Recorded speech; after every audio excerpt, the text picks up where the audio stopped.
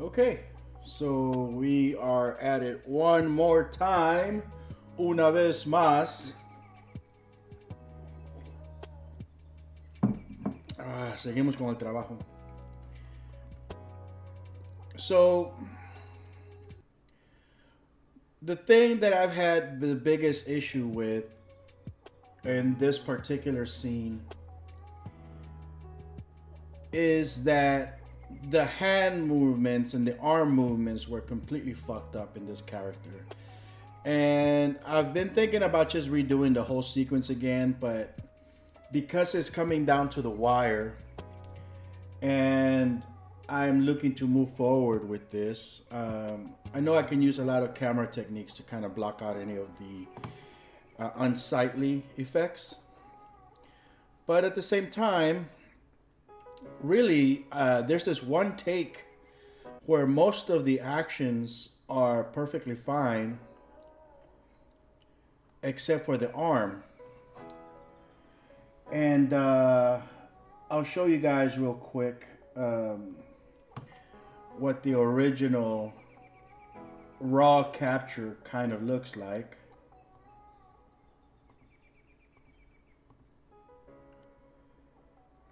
So the original raw capture looks a little something like this. Let me switch to the. Well, I guess I could just keep it on this camera. So look at how the hand is all screwed up, and it just flops around, right? And I don't know what the hell this was due to. But this is a very common thing with perception neuron for whatever reason. At least my personal experience with perception neuron is that it's hard to predict the exact movement of the damn bones. Because for one, the preview that they use is a robot that has, like, for example, on the forearm, the robot has like triangular shape, like a little triangular type of shape, like a pyramid. So whether that bone is twisted or all sorts of screwed up, it's kind of hard to tell using that robot thing. And it's not until you bring it home and you start, everybody's gone home, all your actors have gone home, that you discover, holy shit, there's some crazy shit going on over here. So this has been kind of my nightmare to try to figure out how to fix. Obviously, you ask somebody, the first thing they're gonna say is use Motion Builder. That's not a fucking option, okay? Motion Builder is like a couple $1,000s or an insane amount of money on a monthly basis. I've already invested too much money on the motion capture equipment. I've already invested too much money on the software that I'm using this on, and investing another couple $1,000s just to fix something that should kind of work, or I should have an easy way of fixing with the given tools that come with, like, the motion capture software, for example. I shouldn't have to do that. So, and it's not until you bring it into something like iClone or whatever software you're using that you realize, wait a minute, there is some wacky shit going on. And I'll show you what the thing looks like. So look at the preview. I mean, you obviously know there's something going on here. It goes up, but you never see anything wrong with the forearm. The forearm always looks fine.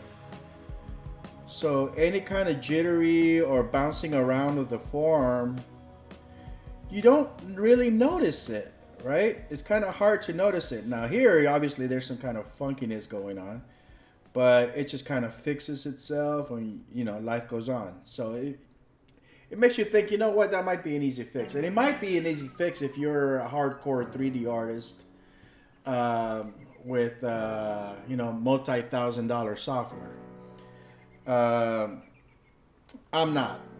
I'm technically still a beginner when it comes to all this 3D stuff, and I'm honestly not looking to go any further in terms of Blender and Maya and all that stuff. Okay, I want to make films. I want to stick to the easiest, most direct approach possible. So, anyways, I did ask yesterday during one of the live streams that Noitum, the makers of Perception Neuron, did yesterday.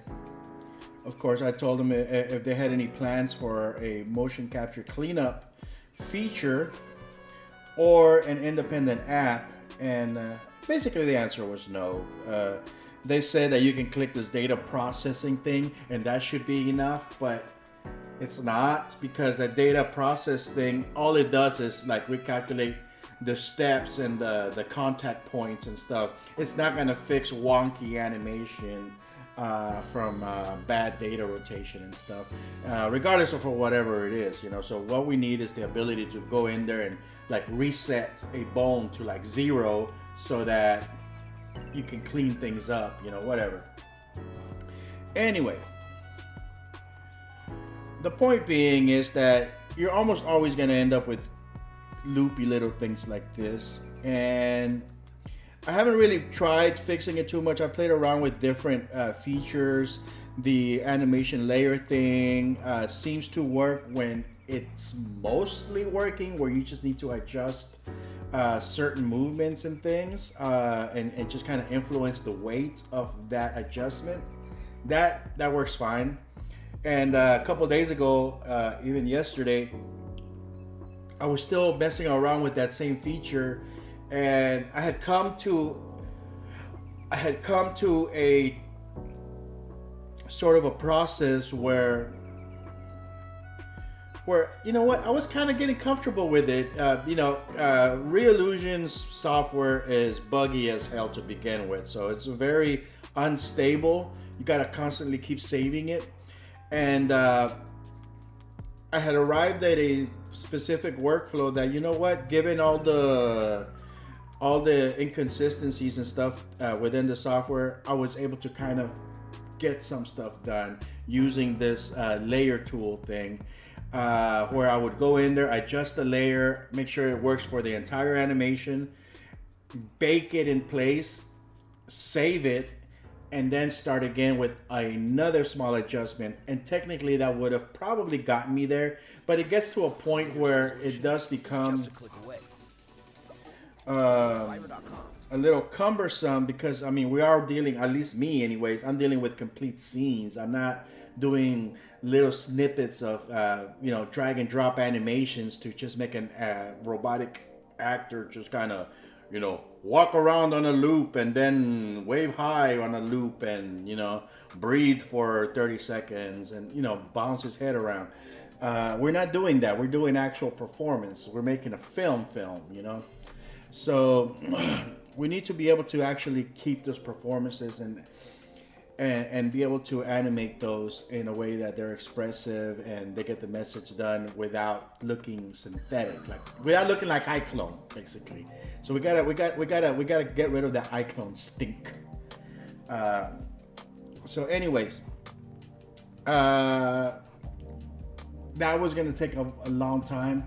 So the other thing was that I decided that I was gonna come in here and try to figure out a way to rotoscope.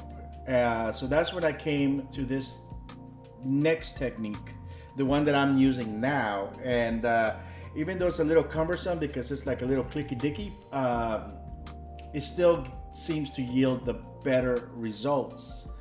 So what I did was I created 2 instances of the character, both with the same animation. Now, one of the actors I'm leaving raw, unmodified, and as you can see here, it's locked, but I'm going to display him as a wireframe. So going forward, I should still be able to see the original animation as a wireframe. Now, the second, and the character that I'm actually modifying, I'm just modifying with the edit motion layer tool, sort of in a frame by frame basis almost, keyframing my way through there. I removed the animation of that arm completely, so it doesn't move, it doesn't do anything, it just flops around like this, like this, but it doesn't do all this crazy shit. All right, So fortunately, this character, that arm is probably the worst part of it. So the arm is probably the only thing. So what I'm doing now is, since I removed the animation of the entire arm, I'm actually going back and keyframing, sort of a combination of keyframing and rotoscoping, 3D rotoscoping against this wireframe.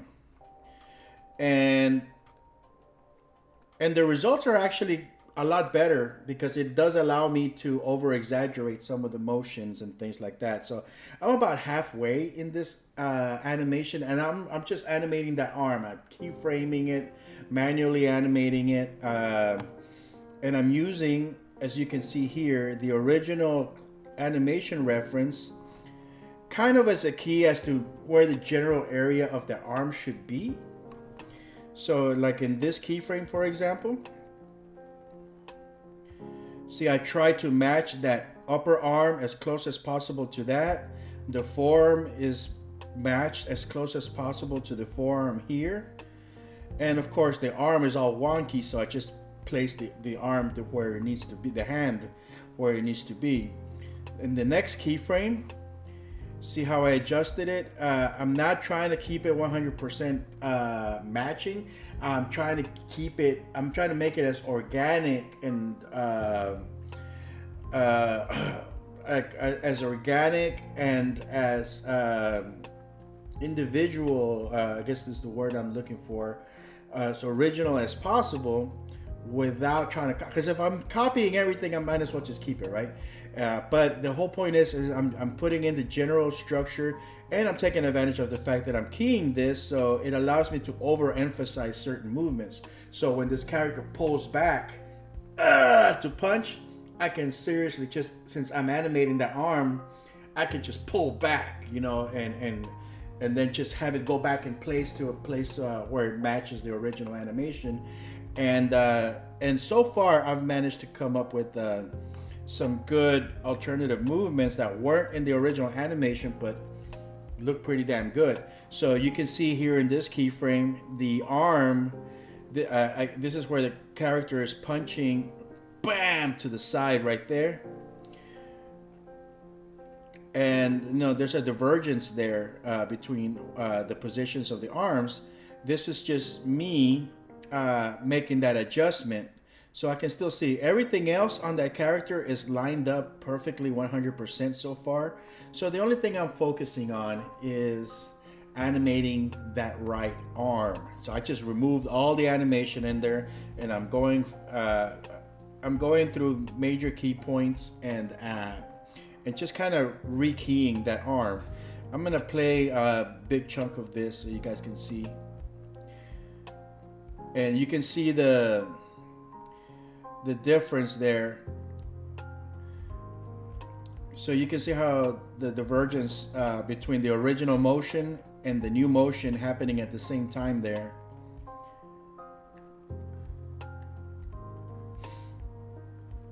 And because, and see, that was not, this section here was not part of the original motion. The original motion was a punch.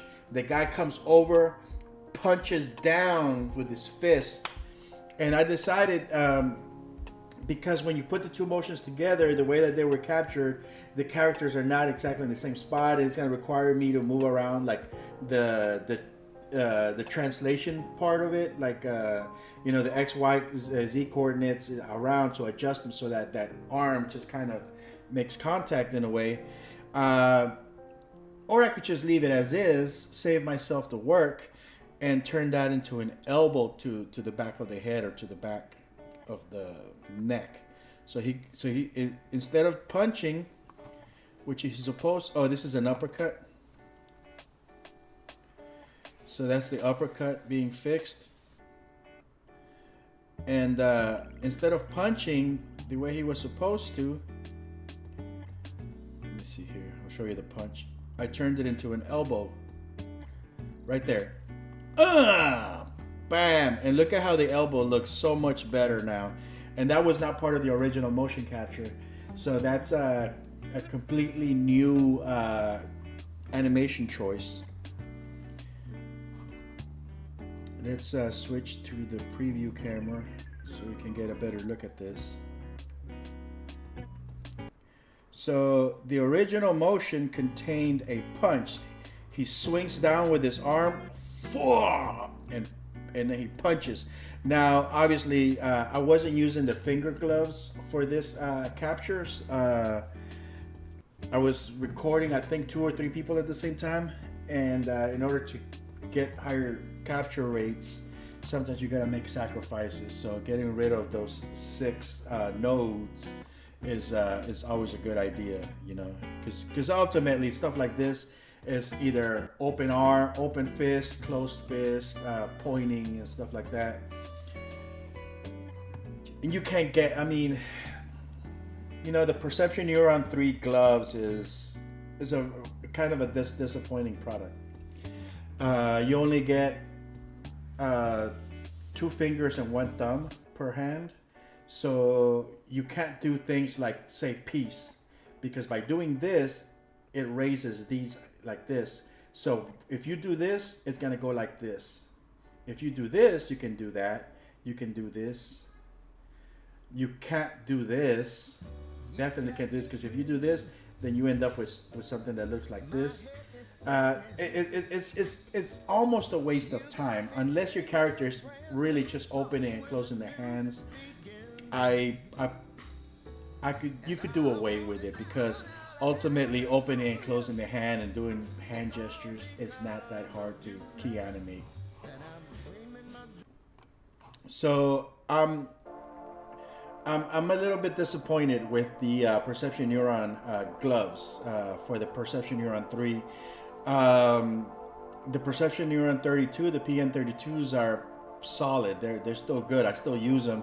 In fact, when I need more intricate hand gestures, I still connect my PN32 in a arms only or a hand only working mode, and I can animate those hands on top of this and just add the specific hand gestures. So if you have a PN32 laying around, or if you have the ability to purchase one, I highly suggest it, because it's the gloves on the PN32, the PN32 all overall is a good system. It's just kind of, you know, a little cumbersome with the wires and the,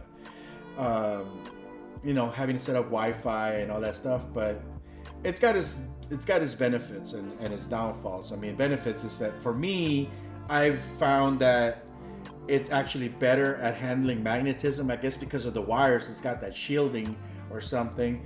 The data is more accurate. You know, the bandwidth, I guess through the wires is better. So you don't have that confusing jitter and stuff that happens with the 100% wireless ones. I can do a whole video comparing them. But overall, I mean, they're 2 different systems. They both have their pros and cons. The PN32 is a perfectly good system, and in many cases, is still better than the PN3. In my opinion, you know. But then again, I'm working on like filmmaking. I'm not doing like basic video game, you know, motions where all you need is a running guy or a dancing motion or a jumping. You know, my stuff is performance based. So hopefully this is giving you guys some ideas, though. So you can see how drastic the animation difference is, because the original one, which you can see,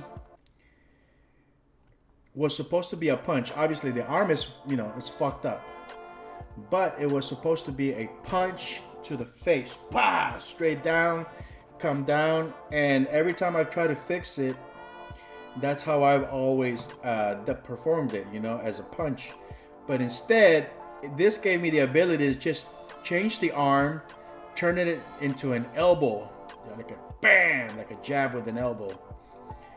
And I love it. That little motion alone is bam, it's brutal. I love it. It's gonna look great on camera. So even here, see the divergence between the 2 animations. So there's a very, very big difference there. And then, you know, at some point he starts walking, and I adjust it again. So he starts boasting.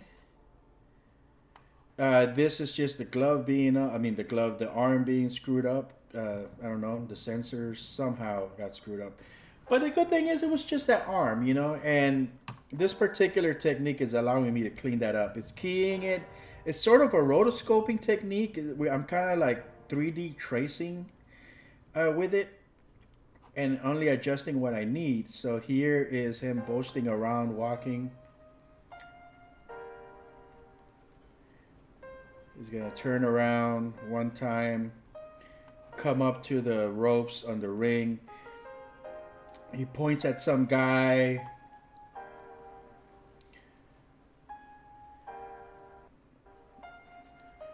So at this point, the keys are fairly close together. He points with his finger. Notice how the original one is all screwed up. And he's pointing with his index finger first, and then he switches to the middle finger, and he carries the middle finger across to everybody looking at him outside of the ring.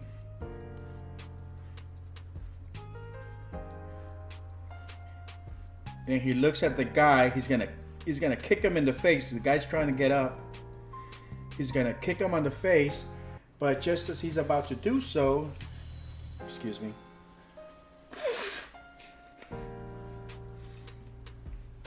Just as he's about to do so, the guy's gonna grab his leg, push it out of the way. He's gonna do like a half, like a 180 turn, and then he's get pushed even further against the ropes, where he's gonna take a few hits from the opponent.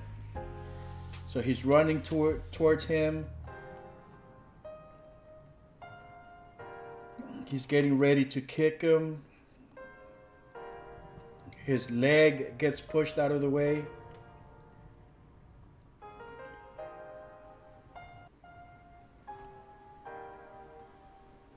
And he gets swung around. And you know what? I'm going to further emphasize this even more, because if he's getting swung around that way, this should be a little bit more powerful. This just comes from my 2D animation background, where the counteractive movements just kind of read better when, like, your leg goes to the front, this arm should go to the back, and it's just like a counterbalancing thing happening.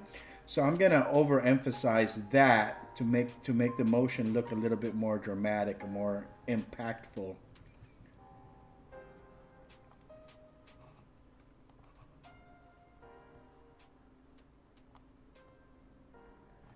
So now, as he's about to kick, bam!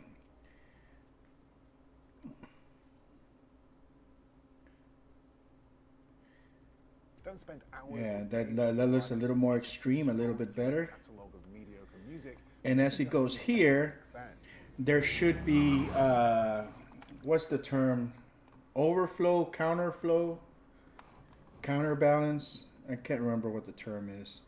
So I'm gonna make that a little bit more extreme towards that end, so there's like a little bounce. So if we take a look at just that section, let's zoom in.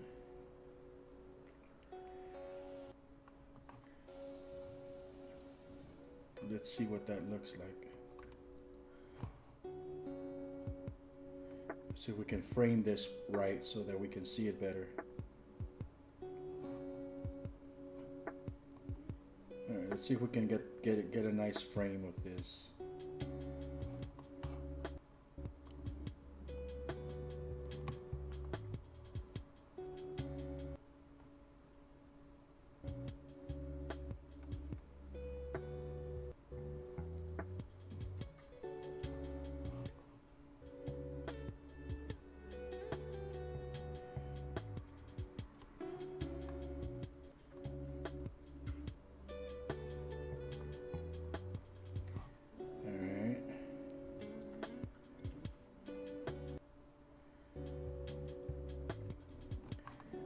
let's put that start of the sequence right there.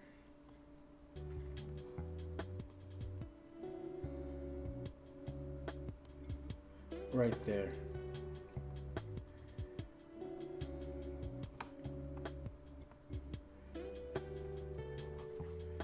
So let's see if we can get a nice framing going.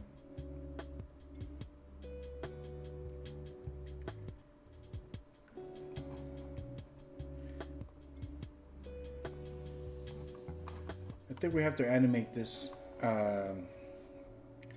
this camera so that we can keep track of it better. So we're gonna put a key here.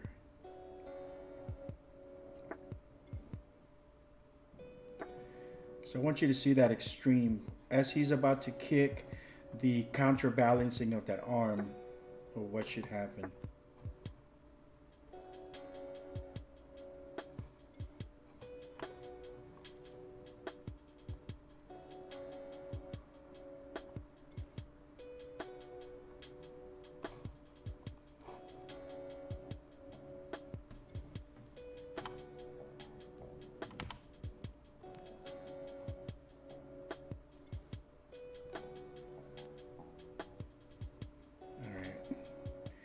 Just fixing that camera.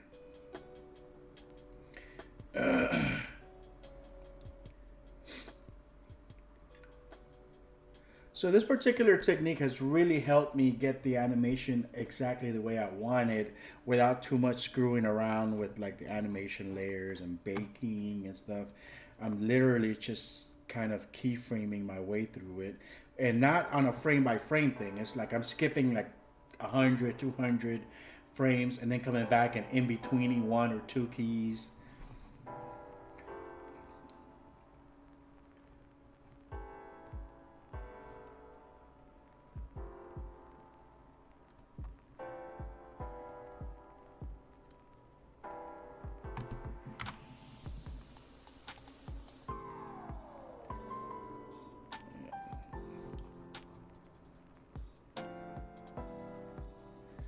All right, let's see what that looks like that.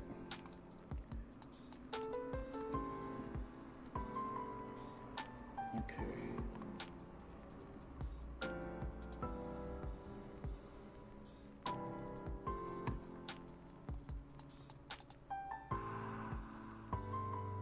There you go.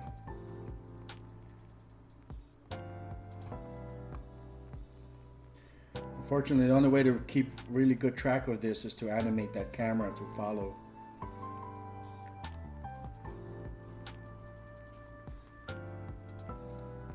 So look at how that arm is moving. It's counterbalancing the leg. It looks much nicer than anything else. You will fix the damn hands. You had your chance, sir. I'll give you the damn animation once I get it working, and you can animate that third character for me. I have this third character that's supposed to jump into the ring and climb on his back, and he's supposed to like twirl around, grab him, and throw him out. But yeah, no, this has worked out just fine now. It's allowed me to basically keyframe that one arm exactly the way I need it. And it's been a lot easier. It's actually been a lot easier than anything else. I've tried the curve editor, smoothing down things and everything. I mean, it's just crazy. I don't know what causes this type of glitches, you know? So let's go back to the main thing now. So now that I've demonstrated what I've been doing, and really it only took me about an hour and a half to do about 50% of this cleanup.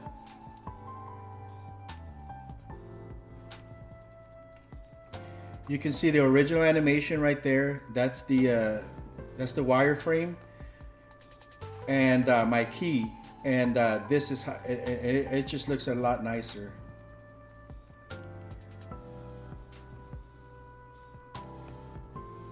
It's Bam.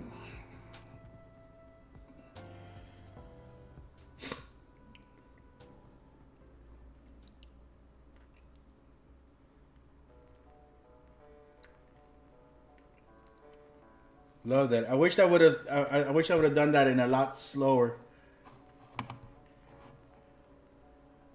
Yeah, I have all the original footage, and I also have the choreography from the stunt performers, like meticulously, like doing the choreography to use as a reference. Um, but you know, now that I'm animating it, it's like some of the stuff that we choreographed is not the same, and like right here, this elbow to the back of the neck was not part of the choreography, and it just kind of worked out with the fixing of the hand. Right there. Bam. See, it was like if you look at the if you look at the original, it's supposed to be a punch to the face, but I decided to just go ahead and change that into an elbow, and to me, that shit just looks even more brutal.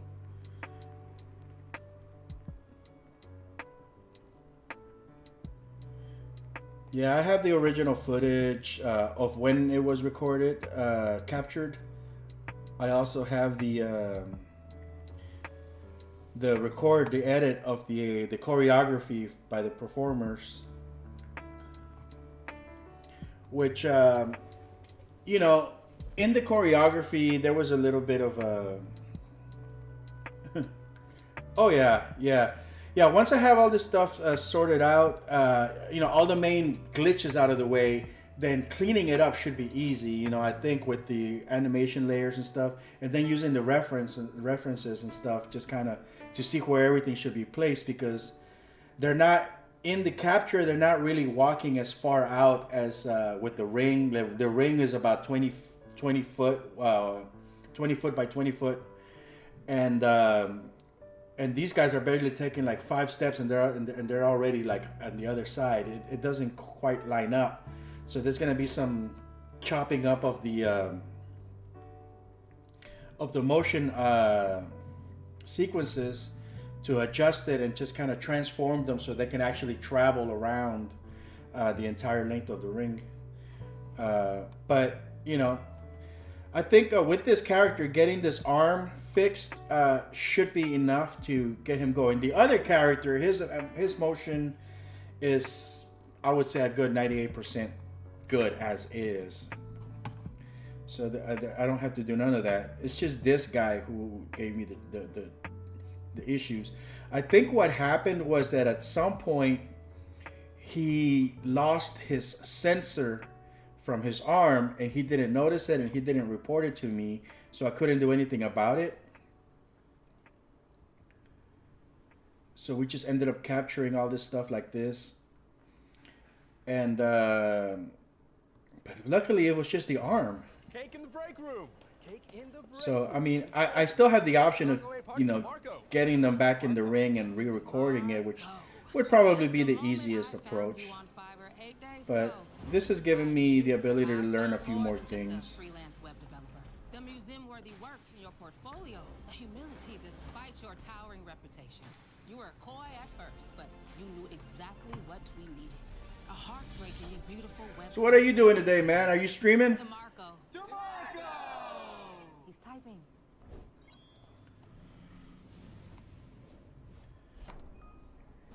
Classic Marco. Expand your team with a Fiverr freelancer.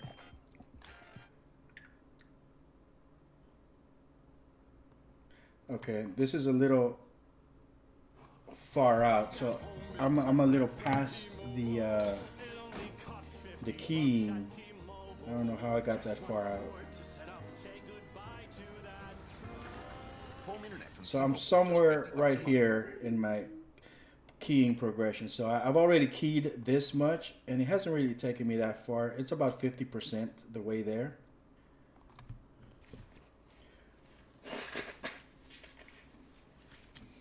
So you'll see how easy this is at this point.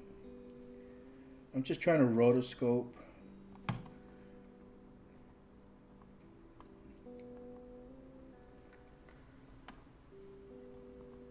rotoscope my way through this. So we're gonna take this, which is gonna. Oh, nice. Yeah, I want to finish my episode 1 before I start doing the fundraising stuff. I need to learn how to do that, man. I don't have any audience. I don't really have an audience, you know, to promote to, or I think I'm just gonna have to hire like somebody who has like social media clout to handle a lot of that stuff.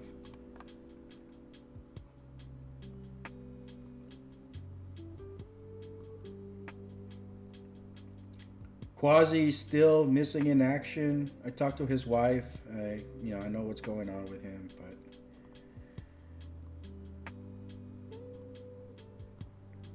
kind of sucks that he didn't get to finish the voice for the character that he was doing for me. Hopefully he'll be able to complete it, soon. But I'm not too worried. I can wait on him a little bit longer, a few more months.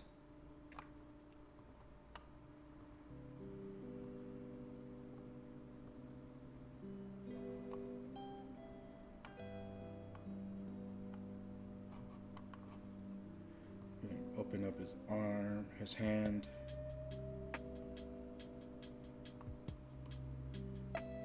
So that should be good enough. So now we'll go back to the previous key. Then the current key. We're gonna find a place in between. Just kind of see where the divergence is. Try to line that up again. Ultimately, this has been like the easiest method that I found of cleaning this thing up. So I'm actually kind of enjoying this particular process. It's kind of somewhere in between rotoscoping and frame by frame keying.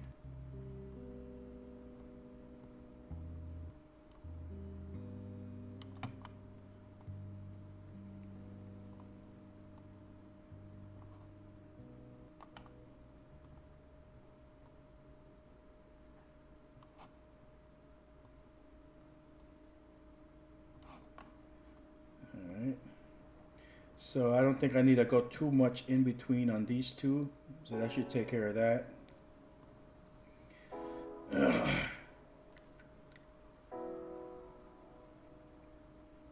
Yep, that works. I don't think I can say that live, man. That's kind of a private thing, but I can tell you privately.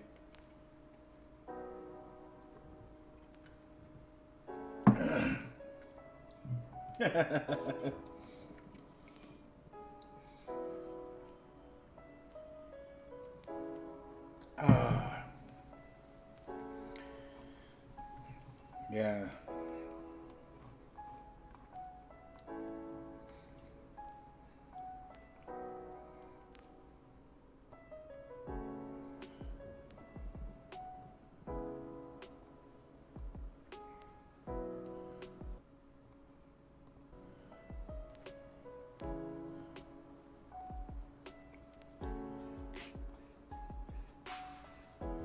I'm still gonna get you to do one of the voices for one of my characters that I still have in this film. I just haven't gotten back to the rest of the recordings yet, and it's not a big emergency yet. But I do want to have some of the solid, since I already have the entire episode 1 fully edited in terms of sound, audio, and stuff. I want to go ahead and get that finished.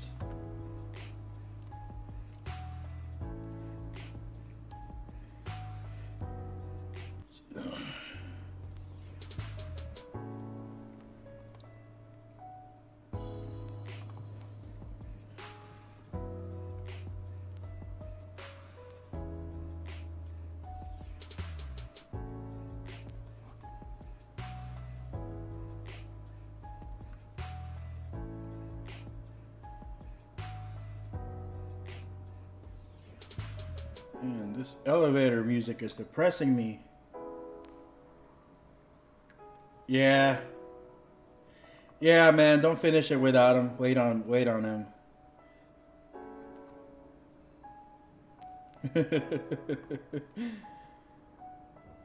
Can't wait to see that though.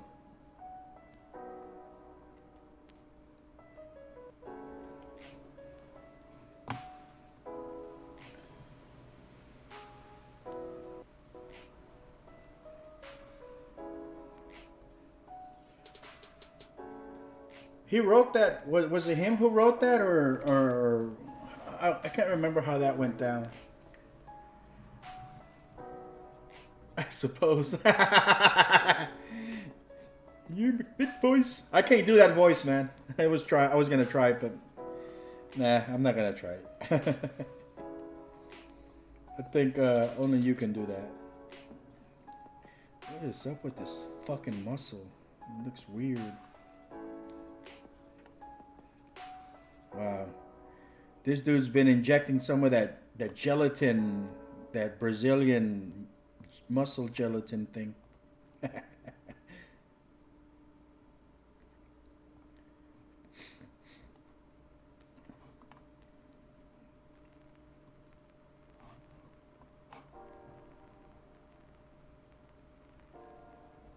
I'm gonna skip 200 frames. And I'm just gonna come to this here, there.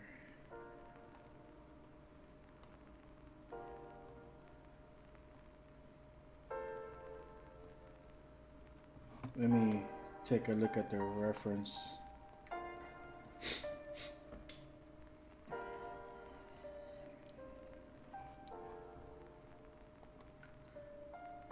That's when he goes there. That's where I'm at right now.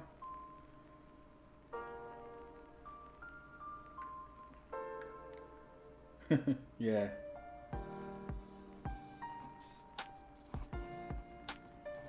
Yeah, I remember that y'all were passing around like the ideas and the script around and stuff like that.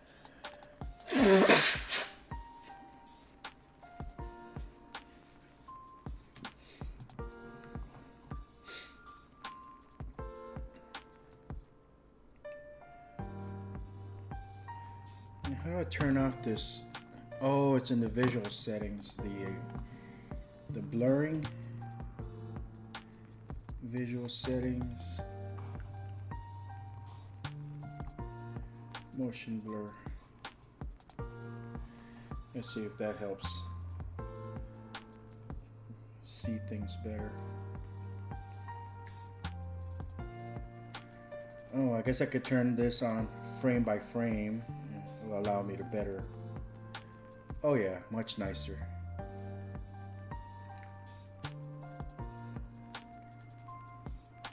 Boom, boom.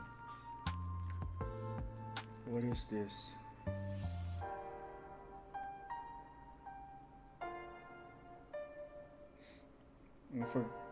I kind of lost my place of what's happening.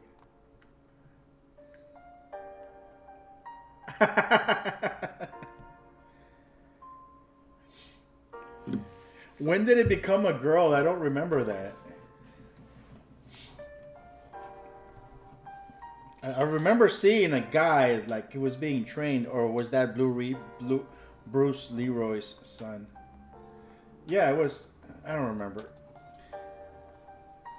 I thought it was Bruce. Oh no, it was what's his name who had a son in your film? Okay, I'm starting to remember.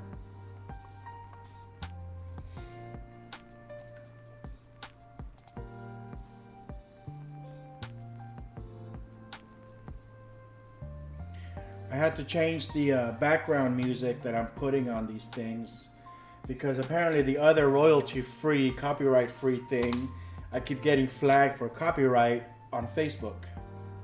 So I have to keep taking my videos down because of it. They told me if I keep doing it, they're gonna penalize me. So hopefully this new elevator music can get through the The Facebook overlords.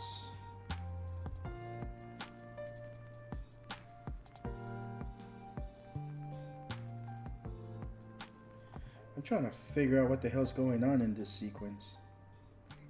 What's the other downfall of not having some kind of time code system so you can reference? Okay. This is artlist.io. So he is boasting. Platform built to empower your business with high quality. He goes over, he tries to kick. Music, footage, He gets thrown against the sound ropes. effects. I think this is it. Okay, he gets thrown against the ropes, he's getting punched. Yeah, I remember that. Yeah, it was Show No Sun. He gets thrown up against the ropes. He gets punched like 3 or 4 times. And then here, he's going to punch him in the gut, which doesn't look much of a punch.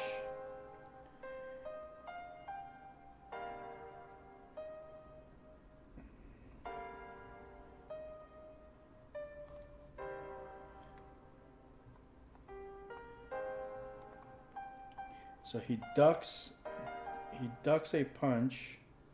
He comes under the arm. I think this is the punch. Yeah. Let me shorten the length of this so I can review it.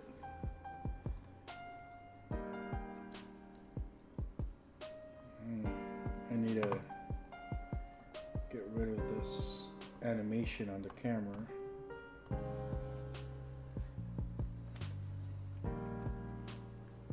Yeah, they won't let you do it.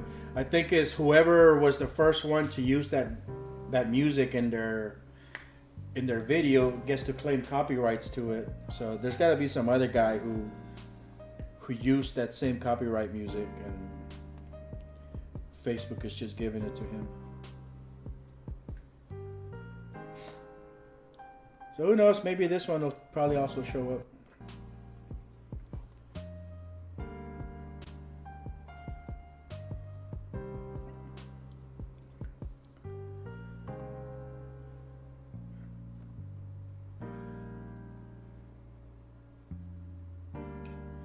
Trying to see where that punch really hits. So he's getting punched against the ropes. Boom, he ducks, punch right there. Okay. So it's over here somewhere. He ducks.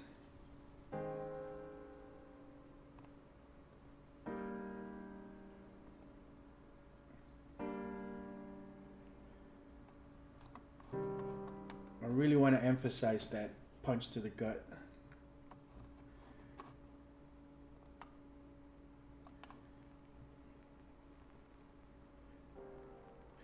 One, 2, 3, 4, 5, 6, 7, 8, 9, 10, 11. Okay, that's where it happens. Based on the underlying data.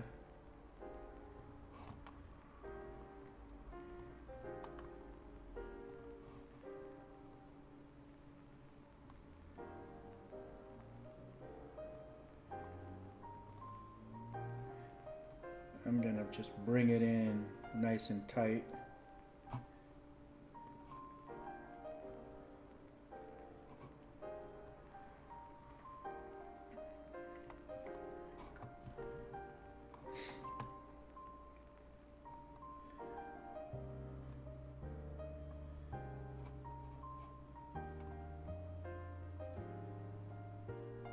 Bam. Whoa, what the fuck?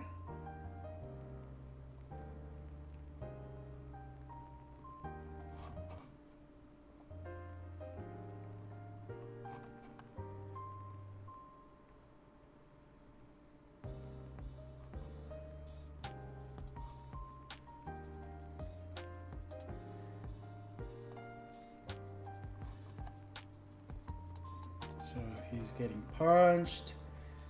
He takes his right arm, brings it under. He's gonna go, bam, punch to the gut right there.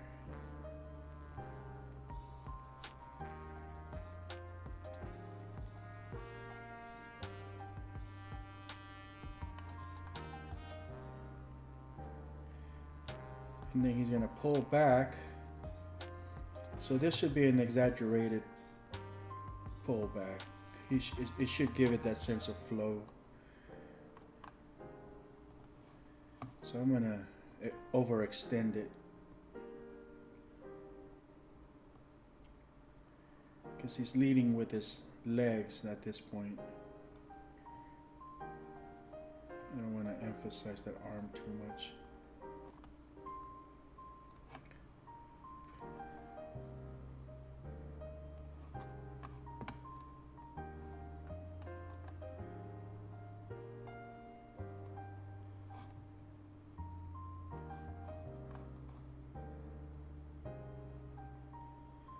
So as he kicks, maybe he should extend the arm down just to make it more off balance and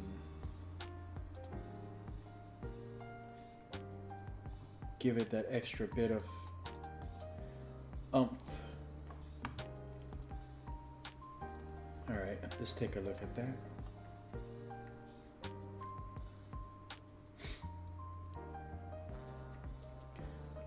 Bam! Yeah, that works.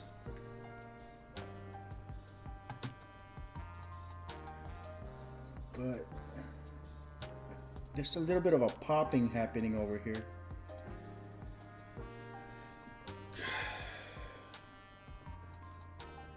Is it a pop in the animation or is the camera? The camera is that's what's popping. All right. So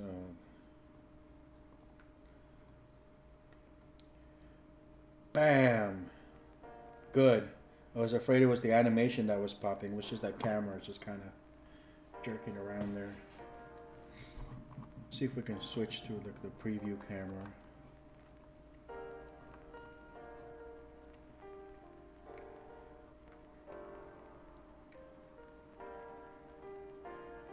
So this particular technique has been pretty damn useful.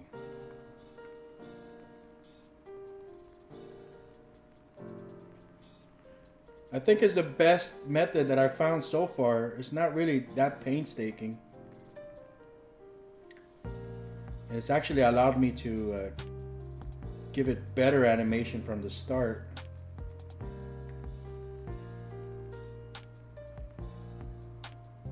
Yeah, I like that counteracting, like when he kicks forward, the arm should go back. I mean, that's how naturally it should work. And by doing it like that, the way I just did it, it really overemphasizes it. It makes it look more powerful.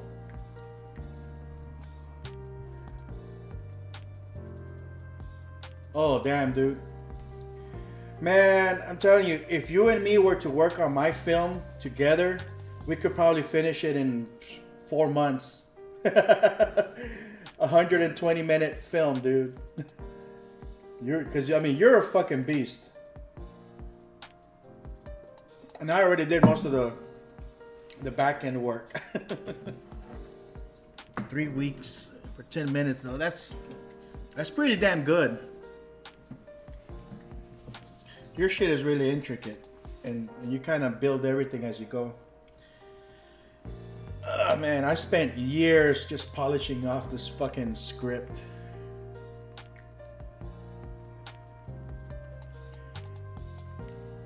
This film used to be a science fiction, cyberpunk style film. There was space travel involved, gay robots, flying cars. Oh, the works, man. And then at some point, I was actually going to shoot this in St. Louis as a live action.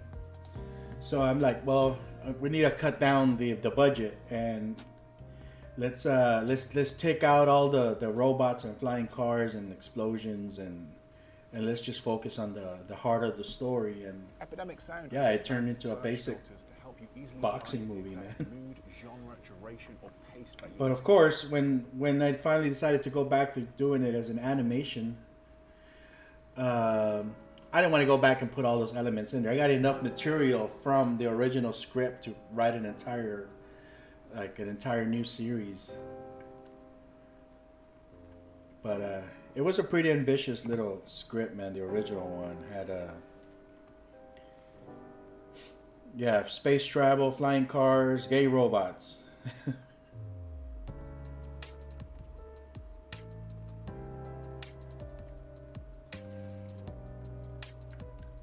Yeah, man.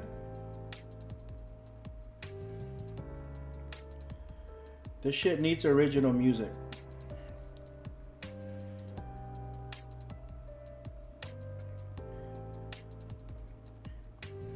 This shit definitely needs some original music. I have a couple of groups that are donating their like some of their original music.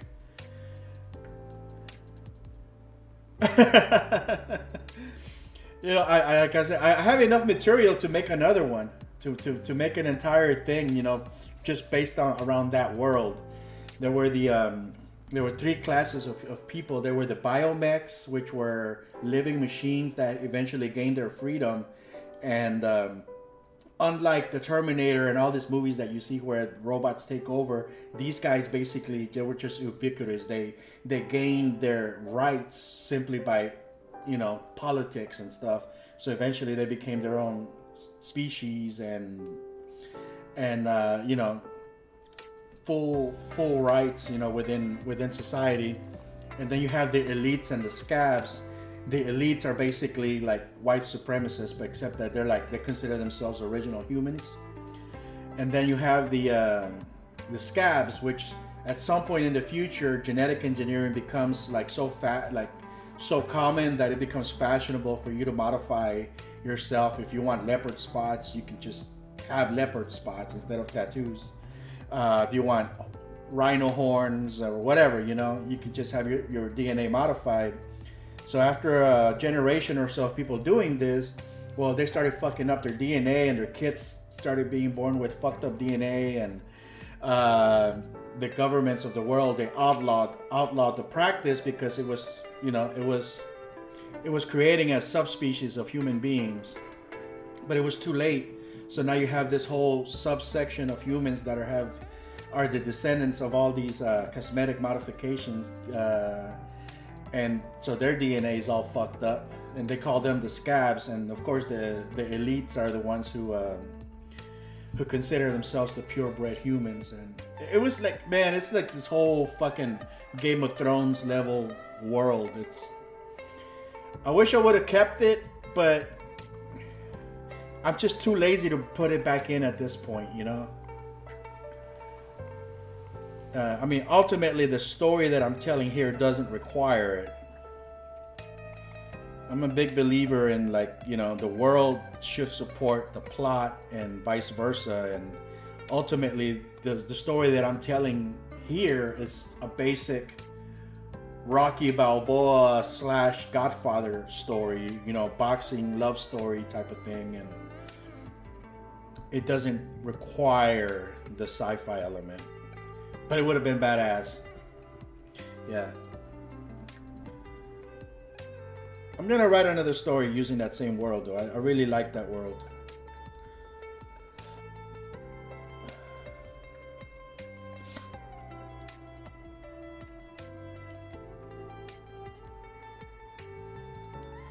Oh, I know what's happening here. This is where his friend jumps in and climbs on top of him. And I think this is the first time he climbs on top of him, and he kind of pulls him off of him, and throws him out of the ring, punches him a couple times before that. Okay, so that's what's happening here. So I need to make that arm movement.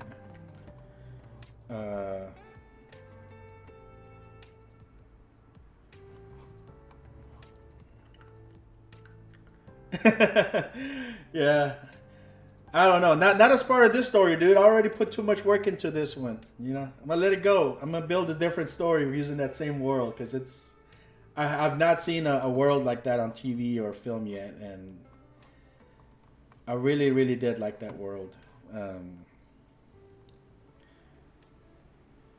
There's some little slip-ups from the original script in this, like in this nightclub scene. The guy's like, you know, we have that issue with the FDA about the genetic purity of some of the animals, blah blah blah blah. I mean, like, in the general context, like, what the fuck are they even talking about? Are they dairy farmers or what?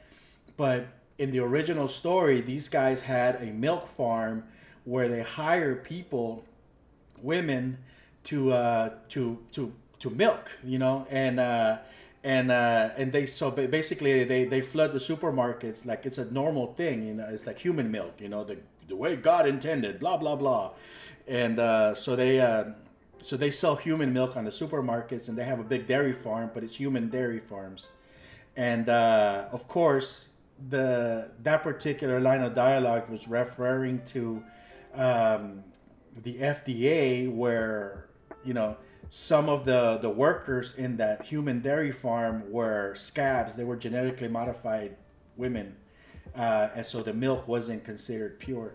So that's what they're talking about in a nightclub scene. I just left it there, make people think it's about cows.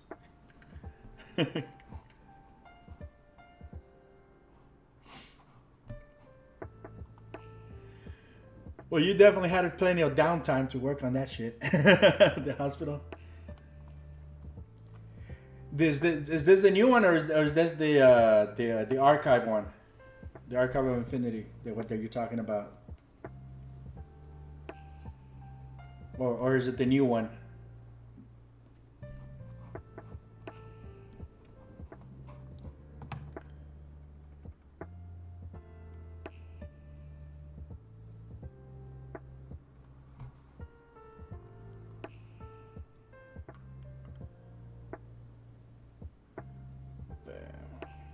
All right, so that's what's happening here. He is, I think he's getting that his friend is jumping on his back to try to help his friend out from getting beat up. So he comes over. The guy's gonna climb on his back as he's doing this.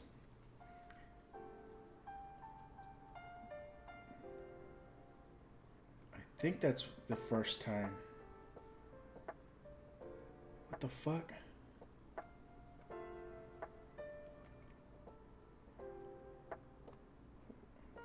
What the hell? Dude, I'm lost again.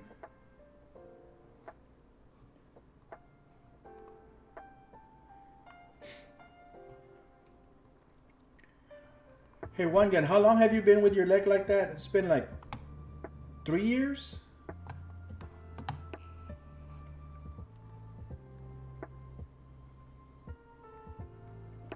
Was it 3 years ago that you had that done? I remember. I can't place the timeline.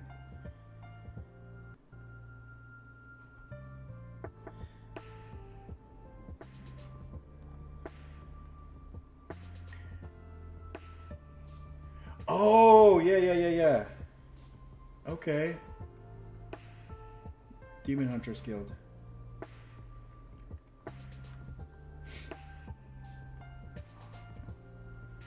I kept messing around the other day with I ran another I guess I deleted it already. Never mind. I ran another pass through Stable Diffusion on that frame that you sent me. With the American Express Gold Card, That shit, I mean, that shit does some really amazing stuff, man. incredible cuisine with points on the side. I have a feeling that by the time I'm done with this film, I'll be able to just run it through Stable Diffusion, and it'll just create a 2D version for me. Or safe. Which will be nice, because I would much rather see this as a 2D film.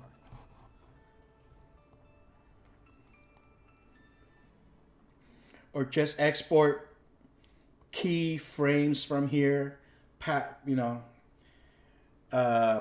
them through Stable Diffusion, and just make a fucking graphic novel out of it.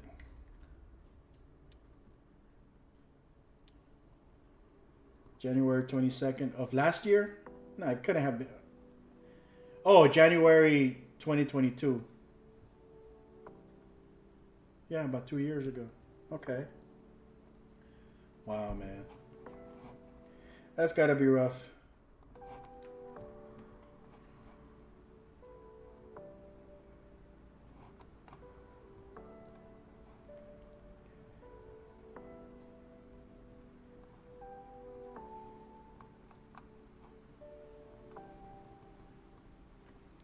Do you miss it? Or are you at the point where you just kind of become used to it and it's just kind of normal to you now?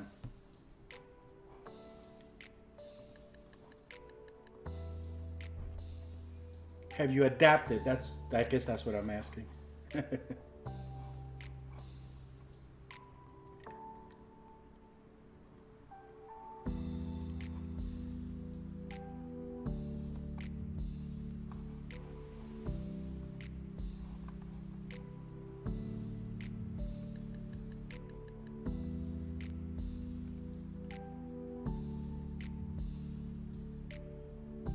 There's the kick.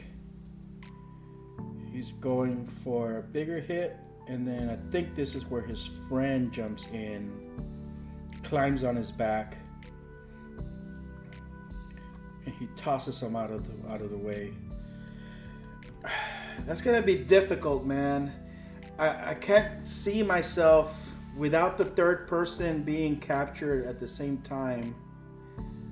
I can't see myself.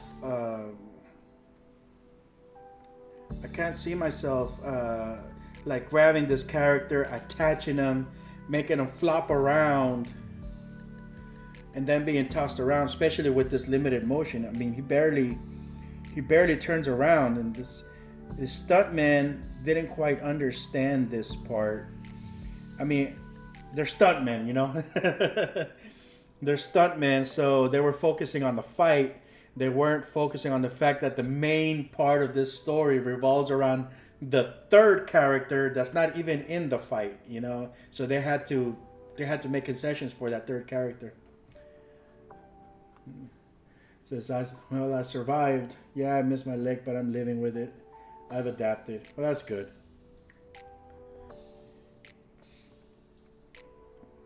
They didn't give me enough room for that third character to come in here. I mean, really, that third character is the star of this scene.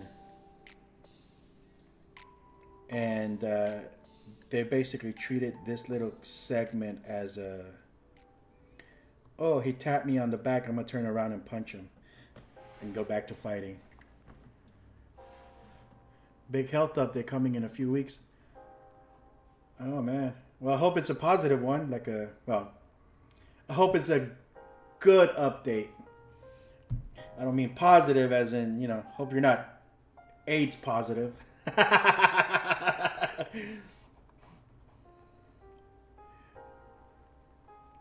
I hope it's a positive update.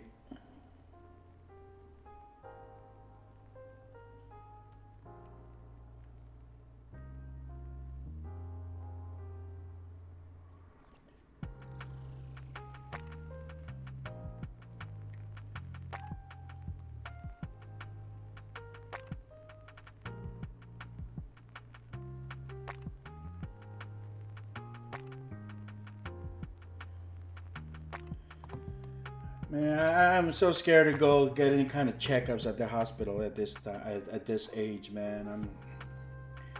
If I don't know, it don't hurt me, you know. So scared to go to the hospital and find out that there's some kind of fucking cancer, or broken fucking pancreas, or whatever the hell, you know. I don't want to know. I don't want to know.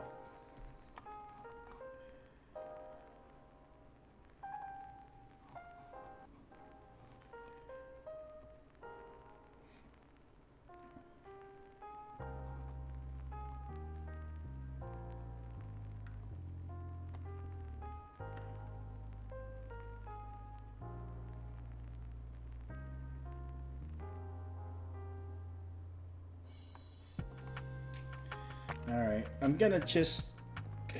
not gonna try to over animate this part. I'm just gonna try to replicate part of the original movement, and then later on during the cleanup, I might tweak it.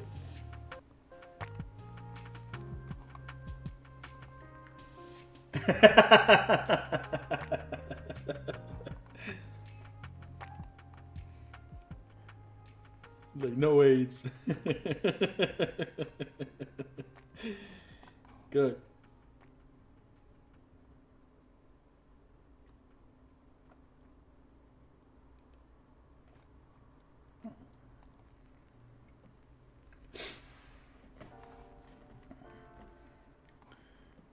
Well, hopefully it's good news and not, you know, hey, I got bad news for you guys.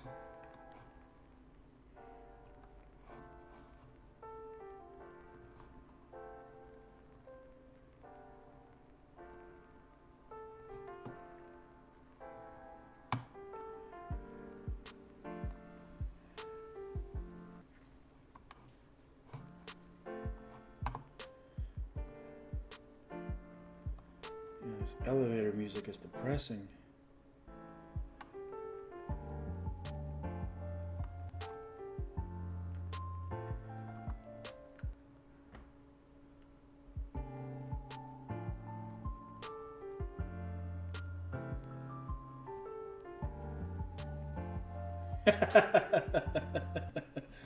No way, man. The worst thing that you can do in the United States is go to the fucking hospital. That's the best way to ruin your credit and go broke overnight. Fuck that.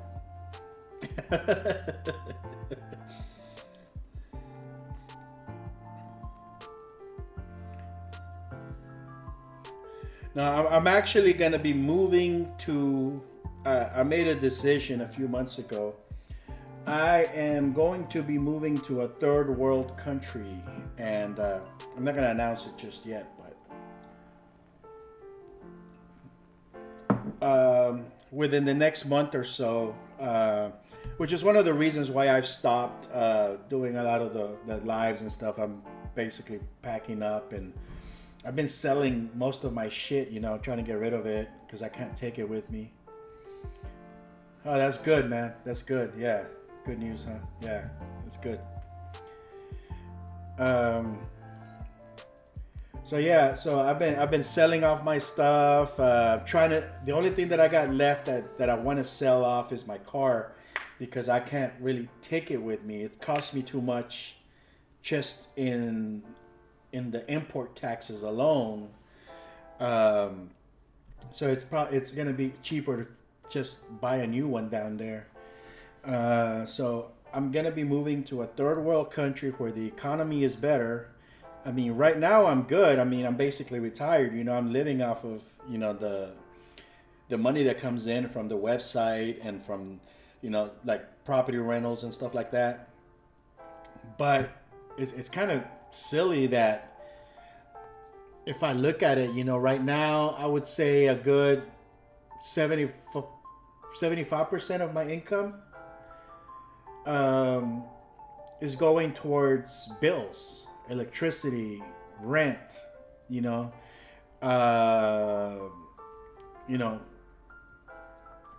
yeah, bills and shit, you know. You'll know in about a month. So I'm moving to a third world country where I can literally rent a very nice house. This is a real 10 minutes from the beach. We've been known for our customer service since 1970. And Looking good, fellas. 3-bedroom house, Today we're 2-bathroom, In 5 by the decades, beach, we watched creativity decent security transform. for about From $200 to a 8K, month. From dark rooms to digital, I'm like, from why VHS haven't to even YouTube, I thought of this before, you know? Just reduce my expenses by doing that kind of a dramatic change, shift in my spending. Since 1973. Where I'm paying here in the U.S. is $1,200 a month on rent. I could be living in a very nice house for about $200 a month. For major by the rent. beach With more in a than tropical 200 paradise. million users using Wix, Electricity's damn near free, you know, high-speed internet, 15, $20 a month. It's ridiculous. So why more people don't do this, I don't know. But I'm definitely going to do it because I'm not ready to go back to some office job and, you know, I want to finish this film. And if I can hire other people to work alongside, oh no, they got pretty good waste disposal and water systems down there. So yeah, I've been looking into it very heavily. So I spent about a year researching it, and the problem is the crime rate. That's the thing that we have to overcome. But you know, that's why I'm gonna try to move into like a gated community and stuff where they have good security and stuff like that. Food inspectors.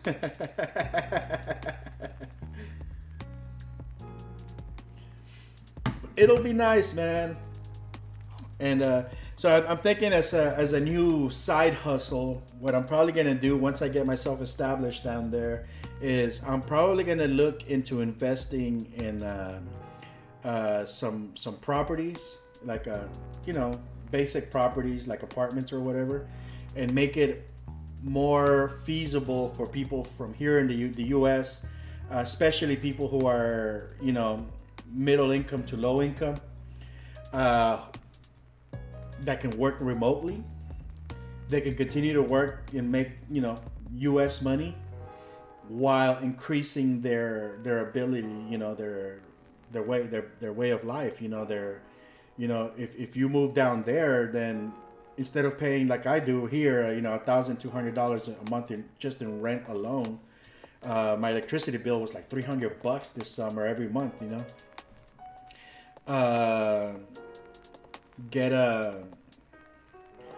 know, move down there and $200-300 a month. Hell, if you want to live super fancy, you know, anywhere from $400-600 a month for like a really expensive, luxurious house and stuff. But you probably get a target on your back.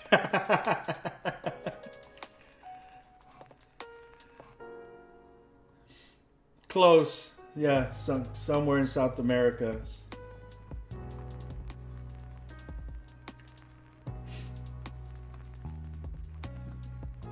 Not that much, not the cartel stuff, but there's some gang issues happening down there that are out of hand. Oh, fuck Canada, dude. I'm done with white people.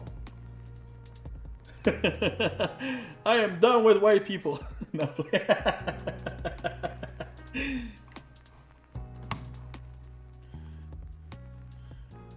Nah, this I can't hire animators, you know, to make this film. I really do want to finish this film this year, and I think by moving where I'm moving, I can put a lot of my money that I'm already making is just going towards fucking rent, towards just hiring some decent animators down there, and you know, or assistants, you know, just to help me with the grind part of this stuff, you know, the unpleasant part of it.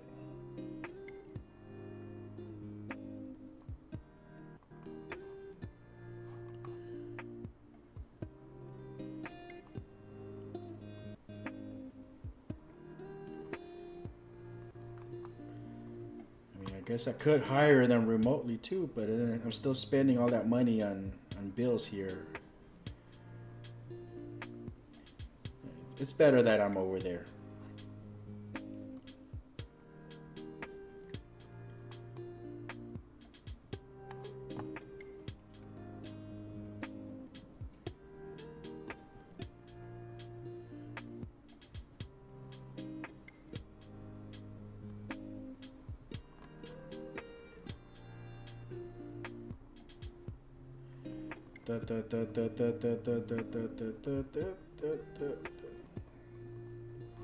Somewhere in here is the where he takes his arm all the way to the back. Bam! I think that's it right there. Oh, he does it more of an arc. Alright, we'll turn that arc into a keyframe.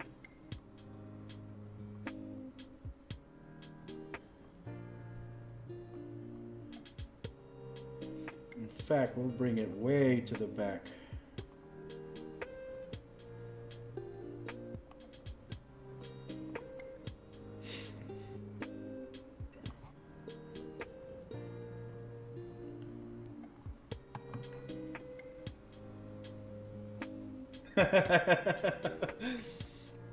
I wouldn't trust them, dude. I wouldn't trust it. South America is well known for cosmetic surgeries and stuff.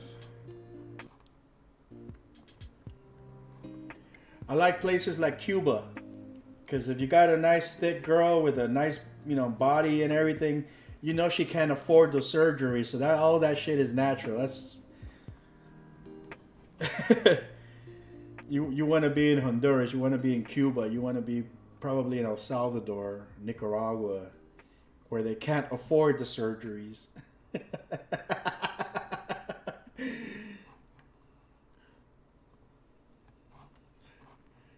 Oh man, I'm terrible. Hopefully there's no women looking at this. Like, Ibis is a fucking pig.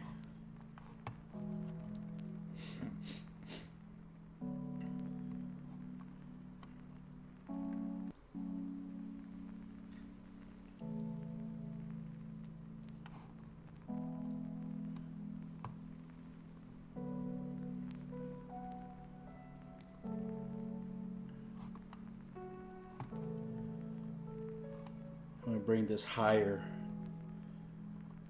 Right there, just to emphasize that. Ugh, I'm throwing you off of me.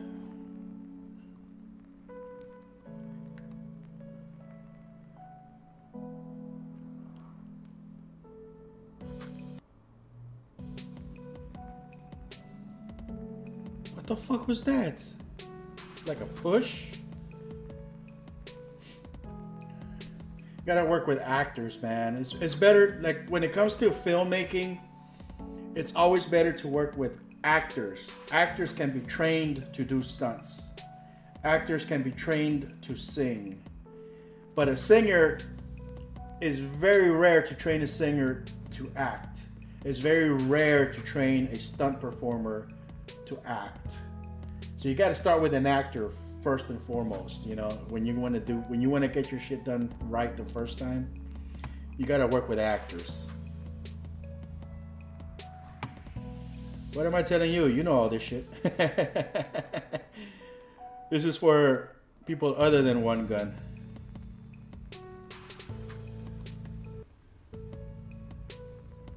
The guy named Mike. Magic Mike.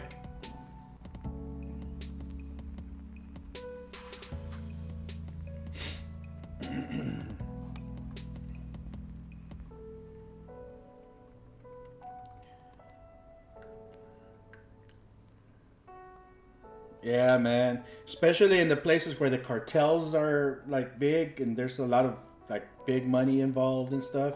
Like these women, they spend a lot of money trying to modify themselves to look good for these cartel guys. I don't trust women from South America.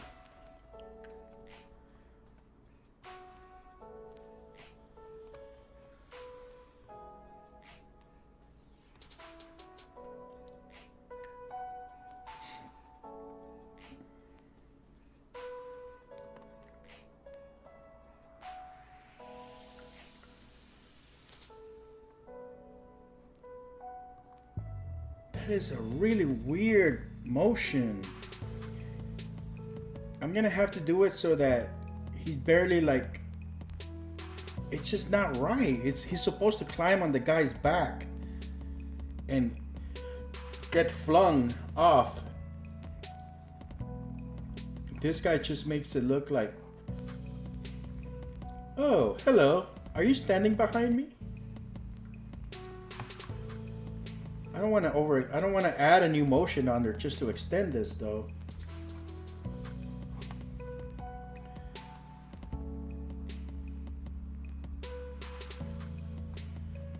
Let me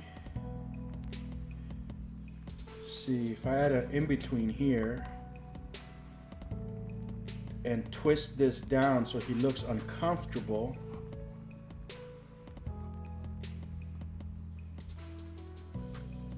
Like he's leaning, like a little bit of weight, like the guy's climbing on his back right here.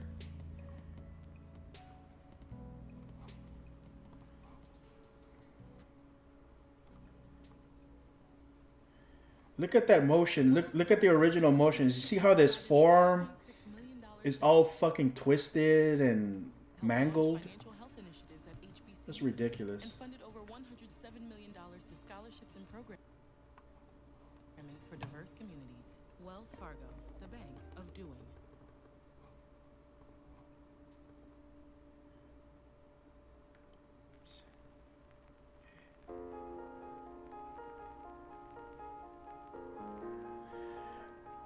That's what I'm going to do. I'm going to have the guy kind of attempt a drop kick on him and just kind of bounce off.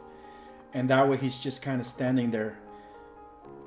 I would really like to have seen him like climbing on him though, because that was the comedy moment written in the script where he climbs on the back of the giant and the giant just kind of staggers on. I might be able to do that as an insert shot and just kind of insert it as part of the editing and then cut back to this. That might still be possible.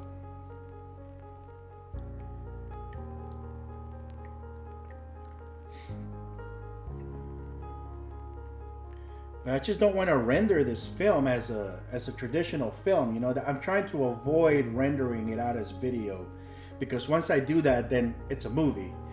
And as long as I keep it as raw data, raw real-time data, then I can utilize platforms like Steam to distribute this. You know, I can distribute it as a non-playable game. It's basically a movie.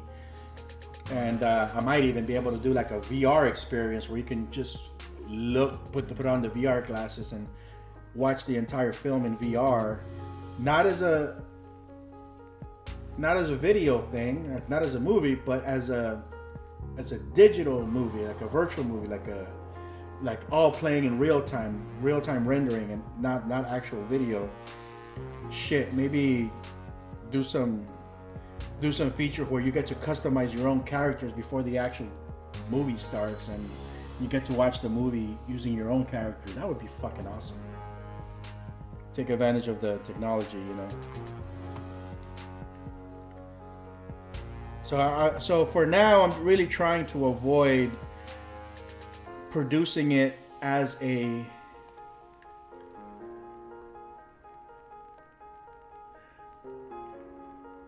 I would have just deleted the twist bone. And yeah, I don't have access to Motion Builder, man, and I'm not planning on it anytime soon. I mean, it's just too expensive. I can't justify that expense, you know. It's not. It's only a few motions that have this. I think it'd be a lot cheaper for me to just get all the stunt people to just do this shit over again. But yeah, I did see with the curve editor in iClone, because I was messing with it this morning before I came to this new technique. The curve editor does let me if you right click on this motion here, and you can resample it, so it resamples it into keyframes. So technically, you could go in there and delete those keyframes, and in the curve editor, like compress them down. But it just feels like, do they? I haven't seen any. I saw one that was kind of like an actual video thing, like a documentary. Is it real time streaming or is it rendered?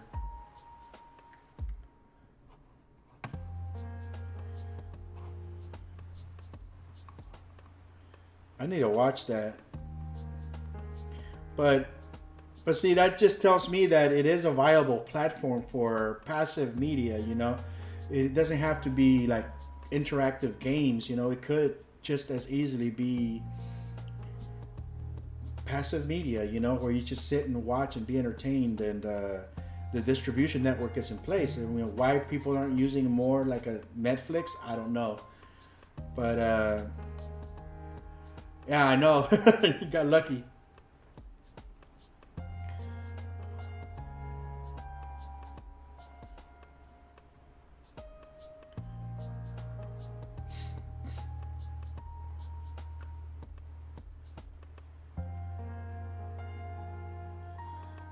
That's the only reason you have it, man, because you kept yours from when you were in school.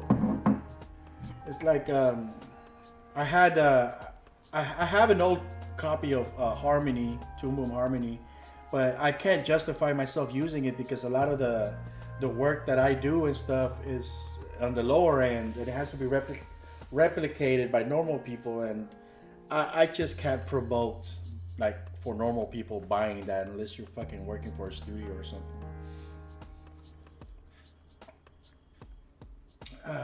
Toon Boom Harmony I'm talking about. Rendered, yeah.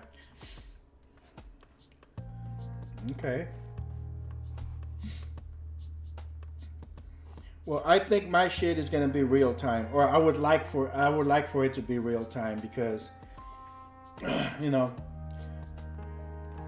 given the technology, it should be easy later on to go in there and upgrade the characters and change things around, replace the voices if needed. You know, I'm not a sound engineer, so I'm just doing the best as I can with the audio recordings. And at some point, I wanted to be able to just go, oh, the movie's out there. You know what? There's a new update. You know, like a video game update 1.3 now has better sound quality. Now available in Spanish or whatever. It is. It's basically it's a game without the interactive element. It's just the cinematics. So I'm trying to keep it as raw as that as possible, so that when I publish it, it should publish the same way that a video game does.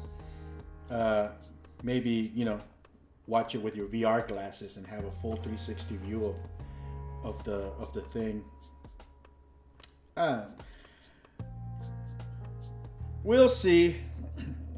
I'm not too. It's another reason why I'm not too married with like the camera angles and stuff, because ultimately it's about for me anyways, it's the blocking and the performance right now. Hire somebody who knows what they're doing when it comes to director of photography type stuff. You know, put in the proper lights, put in the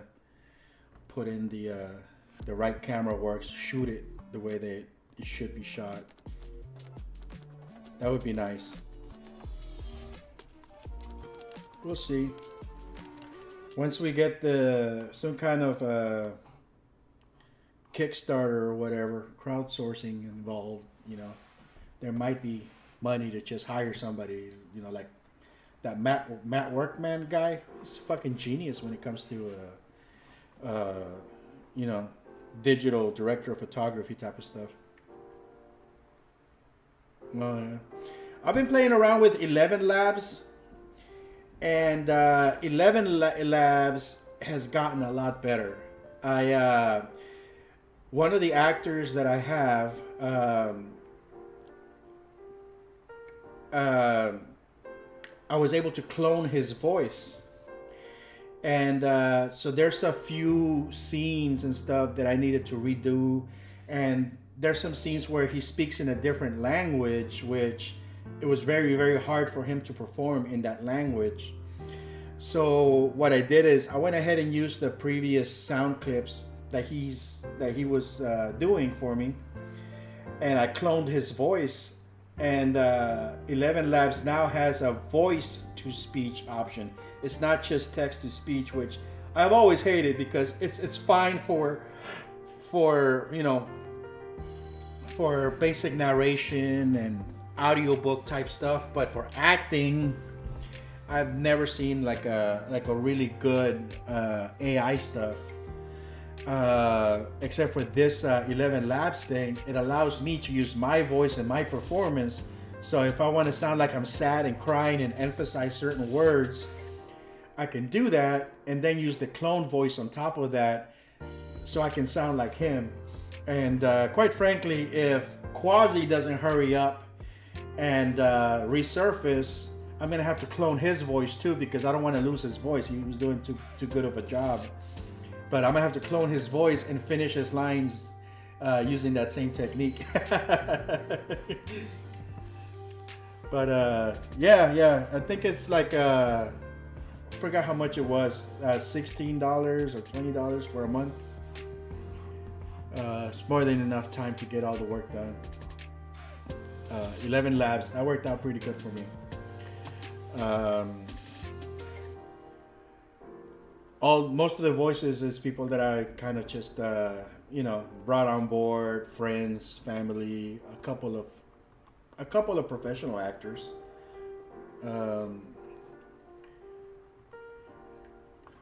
But half of those I've done over Zoom, so the quality is not great, but it's allowed me to monitor and kind of direct them and say, hey, do it this way, or we're gonna bounce off of each other, the lines. When we first started out, I was recording everything at the church building.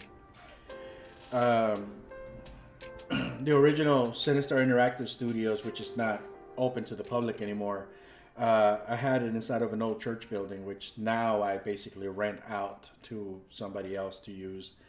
But I used to record everything inside of that church building, and that was where my studio was. And the sound quality there was fucking amazing. It was built for audio. And what happened was that I started recording everybody, and they would come in, and I was recording everybody together. So a lot of these scenes have that natural interaction where they're just bouncing off each other. So it sounds great. So those scenes sound amazing because they were really there interacting with the other actors and just improvising and changing the lines as needed based on the energy that they were receiving from the other actors. And that's the best way for me to work. I don't like working the traditional animation route, which involves just recording line by line and then editing and stuff. But that's kind of what I'm having to do now. There's nothing wrong with it, but I prefer to get a performance where people are bouncing the energy off of each other. But then of course COVID came and everybody started locking themselves in, and we ended up putting everything off. And after COVID, people had gone their own ways, and maybe they shot 50% of their lines and so on. So yeah, it became kind of a pain in the ass just trying to, after the whole COVID thing, to just get back on track with it,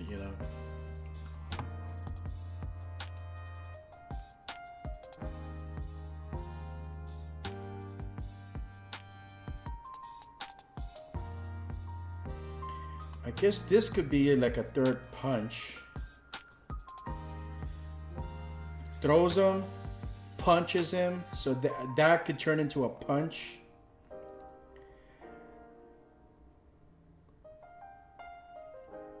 And this arm can probably swing to the back, and this arm can punch forward, which would send that guy flying out of the ring. So I could probably pull it off that way.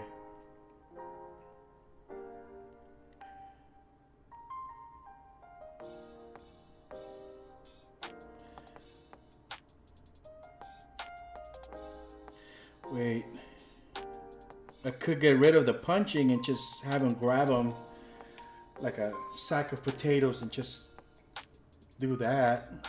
That might work too. Let's see. He swings around. Yeah, that would be the toss. How do I pull that off? I have to animate both of the arms for that, to pull that off.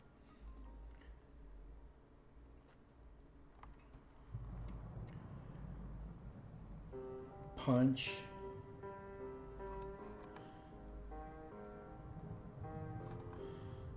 So if I turn this into a punch,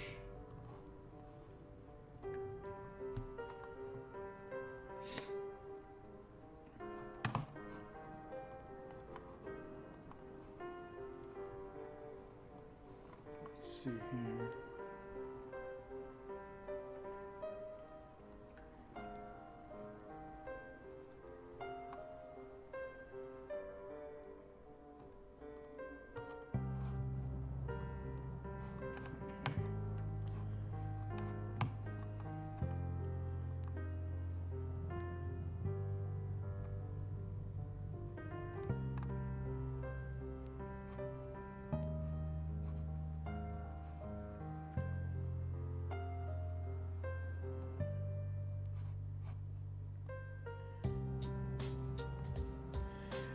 Overall, I mean, I'm really liking this technique because I'm still able to compare against the original motion right here and see the difference.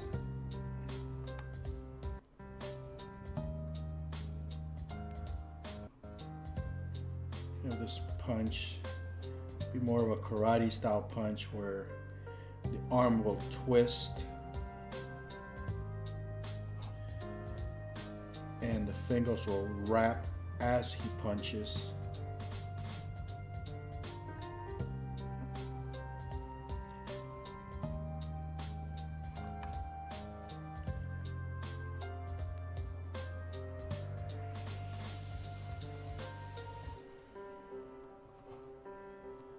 This is after he's punched.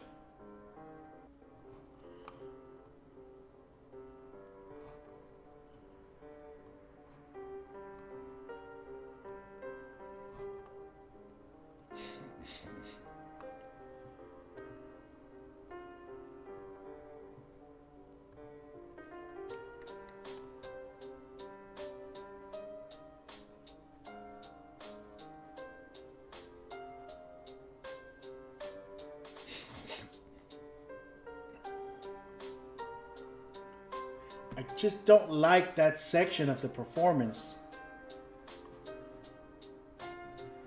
I'm editing some footage while you're chatting with you, man. I was gonna stream, but I'm gonna do it later. I need to set up that Zoom again at some point so that we can do some co-streaming again.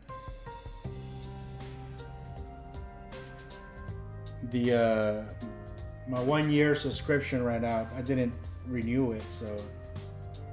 But I'm going to again. So once I have that set up, we need to do a couple more like co-streaming type of things.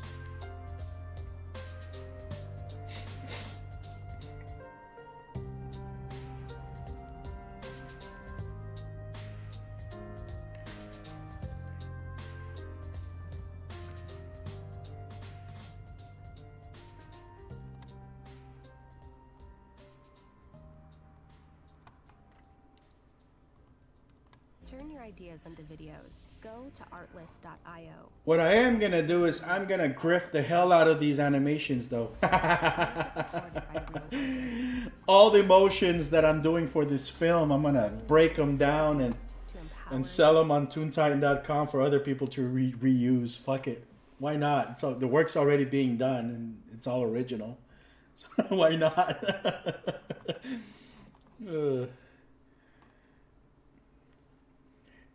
Anything to avoid doing, going back to having a real job. Oh, man.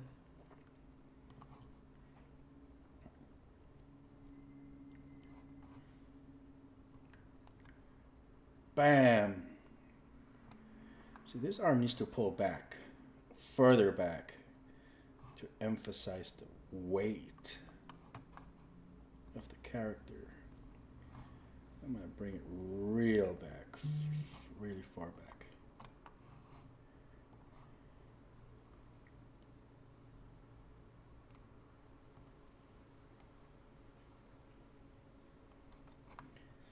There's no reason why these movements can't be bigger.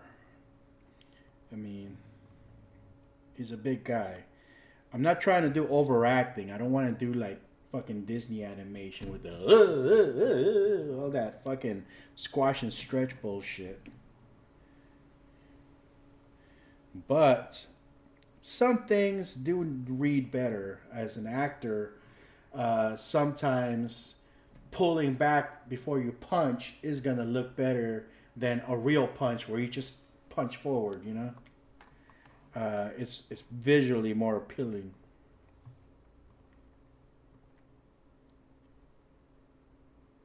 Blame you, sell it.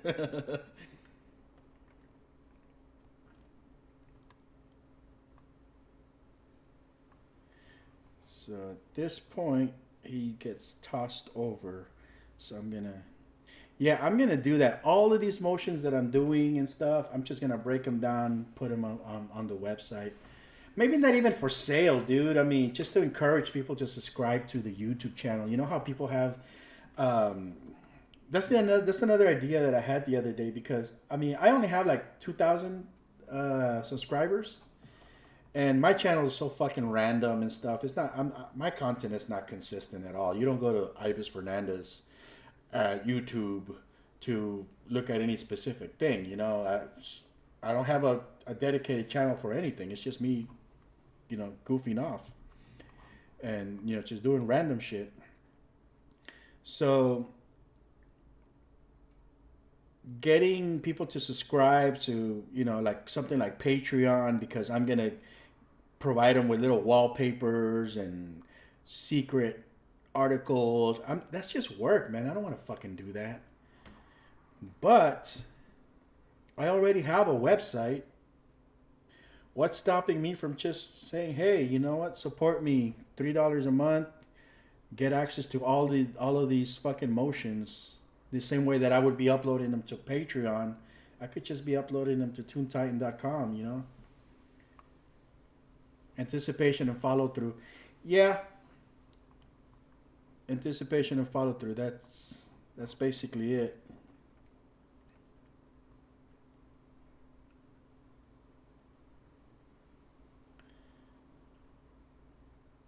But the overuse of that in animation is too much. I don't like it.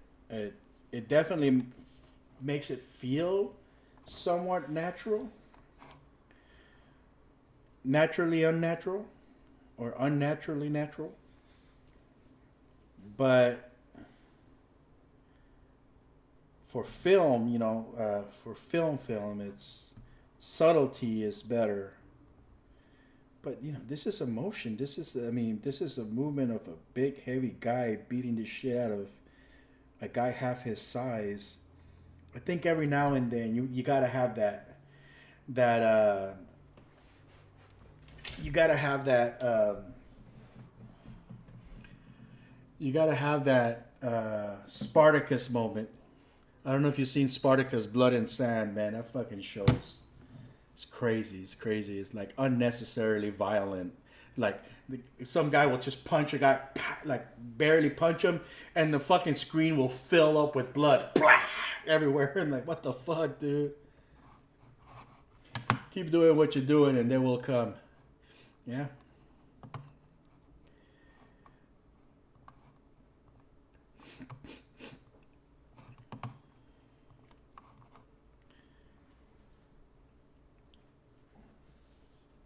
Yeah, there's a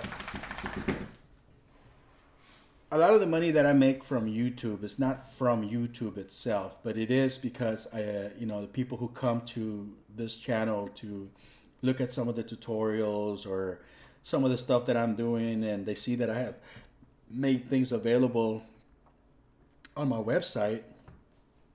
They just go to the website and they buy stuff, you know, they'll buy some of my characters or some of the motions that I have, assets, templates, crap like that.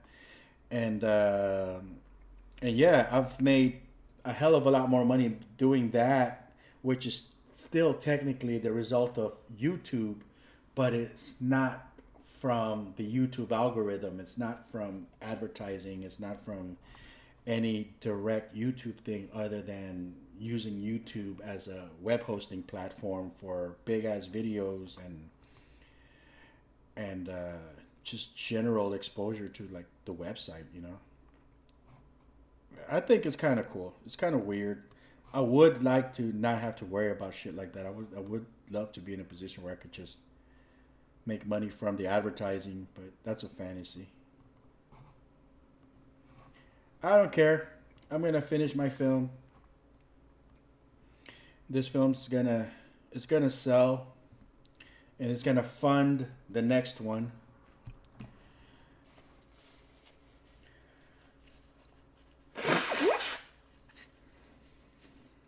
And we're gonna be the Canon films of the YouTube industry.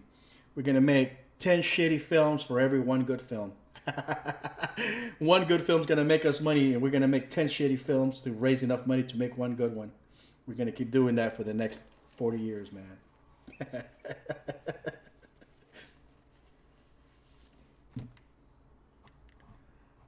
Fucking Canon films, man. That was an interesting business model.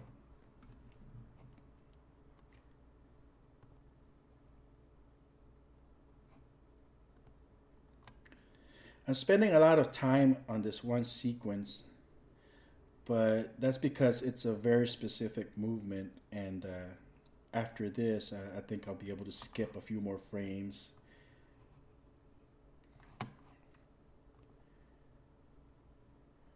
Bam. Bam. So I think I should probably save my fucking project. It's been a while since I saved it.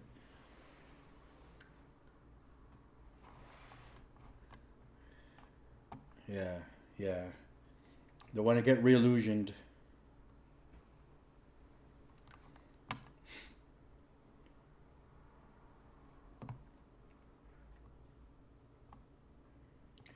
Re-illusion.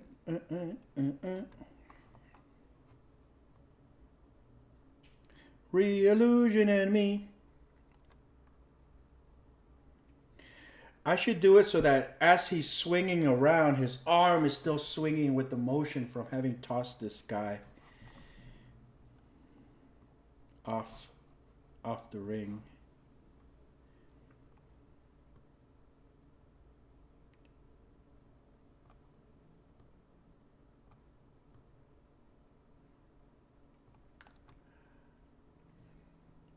Bad dance videos are gone, man. It's just evolved. They're using Stable Diffusion now and grabbing TikTok dance videos and post-processing those. So I don't know about all that, about the era being done. I think it's just kind of evolved.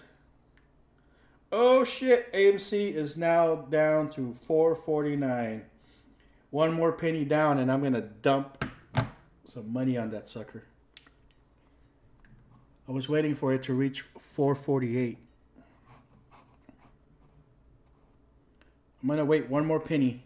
If it reaches $4.48, that's when I'm gonna dump money into it.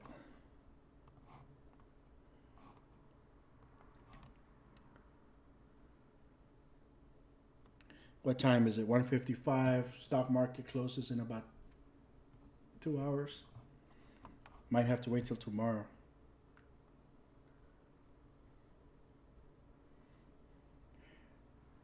Anybody watching this, it is... Now, don't do this if you're not watching this week. You know, it's January the 12th, 1:55 p.m. Central Standard Time. If you're keeping an eye on the stock market, now, obviously I'm not a financial advisor, and you know you can go fuck yourself if you lose all your money. But I'm telling you, AMC is about to get shorted, and you probably want to ride that train, and it's probably going to happen at the $4.48, $4.45 mark. It's a dark time for all of us. The thing that gets me, man, is that every single time somebody, using iClone, every single time somebody gets their hands on a motion capture suit, there's only two things they do with it: dance or simulated fight. And it's not even simulated fight, it's just kind of punching around, kicking around. Okay, look, I just tested the motion capture suit. I'm like, okay, let's seek a performance. Let's do something.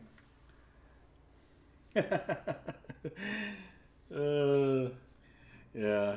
No, they lost a lot of theaters, man. They've done some really funny stuff, but yeah, they're being manipulated by, you know, by all these shorts and stuff, and I don't know. I think they got one last good run. It's not a big one, but I think they're gonna go from 448, 445, 6. That's gonna be their bottom, and it's gonna happen either today or maybe Monday. But at some point next week, those shorts are gonna start selling all their, because they've lost so much money already. They got no choice but to sell all that stock that they borrowed, and that's gonna cause big demand, and it's gonna cause it to jump up to at least $11, $12, something like that. So once that happens, take your money the fuck out and never look back. It's a quick day trading thing, man. Because eventually, I think it's got one last good run in terms of the shorting, but that shit's probably gonna crash the same way that Bed Bath and Beyond was in this last few days.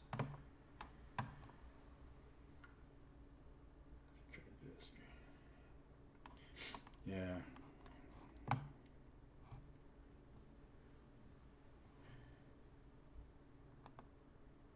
Well, I've got a timeline that's over 50% done in terms of this one motion, and I'm very happy with the results so far. I've never seen this arm be so damn clean.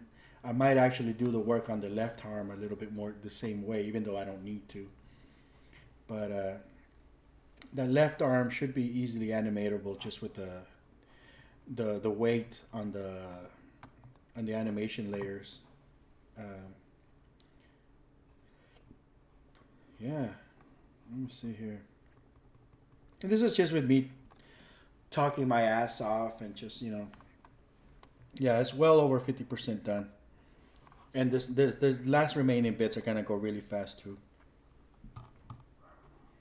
I'm really happy with it. It's a very simple. I hate clicky dicky stuff, but this doesn't feel like a clicky dicky stuff. I'm doing it visually. I'm just tweaking visually and aligning. It feels natural to me. I guess it's because of the 2D background, and I'm just kind of I'm manipulating the arm the way that traditionally I would have just drawn on paper. Let me see if I can jump ahead. I could always come back and in between.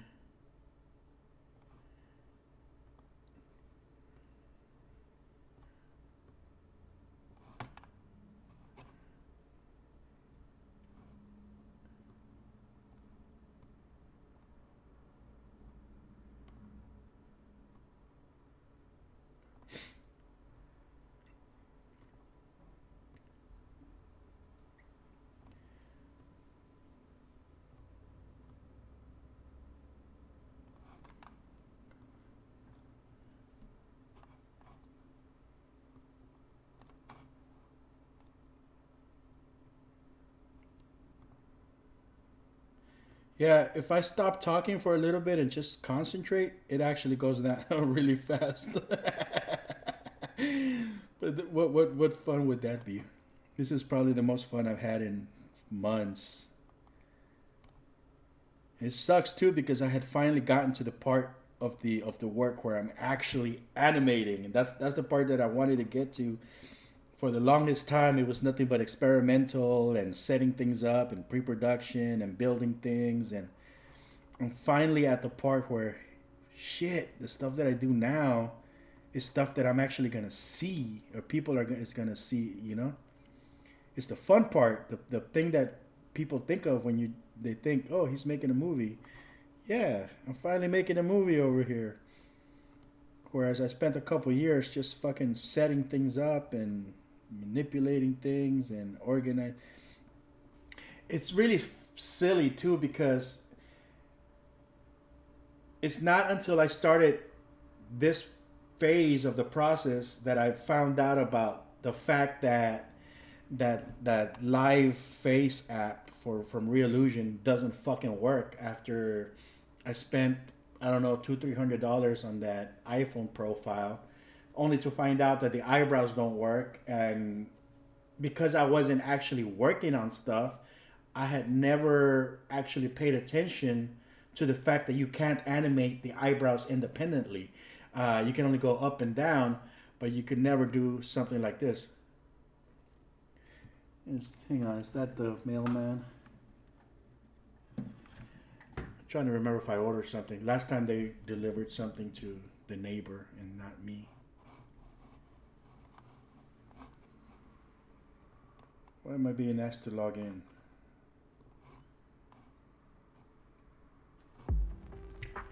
Anyways, so yeah, it was kind of fucked up that it's not until now that I realized that that shit didn't work. Now their new facial capture works fine. And had I started working on this stuff, I would have been in a position where I would have been doing so much fucking work just to animate fucking eyebrows. But their new shit works perfectly fine. In fact, their new one, you can put it, because it works with video, means that you don't need an iPhone. So that's already, you're saving yourself $1,000. You don't need an iPhone, and you can put it on a helmet cam or something while wearing the motion capture suit and do the full performance with the voice being recorded and the video, so that then it gets processed as one performance. And now anybody who's coming into it now can actually do full-on performance capture, whereas before you still had to do one element at a time, which I am just so glad I wasn't in this phase of the project back then, because now that new version of the product, even though I'm fucking pissed off that I spent so much money on that other one that I ended up not using. I ended up buying an iPhone for the purpose of using that stupid thing. I ended up switching to iPhones, even though I fucking hate iPhones. I'm an Android person. And I ended up buying their dumbass iPhone profile, which was expensive as hell. And it doesn't work. Fucking waste of time. Yeah, it's just Reallusion, man. They piss me off sometimes. I did win a battle recently with Reallusion. I'll probably do a story time, like a dedicated story time video on that, because it turns out that I had purchased. Now watch this. This is a semi story time. Okay, this is not the official one. I'm gonna do this story over again in its own video so more people can watch it with the receipts and screen captures and all that good shit. But I'm going to give you the general idea. I had purchased this professional outfits pack for iClone character animator, that stuff. You know, you can dress up your guys with like suits and things like that. Yeah, you have to switch to NVIDIA to use the face capture, unfortunately. But there's nothing wrong with that. NVIDIA is good. You should switch on it. I've been telling you all this time. I've been telling you, forget about the AMD. Use AMDs for their processors. They're good processors, but you know, you can't beat NVIDIA right now for their AI stuff. Yeah. Yeah, it is. So anyways, back to the story. I had purchased this this pack for different costumes, like professional costumes. It's got military. It's got like pilots suits that you can put on, button-up shirts, ties, shit like that. I think it was like the original one was like $129 with the discount. I think it's like MSRP is like 200 something. But anyways, I had purchased that about a year ago. And this last time around, I somehow that thing got into my shopping cart. I don't remember adding it to my shopping cart, but it got put on my shopping cart again. And when I checked out, because I was buying that new facial capture thing, I purchased that.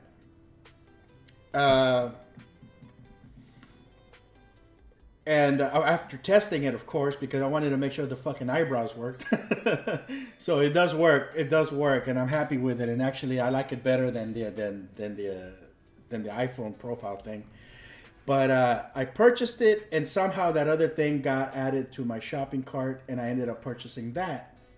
Well, I immediately caught that, after like, what the fuck, $300 and stuff. I don't remember, what the hell's going on. And yeah, there was a duplicate order of that thing that I had purchased last year. So I contacted them, and they try to give me the story. I mean, obviously they make you wait 24 hours or so for you to get a response from them. They got some guy in fucking Philippines somewhere looking at their ticket systems. It's not the same people. I fucking hate dealing with a lot of Reillusion stuff.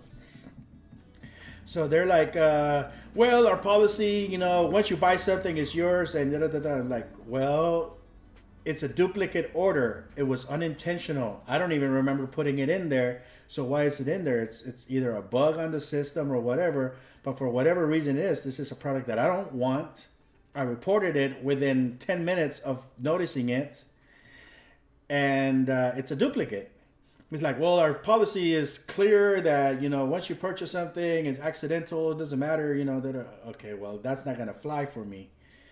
So I kept responding to them, and I told them, this is a duplicate item, regardless of whether I wanted to buy it or not, it's intentional or not, it's still a duplicate item, regardless of what your policy is. You can't deliver this item to me. I cannot have 2 copies of this product in my software because I already purchased the first one around. It's already been activated. You can't re-download something that you've already purchased. So regardless of whatever your fucking policy is, you can't deliver that product to me. So if you can't deliver it to me, you're failing to give me the product that I'm paying for. So if you want to enact your policy, because I understand, because on my website, dude, I don't have DRM. I don't have digital rights management. So on my website, if you buy something from me, and I'm sorry to say, dude, and it's fair. I think it's perfectly fair.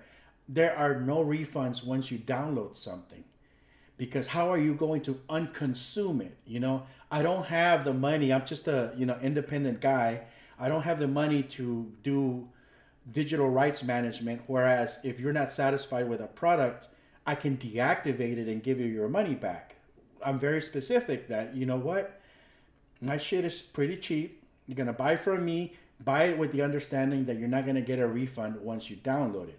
If you are gonna get a refund because you accidentally purchased it, or because somebody bought it without your permission, or whatever the fuck, report it. I'll give you a refund. Just don't download it, because once you download it, it's considered consumed. It's like you went to a movie theater, you paid for the ticket, you sat there, watched the movie. How can you unsee it?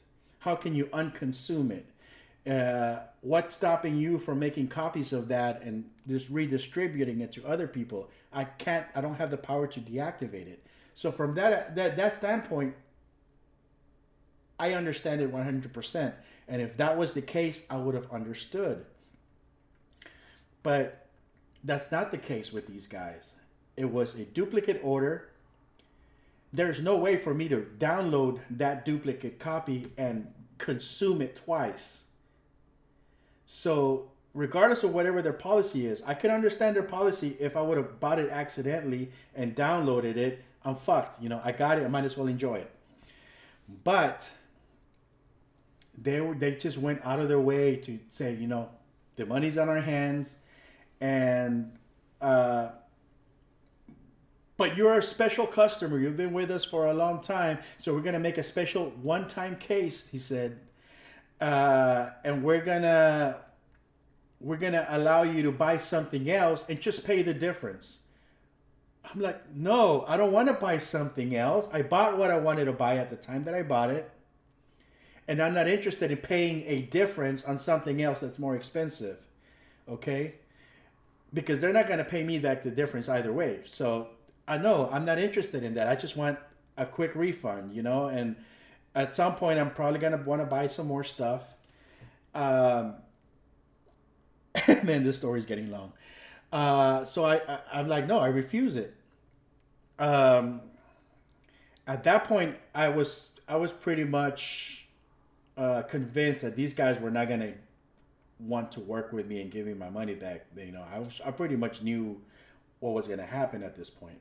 So I went to PayPal and I initiated a dispute with them, and I gave them copies of the screenshots of the ticket. You know what I explained and what they responded and screenshots and all that stuff. And basically it's clear, right? You know, because it's a product that they cannot deliver. I mean, basically it's a case where they have my money and they are, regardless of whether their intention is to give me that product or not, they are physically unable to give me that product. They made a pretty good smart gallery system which does not allow duplicate products to exist. They fucked themselves out of that one. But that's a good thing, I guess, from a technical perspective. I told PayPal, you know what? Bottom line is they can't deliver this. They got my money, and regardless of whether they want to or not, they would never be physically able to give me a copy of this product that was accidentally purchased. Therefore, the product remains undownloaded, uninstalled, unconsumed, and yet they have my money. So I left it at that. So that initiated the process with PayPal, just in case these guys at some point they just flat out stop talking to me. I know that I could do it through PayPal and just force the taking of my money back through them, especially because I mean it's to their benefit. Like, this is something that you guys should know, that if you know you're in the right, you know, just work with your bank. Sometimes a lot of companies, they are scared of chargebacks, because you get enough chargebacks, they can lose their merchant account. So it's gonna be to their benefit to work with you, even though they don't want to. They you know, just for the fact that, you know, they get a 3 or 4 or 5 chargebacks within a certain time period, they can have their merchant account taken away from them. Even PayPal will do something like that too. So it's to their benefit to avoid having to do chargebacks and try to negotiate a better outcome. Anyways, back to Reallusion and their ticket system. They basically came back and said, well, you know, since you're not interested in buying anything at this time, we've taken upon ourselves to add an order of DA points so that you can use these DA points whenever you do want to buy something at any given time. And I know the DA points only work for certain items, like in the marketplace and stuff. I don't think it works for everything across the board. Like if I wanted to buy a piece of software, I don't think you can use DA points on that. It doesn't matter. The point is, that's not what I signed up for. I want a fucking refund.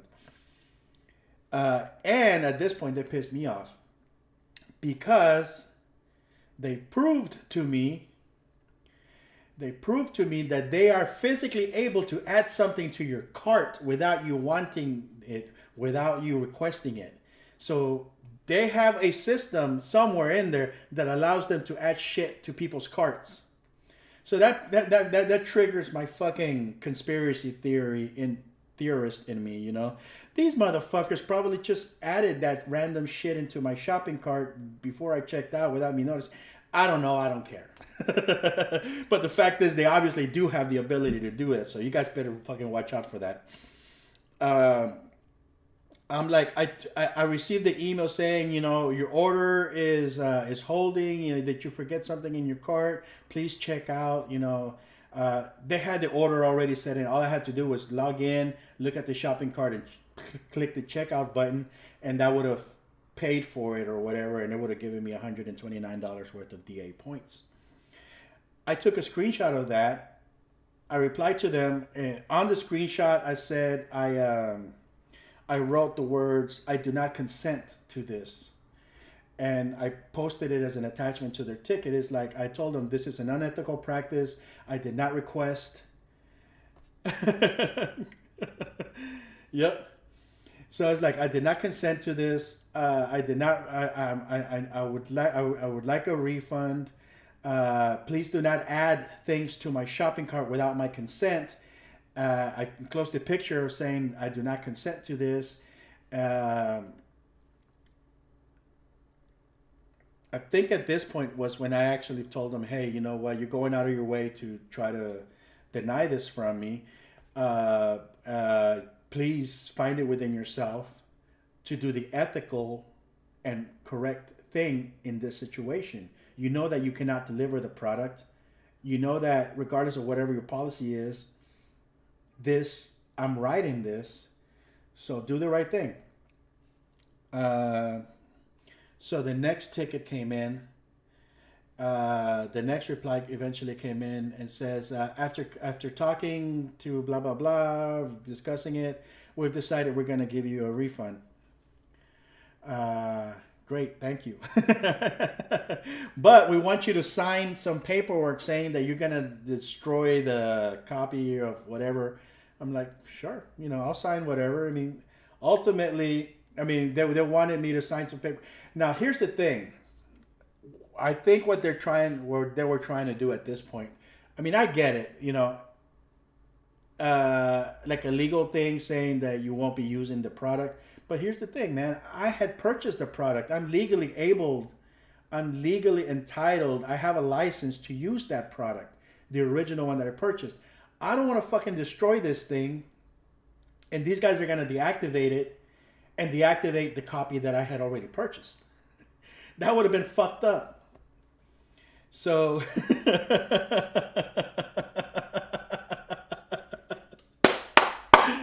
yeah, they don't accept DA points at the Piggly Wiggly, man. So I took the paperwork that they said that I had to fill out. I filled it out. I forgot what it was. All the questions were that, I purchased this. Yeah, it was a duplicate, blah, blah, blah. And in the memo box, I put in there, I do not intend to destroy my copies of this product. I had already purchased. This duplicate copy is something that was never downloaded, never installed, never consumed, and never delivered to me. So there's nothing to destroy. I made sure that they knew that, because I know that in the future, if they decide to deactivate my shit because of this, or they accidentally do it, then I can still continue fighting them, because you know what? I had already purchased this shit last year. I'm entitled to use it. I have a license for it. So they can't deactivate that just because I signed some paper saying that I'm going to destroy it. Yeah, I would destroy whatever duplicate copy they would have given me, but they're not able to. So I gave them that paperwork, and it just kind of sat there for days, man. And at that point, I stopped communicating with them, and I filled out the paperwork. It's submitted. It says that the refund was in process, but I guess maybe the following day after I submitted that paperwork on the PayPal side, they never contested it. They never replied to the PayPal side. PayPal, they decided, by that point, PayPal, they I guess they read my thing. So without having gone through the ticket system, I would have gotten my money back from PayPal. But I have a feeling that if I would have just taken my money back, those guys would have fucking deactivated my shit, and that would have included my actual purchased item.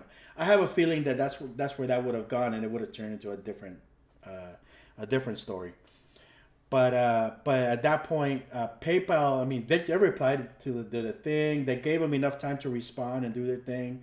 They didn't follow up with PayPal. PayPal just ruled in my favor either way. So I ended up winning on both sides, I guess. These guys ended up issuing the refund, and PayPal ended up ruling in my favor. So I was gonna get my money either way. But yeah, man, fucking Reallusion, dude. I do not like dealing with them. You gotta be so fucking careful with anything that you do with these guys, and really don't jump into buying shit just willy nilly from them. I support them to a certain extent because ultimately I don't know how to use Maya to this level, or or Blender, and it's a lot easier for me to just put a fucking thing on my face and move around and puppeteer something. Coming from a 2D background, anyways, at least I'm not looking to become a 3D expert. I just want to make films, and unfortunately, their stuff seems to be, for lack of a better word, some of the best stuff out there for this particular workflow, even though it's buggy as hell and clunky, and it just seems to be the best option that somebody like me has for this kind of work. But wow, man, that was such a pain in the ass.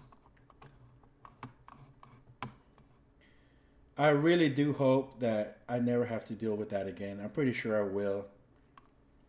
Every step of the way, every answer that I got from them on that ticket was, because you're a very special customer, we're gonna do a one-time exception. We're gonna give you the option to buy something else and pay the difference. No. Just because you're a special customer, we're going to do a one-time exception. We're going to put some DA points in your cart and let you check out, and you can use this anytime. No. Just because you're a special customer, we're going to do a one-time exception. We're going to give you a refund. Man. It's a trip. It's seriously, it's a trip. Why can't they have people like, like Enoch or Kai, some of the people that are like the face of the company when it comes to the marketing and stuff? Why can't they have people like that also handling their support and their actual business side? I mean, if more people were like Kai within that company would be fucking amazing. Because, I mean, that guy is solid, man. That guy is fucking straight shooter, and, he's friendly. He'll tell it to you like it is, and, I really like that guy, and I wish more people within that company were more like him.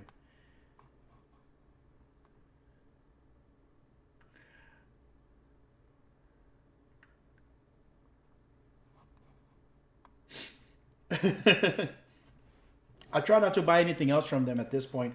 I've bought so much stuff from the Unreal Marketplace once I started using Unreal, because ultimately I'm not using iClone anymore. I mean, iClone was going to be my main program. I mean, some of the real-time rendering in there for these characters, it looks fucking amazing as is. I don't think I need to go into Unreal. But yeah, you get a little bit more of a benefit from the Unreal rendering. But the Unreal Marketplace alone, even if it wasn't that great at rendering, just the access to all that content from the Unreal Marketplace would be enough for me to use Unreal for the main filmmaking stuff. So I've bought so much stuff from the Unreal Marketplace that I never thought I would, because I'm not a big buy parts kind of a thing, and but yeah, I've been motivated to buy a lot of shit from Unreal, the Unreal Engine place, even stuff that I know I'm never gonna use. I bought this fucking helicopter the other day. That's just not gonna go on my movie, man. That was for an experiment that I just wanted to play around with. It was like a $50-something helicopter. I bought it because it works, and I can learn from it, and it's really nice. But when have I done that with iClone? I don't just buy shit just to experiment with, from the iClone store. But I've done that plenty of times with Unreal. All right. I think I spoke for like 30 minutes and didn't animate a single keyframe. Let's see here.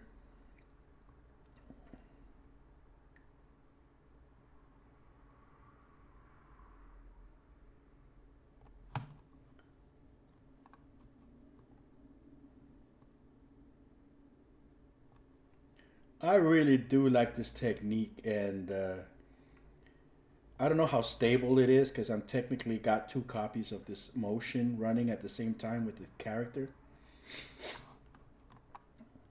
With the instability of iClone, I don't know how practical it is, but it's been working out perfectly fine so far.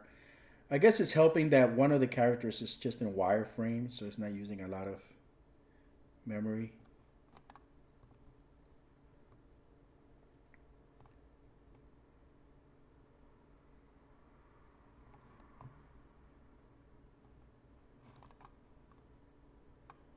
What the hell is this? Look at this mess. I'm not even checking what the motion is right now. I'm just kind of try to approximate the position and then do a little bit of cleanup in a little bit. All right, let's see what that looks like. It's just 2 keyframes. Should be enough to change how the whole thing looks.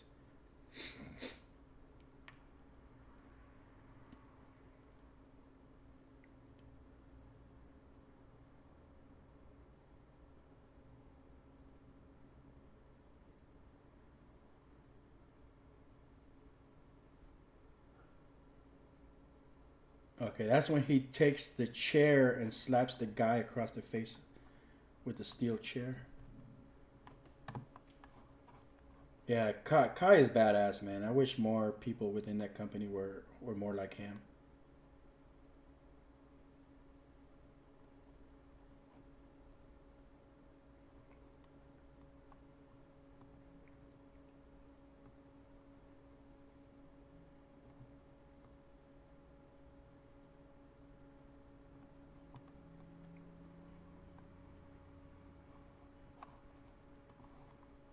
He's a very diplomatic guy too, so even if, you know,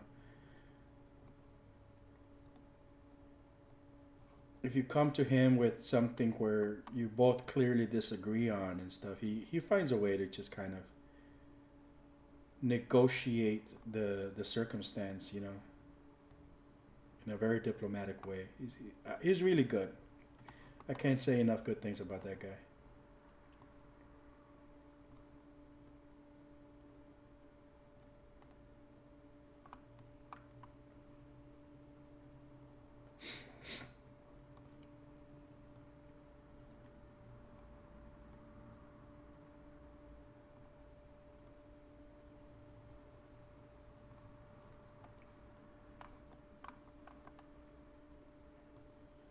I'm just skipping like hundreds of frames at a time here just to kind of speed through it, and I'll just come back and fill in with some in-betweens.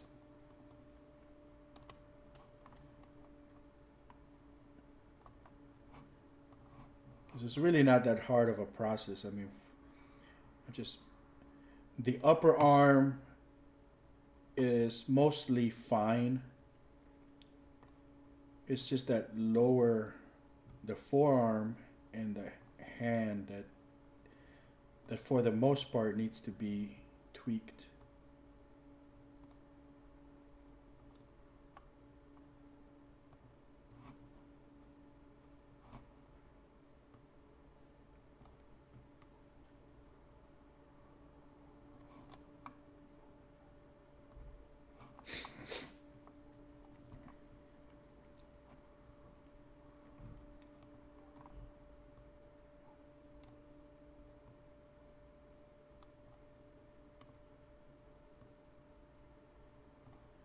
I really like the fact that I haven't had to do any animation layer weights or, you know, I'm just straight on just tweaking the rotation of these joints. It's really, really fun process. I'm surprised because I'm not generally a clicky dicky person, you know. I don't like finicky little things where I have to be copy and paste and moving things around, and but it's just, it feels like a little bit of a visual process, you know, like digital claymation almost.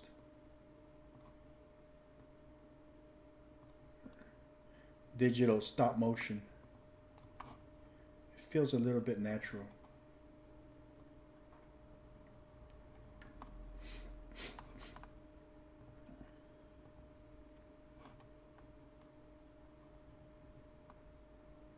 I don't know what this is supposed to be, but I guess that's one of the good things behind doing it this way. Just not having those keyframes too tight.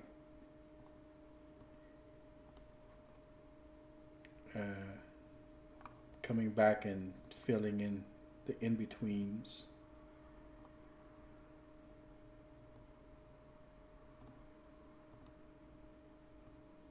Should be very easy. Yeah, I'm just zooming through this.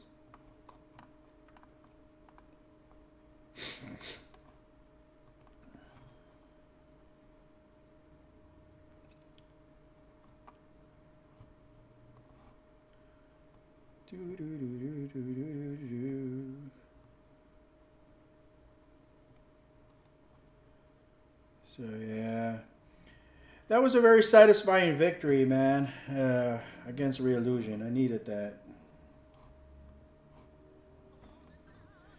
I shouldn't have had to deal with it. I mean, I don't know how that duplicate item got on my cart in the first place, but I mean, even if it was intentional, it doesn't matter. Even if it was 100% intentional, let's say I forgot I had already purchased it. One, they shouldn't allow me to purchase something that I already own. There's no way for them to deliver it. Their website is faulty. It should just say, you're trying to buy something that you already owned.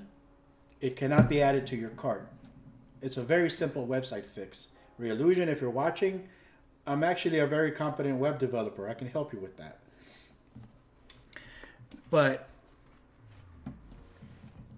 two, if you really want to make money by selling duplicate items, you should give people the option to say, buy this as a gift. Okay, I'll buy it as a gift, put in the email address of the account that I'm buying it for, give it to them. That would be a fucking awesome feature. So that would allow you to be able to sell duplicate items and not give out refunds if you don't want to. Have a good one, man. It was nice chatting with you. Thanks for coming by. Once I finish this, I'm gonna send you the scene. See what you can do with it. I have a feeling that once you get a nice workable scene, you could probably do a million things with this thing, man. It would be great to see what you can do with it.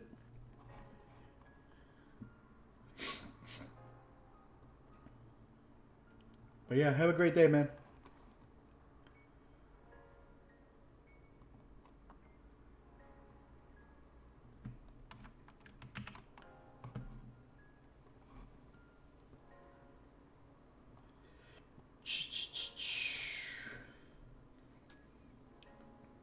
Yeah, so I'm gonna quickly just kind of speed through this, going maybe every 100 frames, and just kind of lining up the arm as best as I can, without necessarily paying attention to the actual motion right now. I'm just kind of best guess my way through the arm position. And in doing so, we'll be able to finish this nice and quickly, but we won't have enough keyframes set to have this basically be set in stone. It'll be enough to see the arm movement. Maybe it'll work, maybe it doesn't. If we need to fix something, it'll just be 1 or 2 keyframes that we need to fix. But if it works, then it's just a matter of adding a few more in-between keyframes. I don't even know if I'm speaking English or Spanish at this point, man. My fucking words are just kind of blending in my head.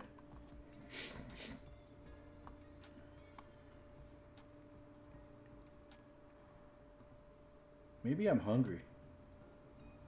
I think One Gun had the right idea. Maybe I should just go eat something.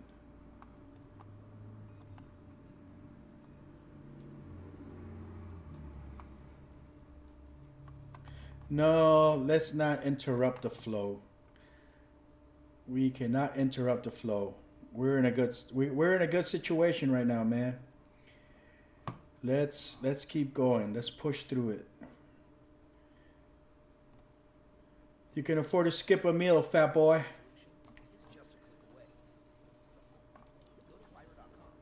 We got flow going. We got a flow.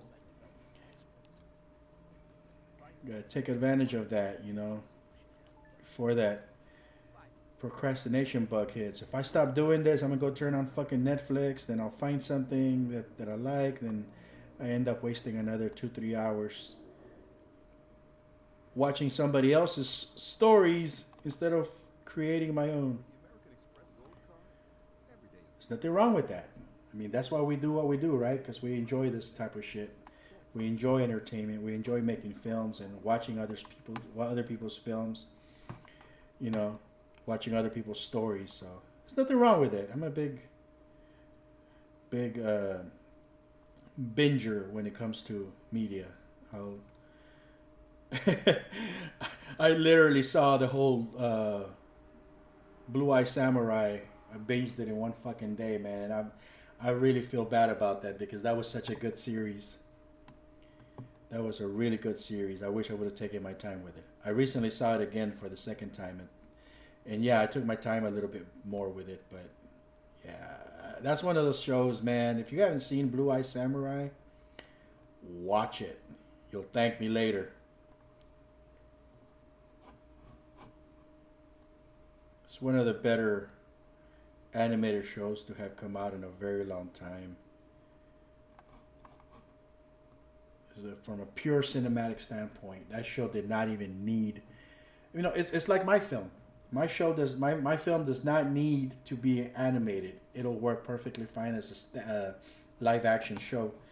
It doesn't need to be animated. It's just a feature. Well, that is one of those things that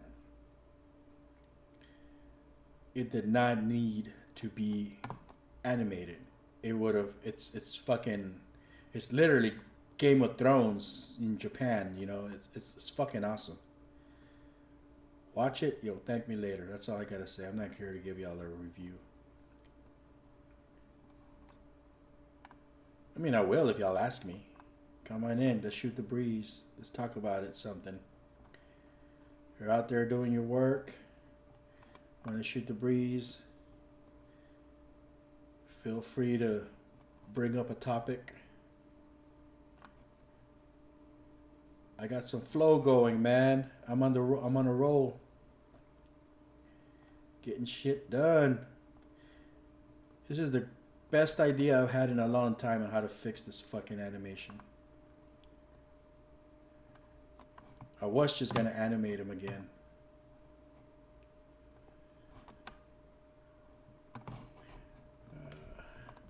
Let's check. Let's check the book of faces. See if I got any new messages. See anything. You know what?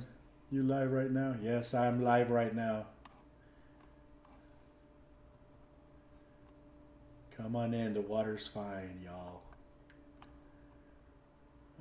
Hi, Nelly. Joe, Raphael Sadiq. I want to say your name is pronounced Raphael, but it's spelled Raphael Sadiq. So feel free to correct me, man. I've seen your work. You do some amazing work. Rafa, buenos días. Espero que la estén pasando bien allá. ¿Cuándo vienes a los Estados?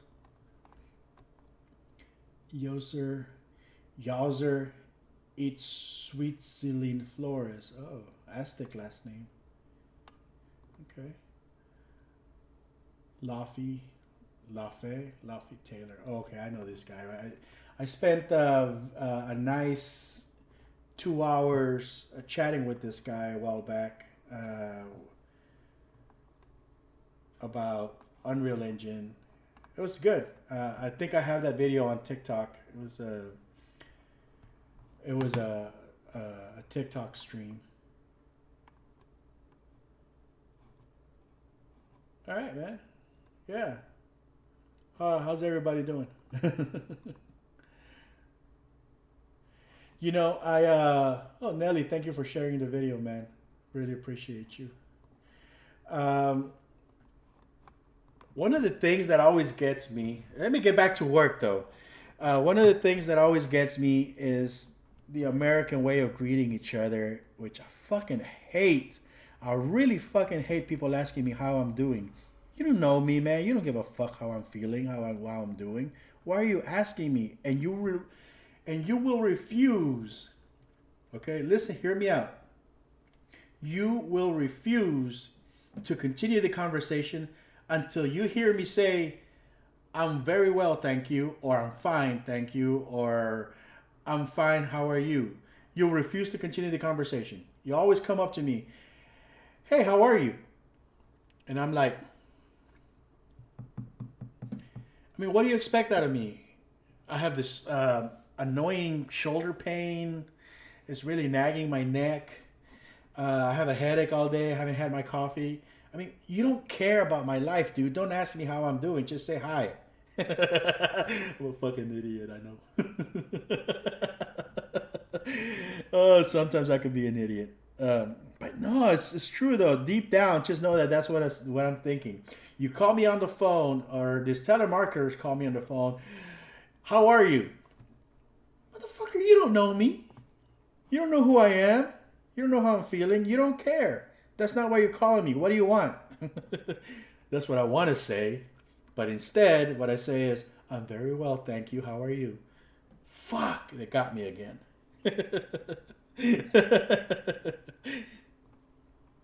Man.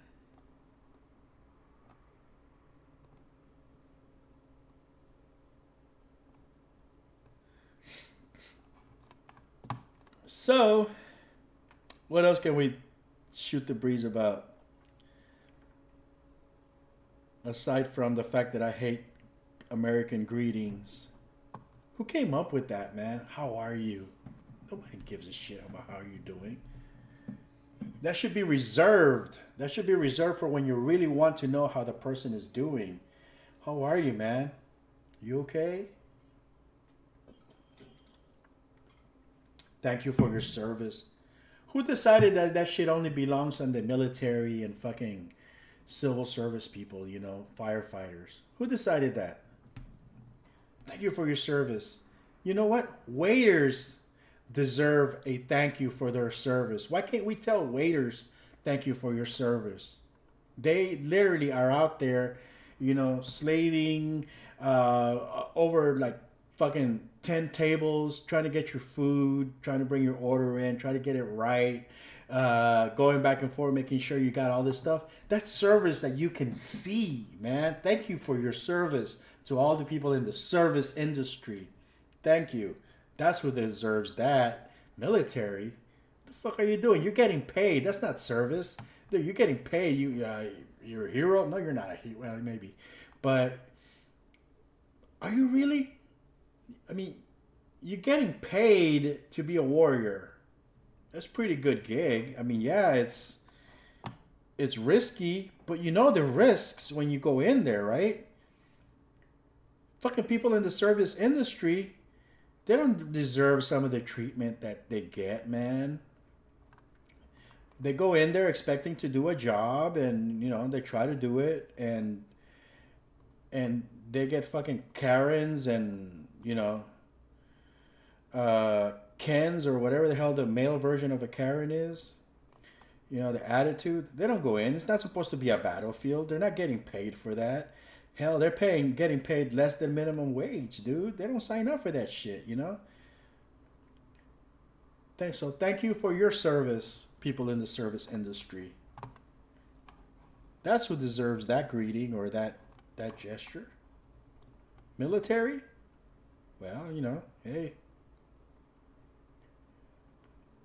I guess, you know, salute to you, brother. Keep doing what you're doing, but you're a warrior, and you know, that's the gig. God, I'm an asshole, dude. You guys do not want to know me in person. Trust me. I'm fucking annoying. And the sad thing is, I know that I'm annoying.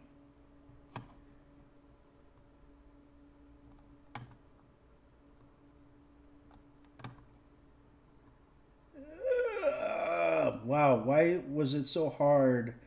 Why was it so hard to bring that arm up? That was a difficult one. Why did it feel hard?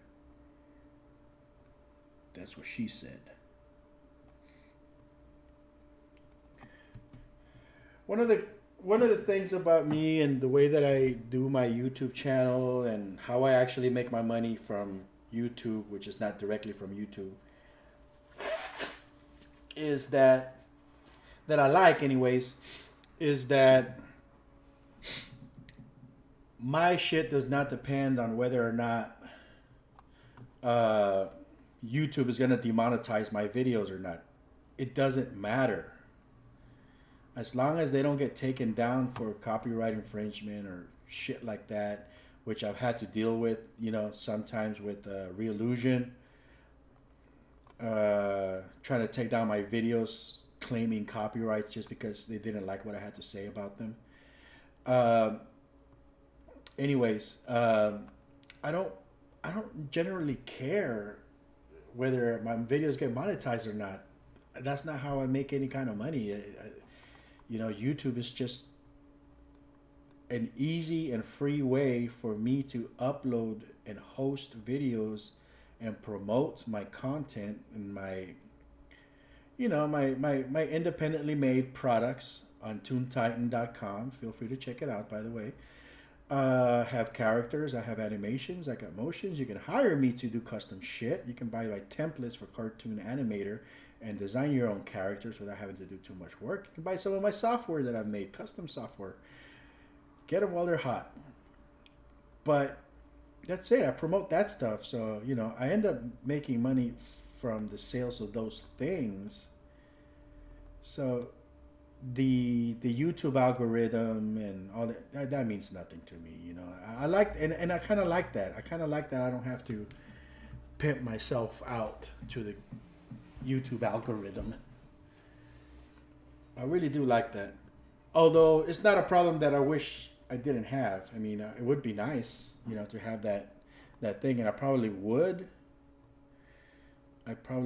sell my soul to it if I had that option to just generate revenue from advertising and AdSense and stuff like that.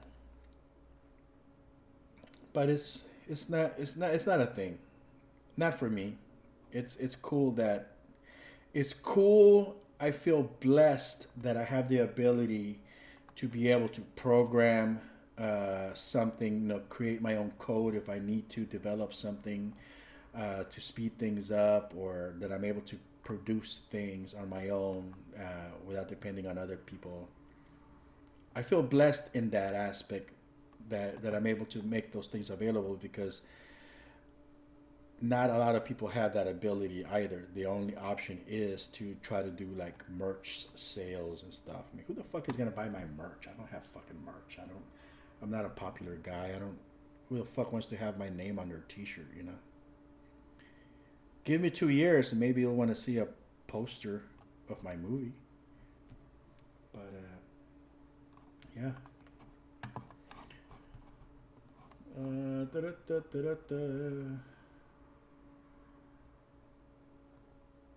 What does this say? What about the daily? Oh, that's another story time.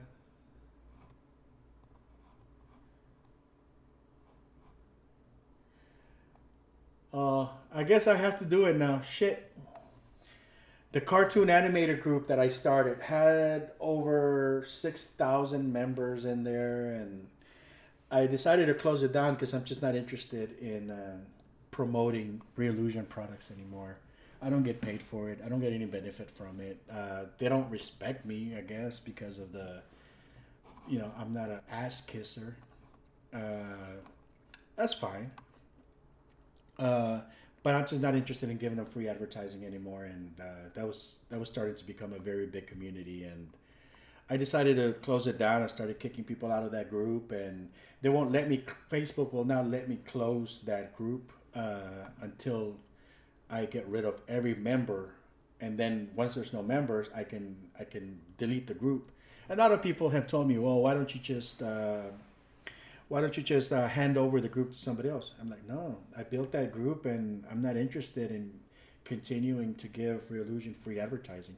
Even in my movie, I'm not gonna give them credit for shit. I paid for all these licenses. I bought all the software. I haven't received a single free item from Reallusion, so I don't need to promote them in any way unnecessarily. I'm well justified. I've paid for the licenses, and yeah, thank you for allowing me to buy the stuff from you. At some point, they did give me a free copy of Crazy Talk Animator 2, which is when I started using their products seriously. And I did. I gave them plenty of free advertising, you can call it, and evangelism. But it was just a downhill ride, and I'm just not interested in promoting them anymore or doing anything. This is a necessary evil that I'm working on iClone right now, and all this stuff, and my movie's gonna be in large part using Reallusion products, but the end result, Unreal Engine deserves credit. They've created a game engine and made it available for free for people like me that normally, I'm not about to buy my motion builder, stuff like that, but I consider that a form of sponsorship. So they definitely deserve to receive credit in this as far as their names, publicity. So, and they will. Noitum, the creators of Perception Neuron, they have a very big involvement in this. I won this contest, well, partially won this contest that they had a while back, and this was before the COVID thing. I started working on the film, and they gave me two PN32 motion capture suits, which I've used to a certain extent, but I'm not necessarily using them now. I ended up buying 3 of the new PN3 suits, which are the ones that are being used here. But regardless of the fact, they deserve a big credit because they allowed me to get back on my feet with the motion capture stuff. My original suit that I spent a lot of time saving up for and purchasing was stolen, and they made it possible through that contest for me to once I get back in business, with the motion capture stuff. So regardless of whether I'm using their sponsored item, the stuff that they gave me now, I'm doing it because of them. So they're very big, very influential in the making of this film. All the motion capture stuff is still being done with Perception Neuron. I don't have any intention of switching to a different company. I'm very happy with their product. I haven't had too many issues, barring little things which are probably mostly my fault for not calibrating shit properly and not keeping an eye on the actors while they're filming. It's just a learning curve. So I have a feeling most of this is just user error. So I haven't had anything other than pleasant experiences with the product, and it's allowed me to do more than just this film. It's allowed me to continue with my, I guess you can call it career, but I was able to work on Batman missions. I mean, that thing has like millions of views, man, on YouTube. If you haven't seen that yet, there's no description for it. It was done using perception neuron. Not a lot of people really know that. Mattel and DC Comics or DC, they put the description. They call it what do they call it? Claymation or something like stop motion. It's not, but it's not stop motion. It kind of looks like stop motion, but it was done using perception neuron and Crazy Talk Animator 2.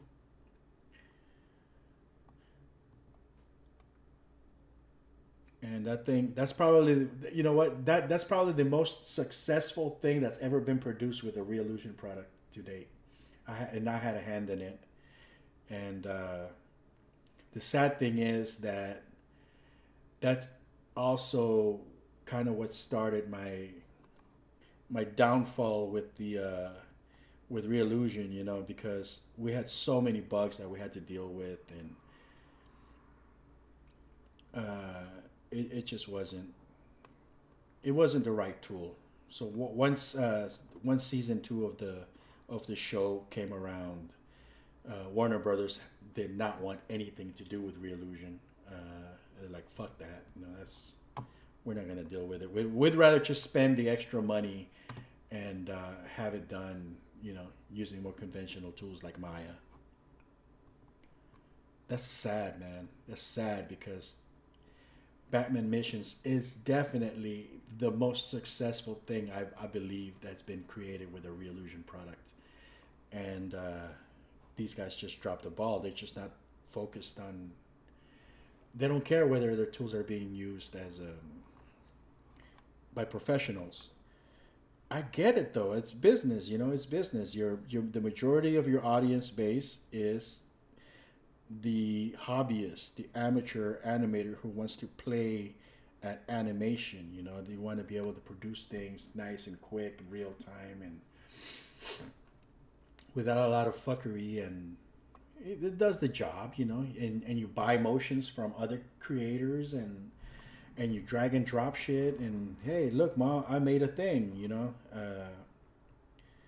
But every now and then, dude, the products are seen as, you know what, this is easy enough to work with that I can save a lot on the budget and the time. And if it's handled properly, it can. I'm surprised this shit has not crashed on me. I've been streaming for a few hours now, and I haven't had a single crash. And I don't know why. I'm in shock. I am in shock that there has not been a single crash since I started this. There may have been one crash when I first started this, but that was within the first couple minutes, and I restarted it, and it's like a non thing. I wasn't even working on the project yet, so I am really, really shocked that the program has not crashed. All right, let's see where we're at. Bam. You know what? Let's look at this thing without the wireframe. So guys, by the way, this is a really great technique. By duplicating the same motion, keeping the original one in wireframe, you are essentially doing something like a rotoscoping type of thing. You're kind of rotoscoping the process, but it's a 3D rotoscoping. And I never thought I'd be doing something like this, but it seems to be the best option, and it worked out really great. Watch this. Boom. Boom. It doesn't even look like it was keyframed, you know? It does the job. There's a couple little bumps right there, which will be smoothed out. Elbow, that was not part of the original motion capture. but having that elbow there is better. I love it. I had the option. I was able to clean this out. It looks good enough. Good enough for the girls I go out with. It looks good enough. I don't like doing that voice, especially when I'm sick. So now I'll be able to move on to cleaning up those motions, making those, like when he's getting punched, pow, pow, pow, making it look more realistic. But that arm is basically in a state where it's moving around, it's doing its thing without... I don't like that. I could probably fix that. Hang on.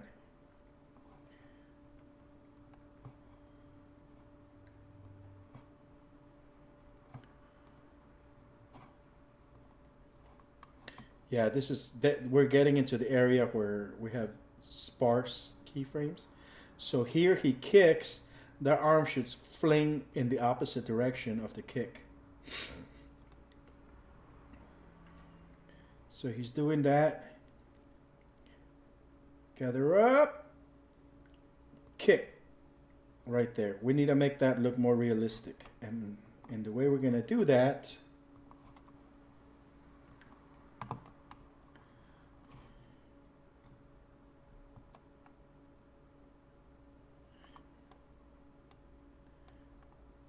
has to be some counter movement.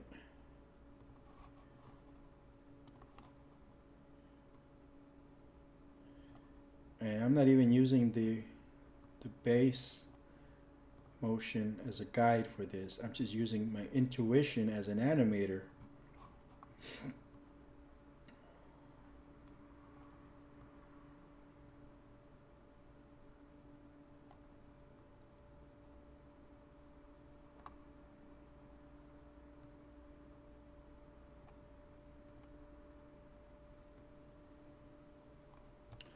So when that kick goes forward, this arm should go backwards. It just feels natural, even though in reality, I mean, this stunt person was technically able to kick with the right foot and have his right arm in the front. I don't know how he did it. He was doing both hands at the same time, I guess. I don't know, but visually it does not look natural. So. Looks a little bit more natural now.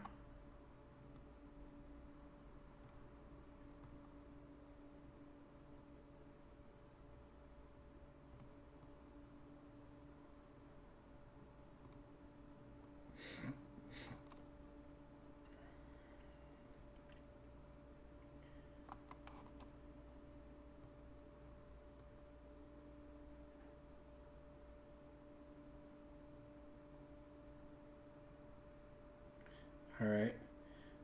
Maybe we need to add a setup.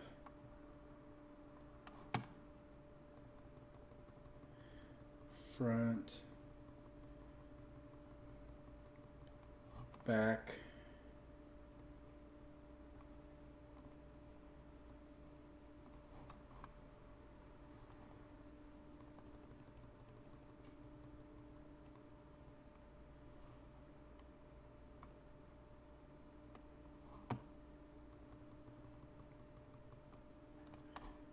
So that should be in the front now.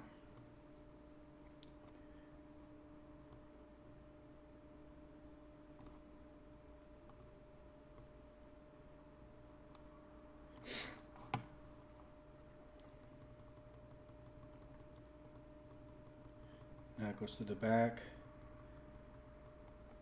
Now it should be in the front again.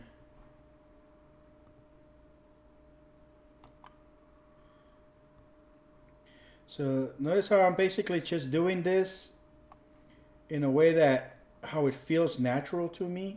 I'm not really using the guide because I know if I turn on the guide, it's not going to line up, but it doesn't matter.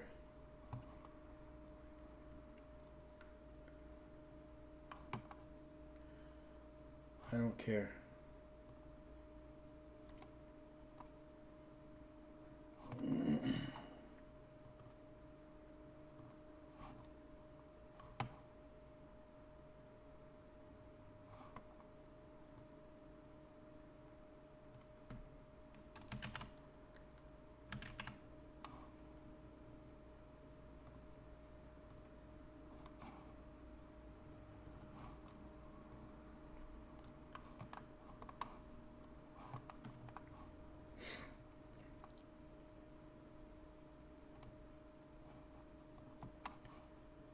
So let's keep on trucking.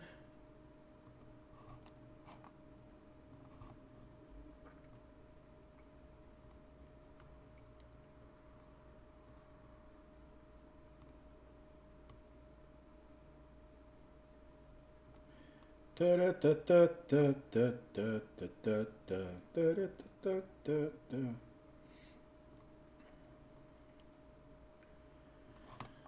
Okay.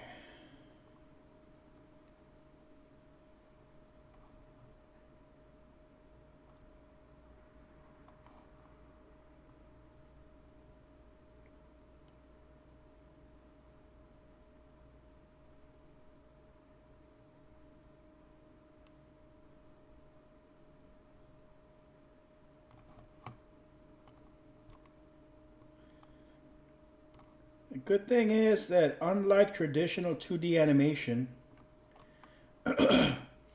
sometimes all we have to do is insert one in between just to tweak things, right? We don't have to in between a whole mess of frames.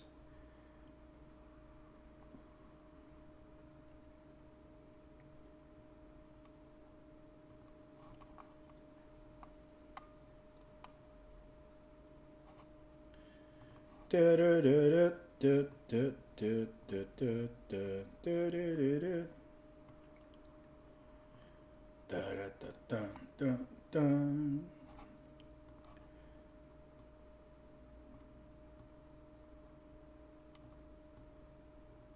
Whoa.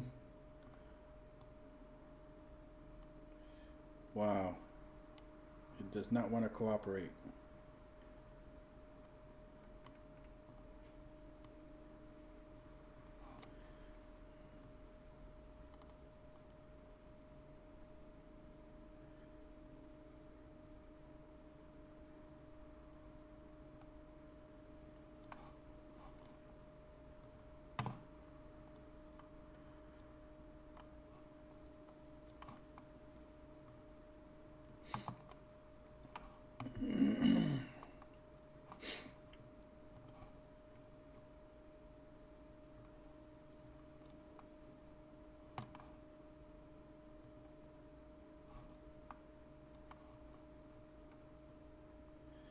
Okay.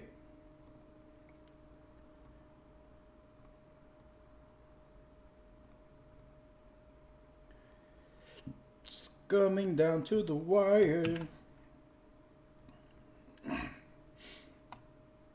So what I'm going to do is I'm going to put this on a loop. I'm going to take a quick 3-minute break. I'm not going to stop streaming until I finish this sequence. I want to get it out of the way. Today is the day where I finish this guy's sequence. Do a little bit of cleanup on the other guy. And I would like to start on the third character, which is for the most part going to be done completely by hand. But I need to get the scene out of the way. So I don't know if I'm going to start on the third guy today. But I don't want to end the stream until I finish this particular person's scene. Let's see here. Presentadores con inteligencia artificial. Mind blown. Okay.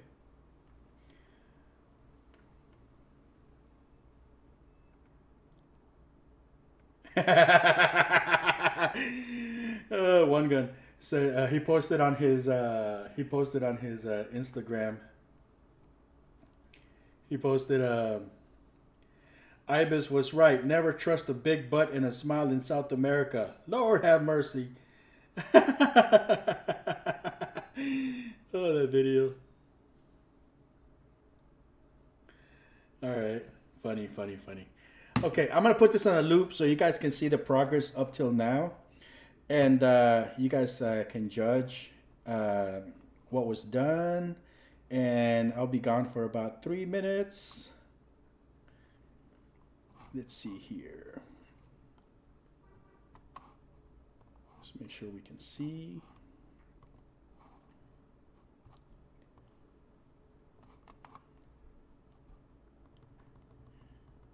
Just gonna frame it so he's in the shot.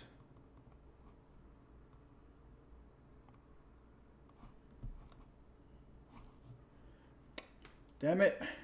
See, y'all making me do work just so I don't leave the stream hanging.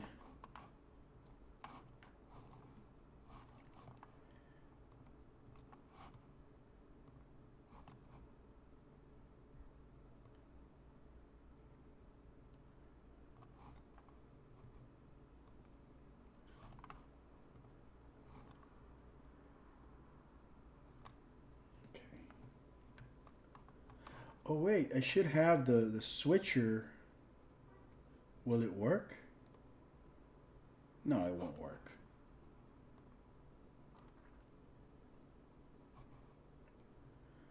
Where's the camera?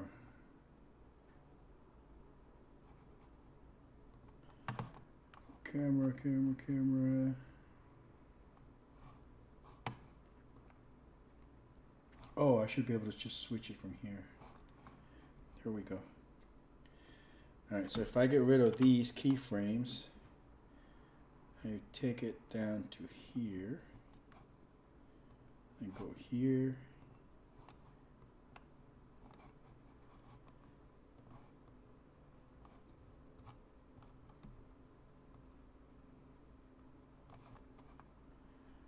I'll go here.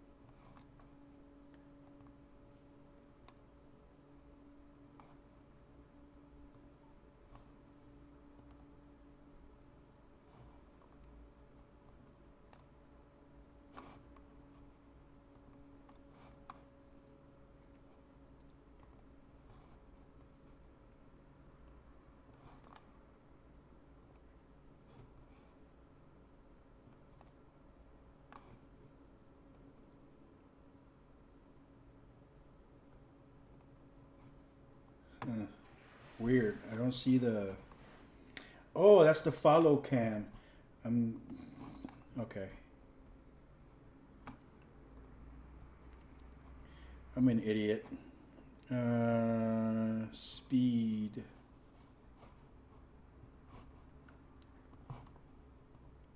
So once I set this up, I'm going to take a quick 3 to 5 minute break, and I'm just going to leave this playing on a loop. Feel free to hang around, listen to some music. I'll be back.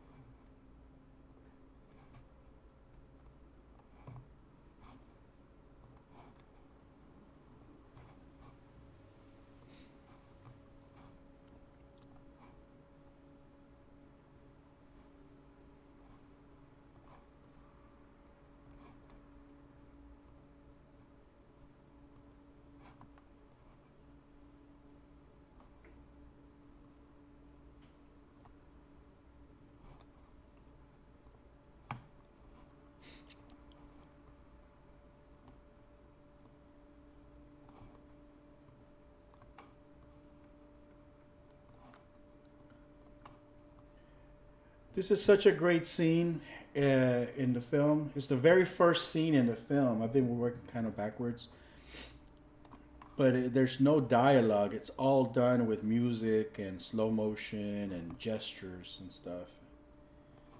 It's one of the few scenes, and I just wanted the movie to start with a big impact. So, if you guys have been watching, or if you guys are just tuning in, the wireframe is the original motion. The obviously the non-wireframe is the final result of the hand-keyed arm.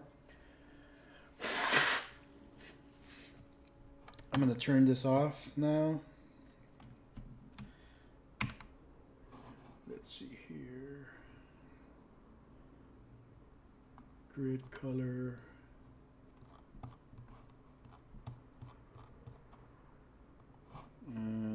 Modify window.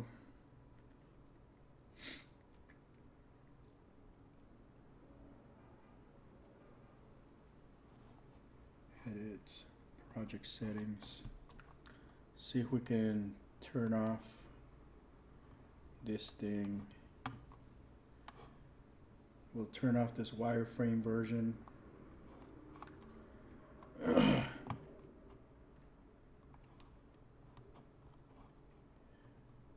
Wonder if temporal AA does anything. I know it removes a lot of the sharpness. I don't like it.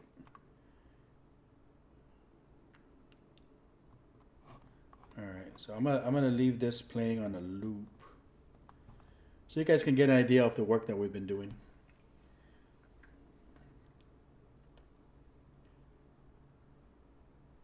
That's good enough. Alright, I'll be back in about 3 minutes, guys.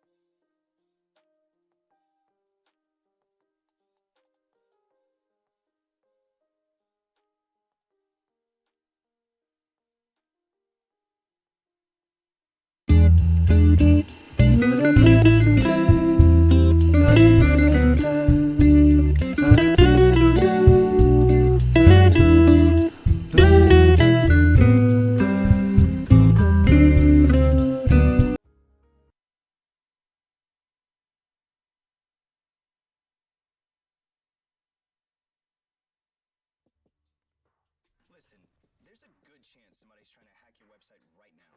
You gotta make sure you're covered. I'm talking about enterprise-grade security built into your site and fully managed for you. Check this out. First up, prevention. The Wix platform is secure by design. Security experts are in the dev process, performing threat modeling, penetration tests, and designing code reviews. And you get a strong encryption for your data in transit and data at rest. E-com sites? Wix is compliant with the highest level of PCI DSS. And it doesn't stop there. The top international privacy and security regulations, they're all in place. You see, it's all about staying ahead of the game with real-time detection. Wix security never sleeps. Never. 24/7, 365. The Security Operations Center is on a mission to monitor and hunt down threats. Plus, anti-DDoS protection, data analysis, machine learning. And let's not forget, the #1 rule in cybersecurity is nobody is 100% unhackable. That's why Wix goes all out with a bug bounty program for independent security researchers, aka ethical hackers. And that's not all. It's time for response. Even in the unlikely event of an extreme situation, your business stays up and running. The IR team gets it done. They're trained to act fast, and there's a BCP for reliable continuation and smooth recovery. So look, you take care of business. Security's on Wix.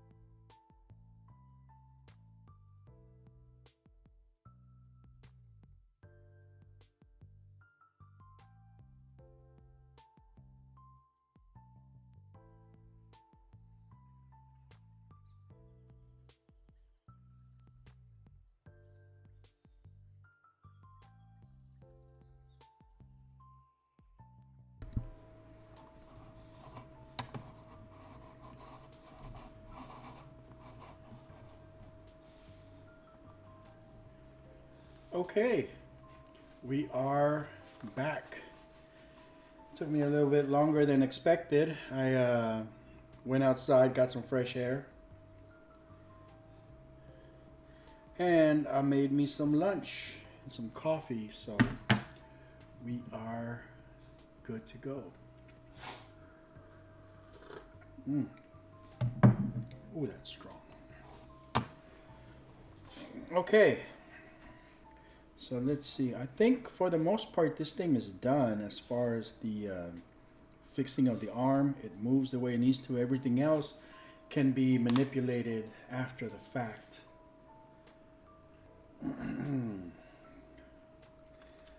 Made myself a nice big old fish sandwich. Just big old chunk of salmon.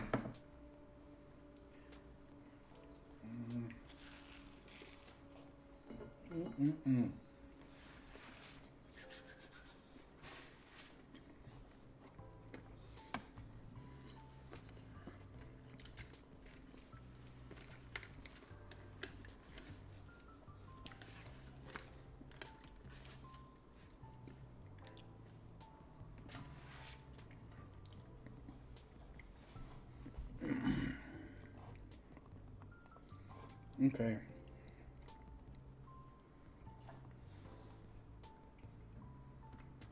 Put this on this side. Damn, that's some good coffee.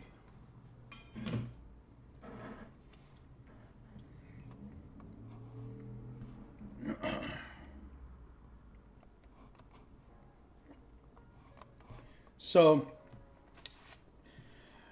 I'm gonna do one more pass here just to kind of look and see if there's anything else that can be tweaked.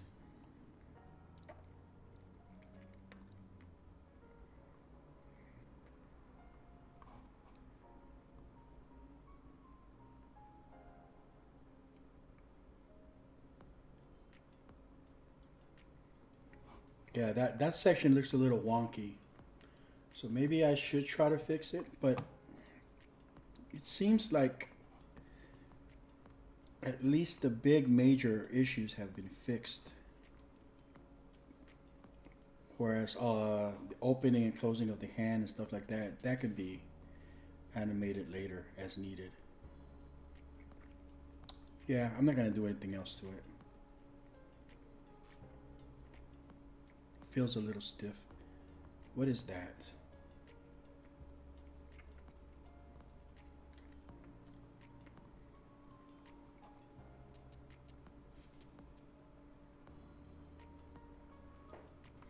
I have to look at it in context, I think, in order to get the rest of it done. But the arm is better. It does its thing.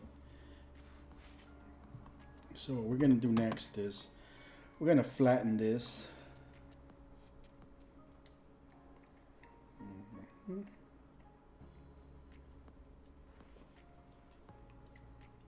Somewhere in here. Flatten all layers.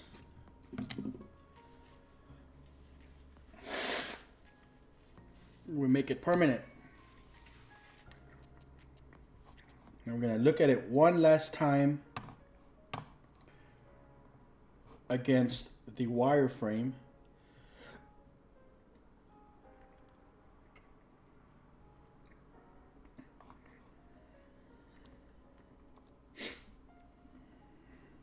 Boom, boom, boom, boom, bam. Throws in. Elbow. Turn around. Points at somebody. Shoots everybody else the middle finger. Goes for the kick. Gets pushed towards the edge of the wrestling ring, towards the ropes. Punch, kick. Homeboy comes from the back. Punch, punch, throws him off. Boom, boom.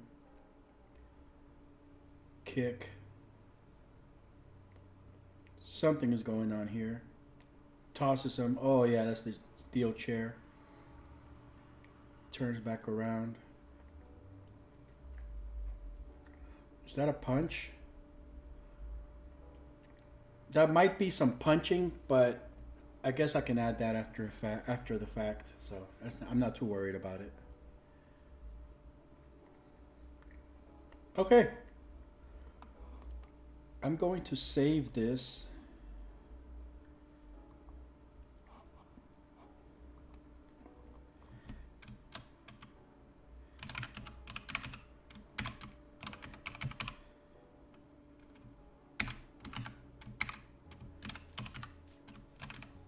Cletus, fight 1, arm fixed.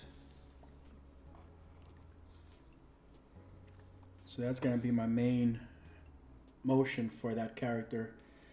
Now let's see if we can bring in Mr. Odie. Where is Odie?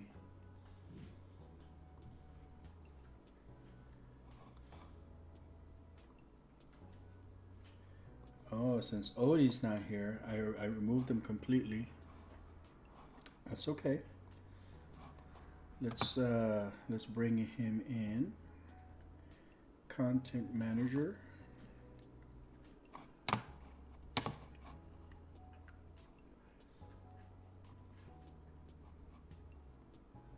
We need the young version of Odie.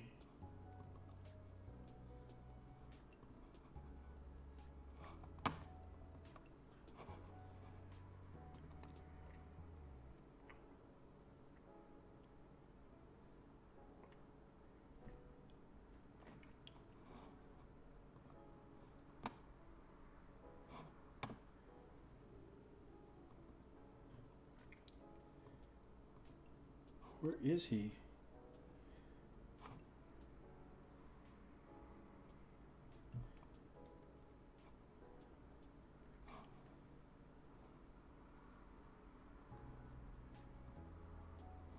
That's weird. Well, we're going to delete this wireframe.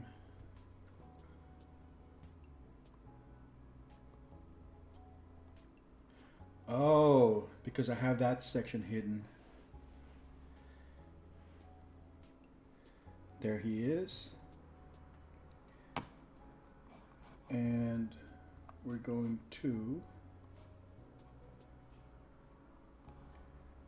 find his animation.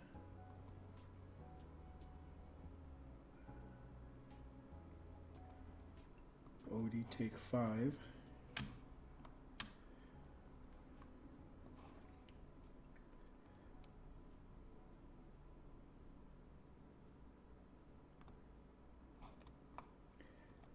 Perception neuron. Convert. Let's see what happens.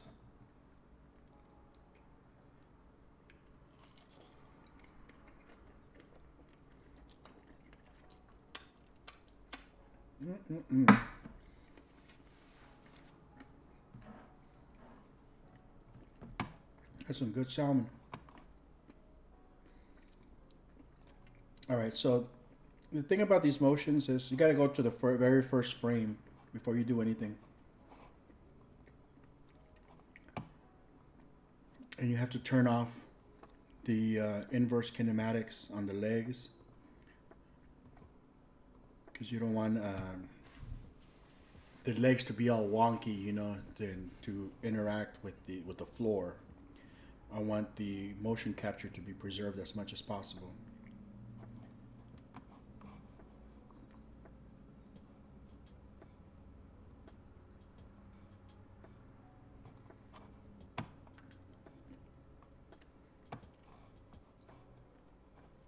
And this is all happening on frame 1.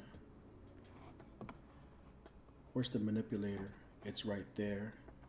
So the next thing I'm going to do is I'm going to put this guy at 0. And now I'm going to translate the motion to sample the root to the hip, I think.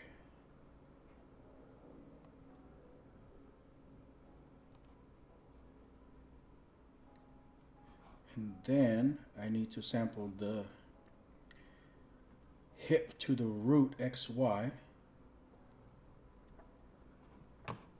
And that should put that manipulator to on the floor. Let's turn it off and go back inside. Perfect. See, now it's down here. So now I can take him and just kind of move him around here. Well, it has to be on frame 1. And I gotta make sure that the inverse kinematics have not turned back on, because this thing is notorious for not preserving the work.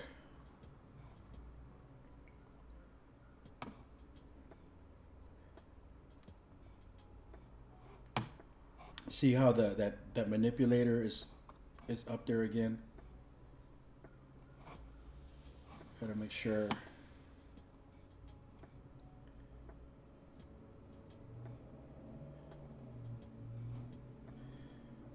Root motion. The hip to the root.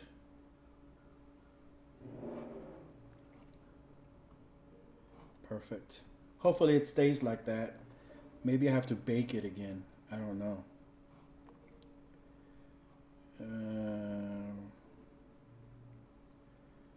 Flatten motion clip.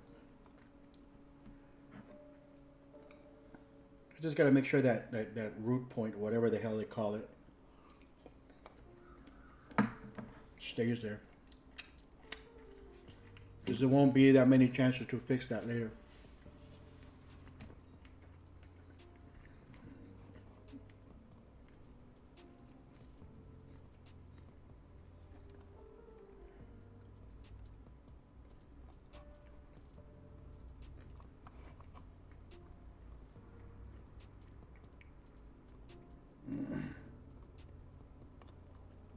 Those damn inverse kinematic legs.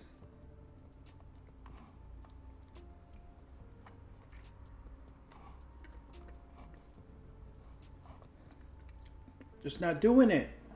It's not respecting it. It is not respecting my authority.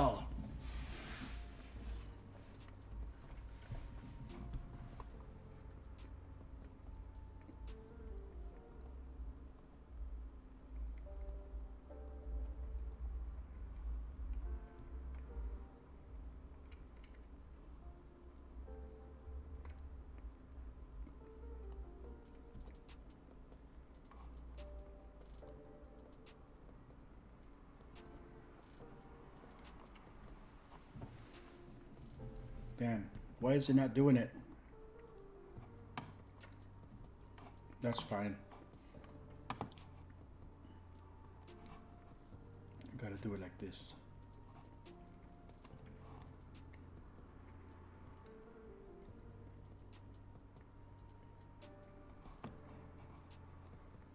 Make sure it's in the front.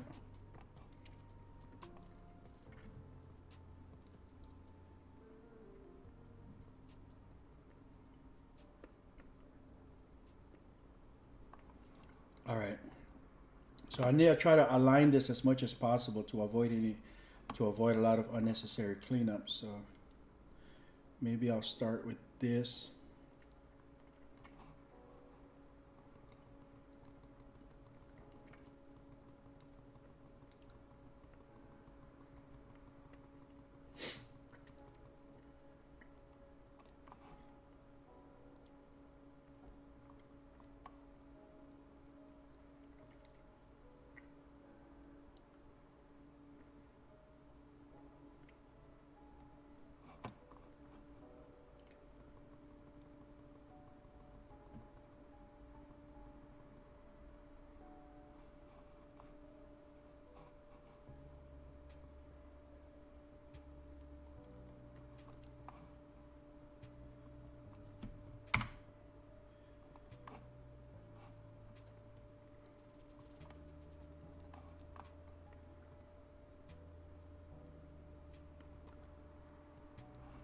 If I can get this part to line up, I think most of everything else should line up for the most part.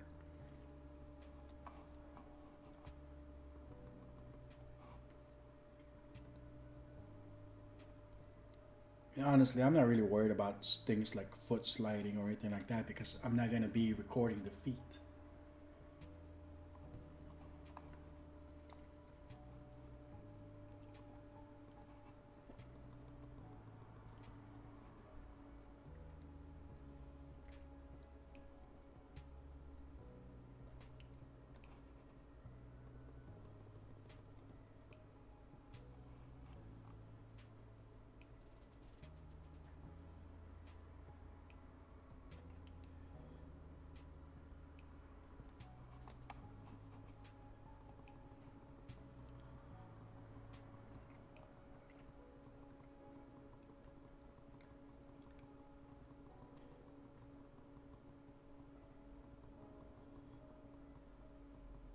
That's good.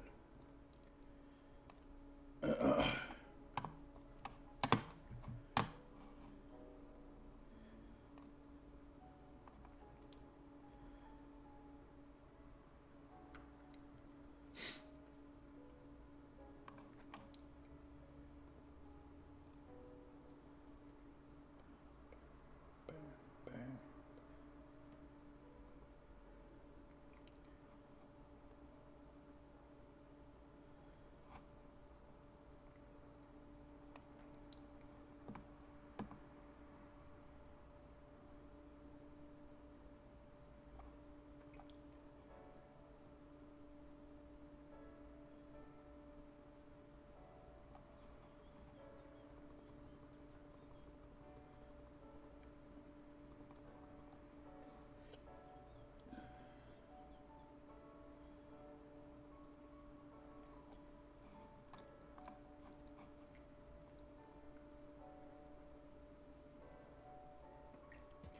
Kind of working our way backwards.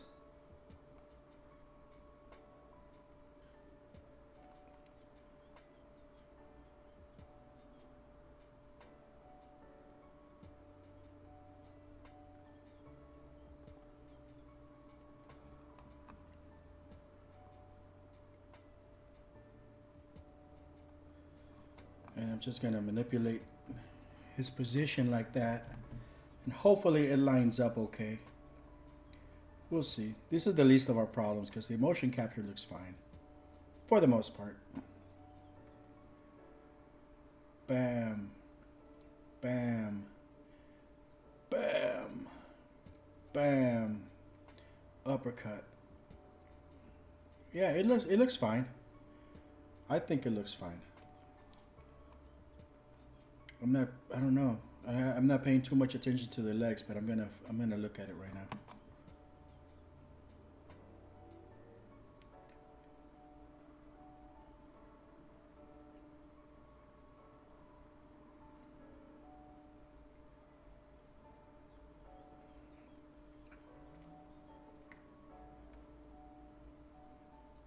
I still didn't pay attention to it.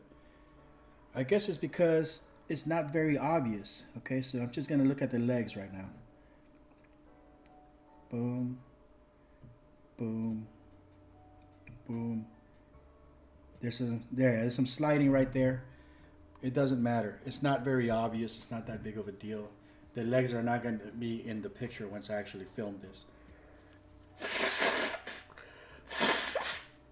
Mm-hmm.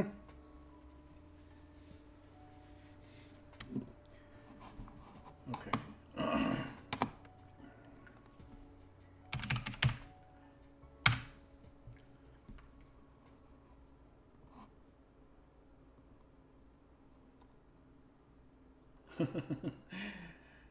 Hey, Saranji, how's it going? Are you watching me?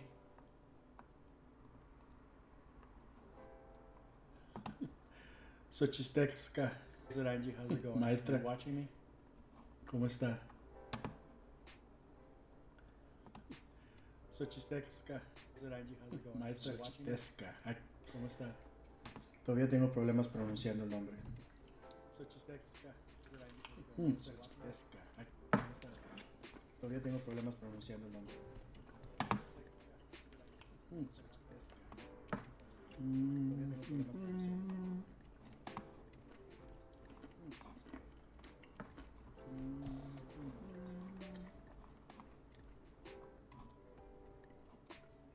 Okay.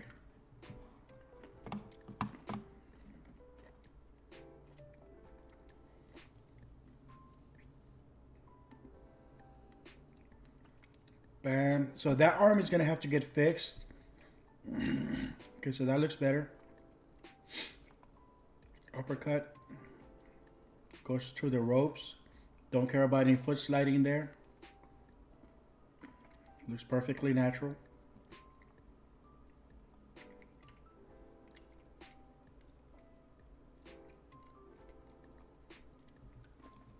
Okay, so this elbow, I think I should have Cletus move towards him.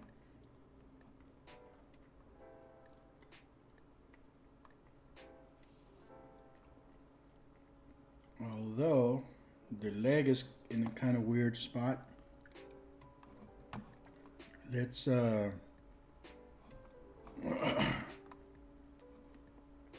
let's see if we can get rid of that.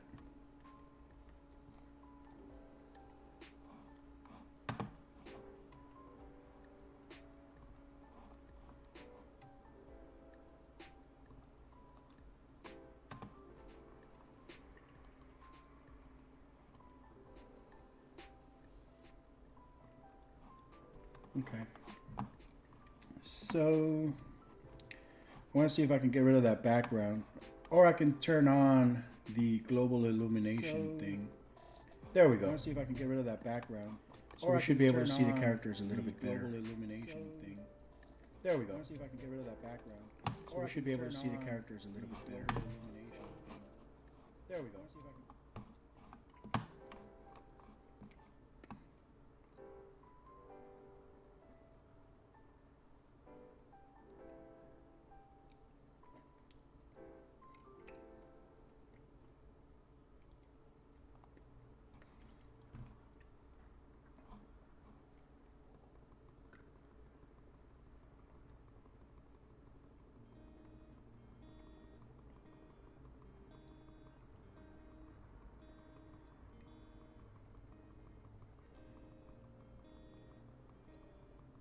So he has his arm on the ropes right here.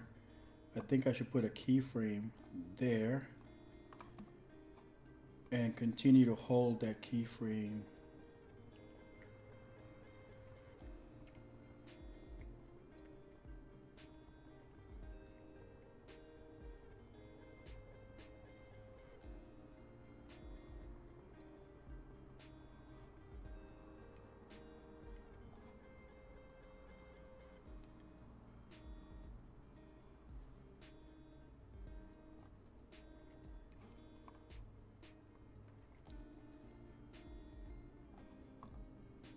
That's going to be a little bit weird.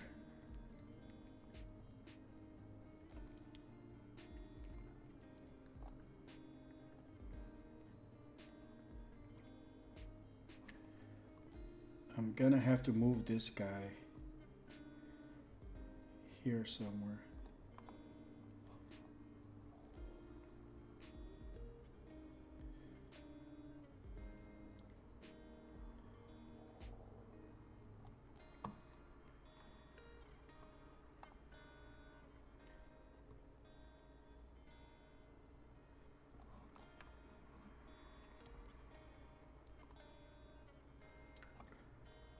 Bam.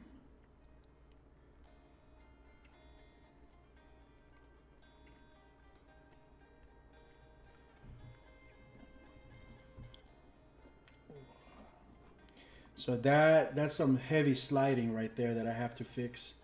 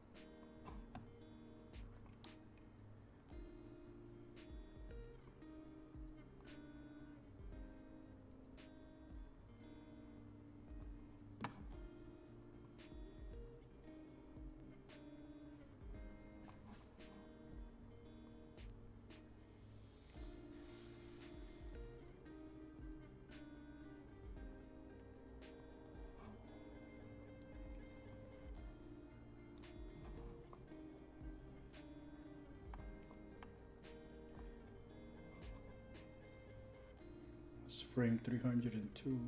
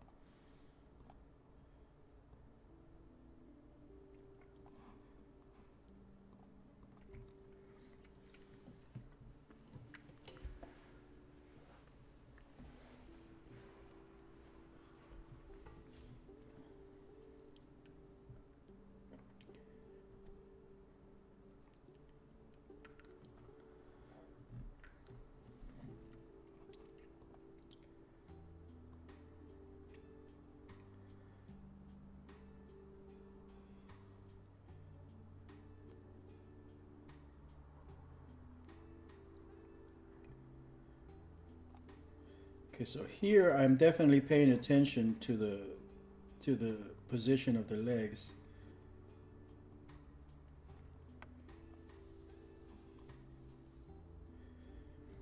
Let's see if I can use my finger to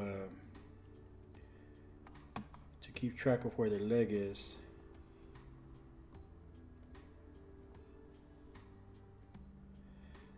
So ideally it should be there, but it doesn't look very natural.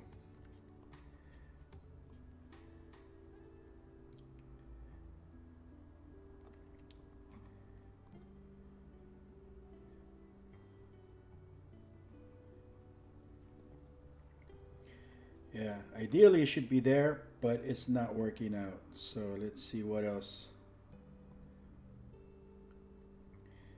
Maybe we can use the back leg.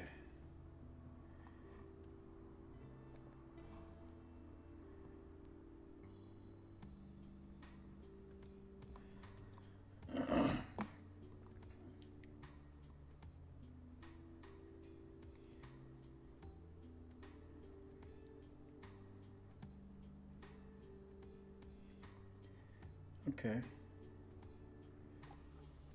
Maybe a little bit up. So that when he's on the floor, the legs don't cross over too much.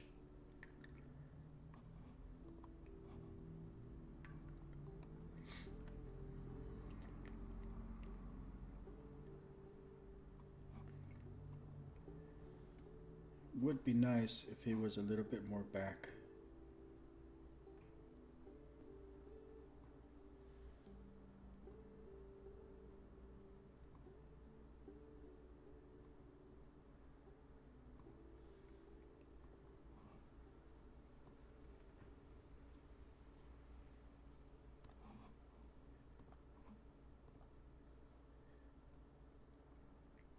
It's looking a little bit better.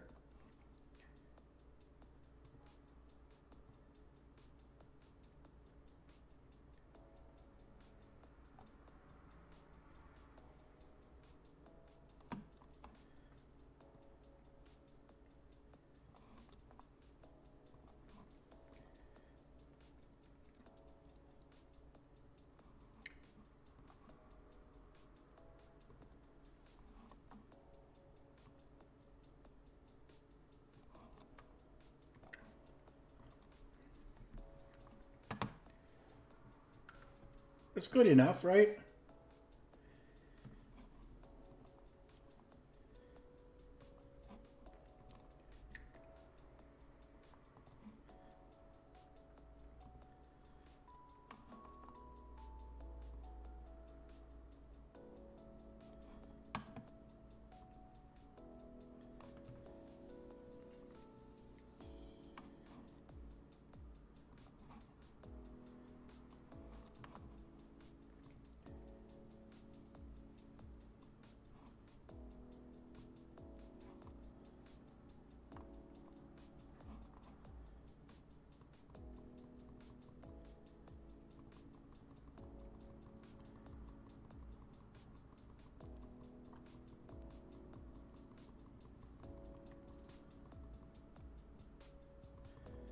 So that's going to be a fairly easy fix later on with the reach targets.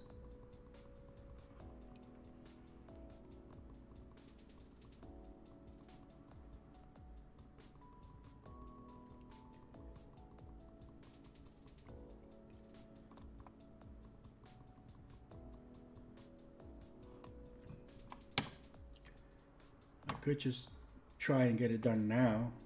No, I'm not going to do it now. It's going to open up a whole can of worms. Mm-hmm.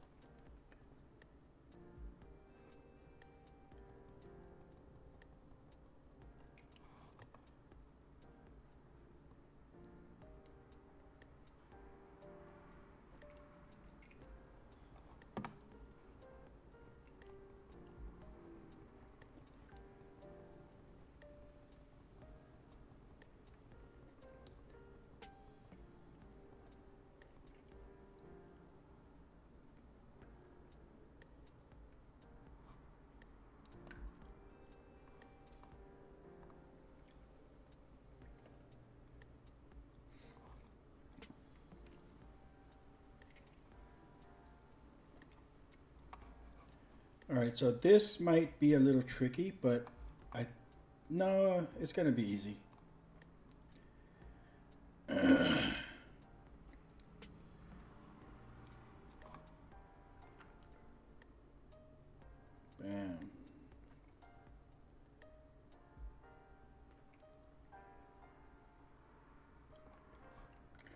The thing that I'm thinking about is if this guy's rubbing up against the ropes are gonna have to be like over here or something. I'm gonna have to build the ring around them instead of building them around the ring. Which doesn't matter because it's a makeshift ring that they're fighting in, so it doesn't have to be perfect. It doesn't have to like line up with like a real ring.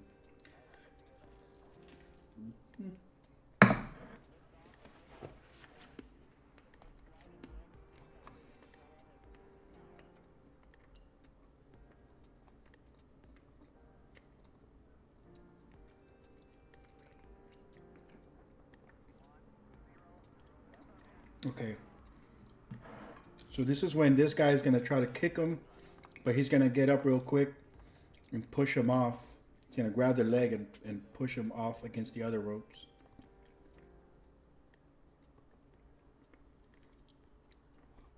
There's some significant sliding happening with the motion capture here.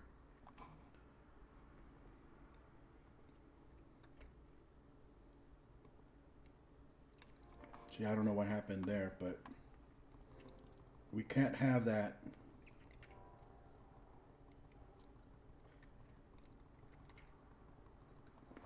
I'm going to try to keep that knee right in that little square.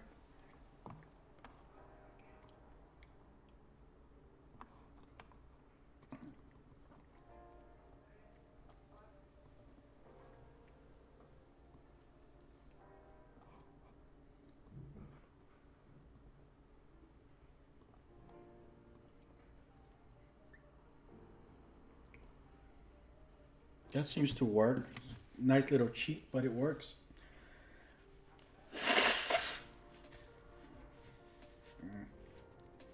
I need to get over this damn cold.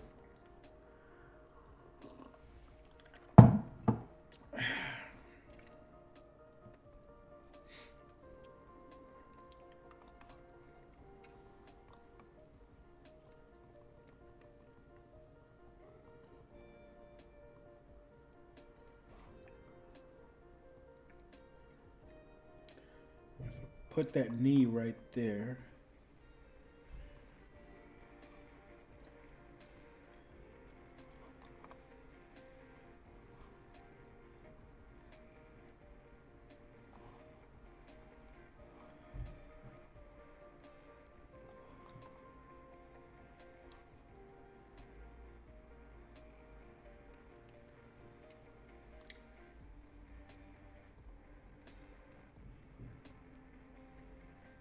Now I'm gonna try to keep that as a right there.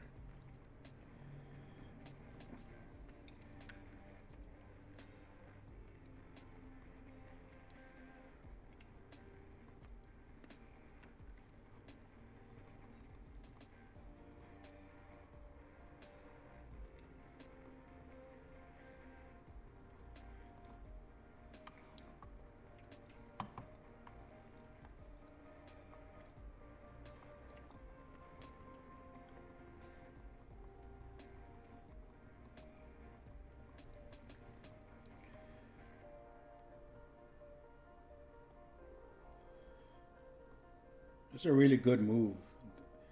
The actor who did the motion capture for this did a really good job. Every single tape came out. Every single take came out good.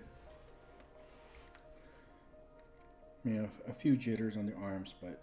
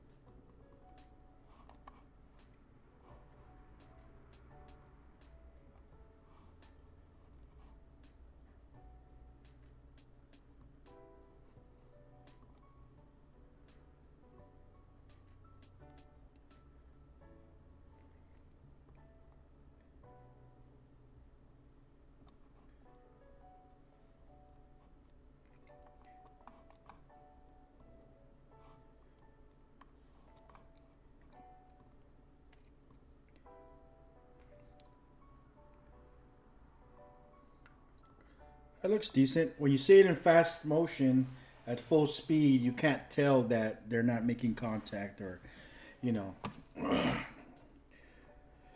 or that it's misaligned.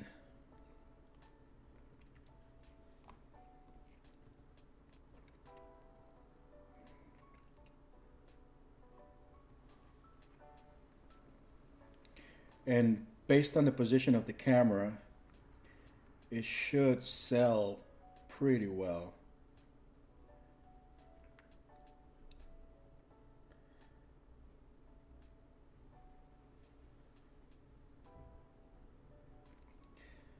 So right around here, he should be touching him.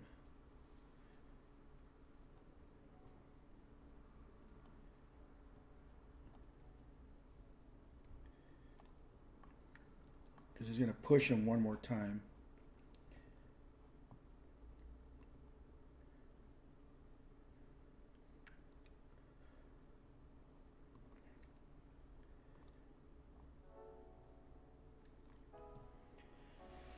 Ooh, the glamorous world of animation. If you don't like boring, repetitive tasks, don't get into animation.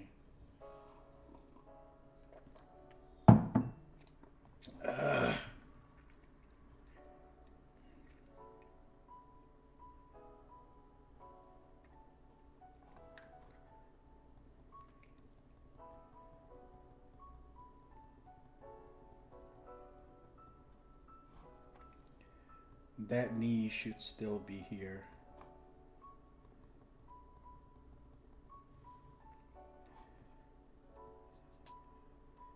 This foot continues to make contact with that little square.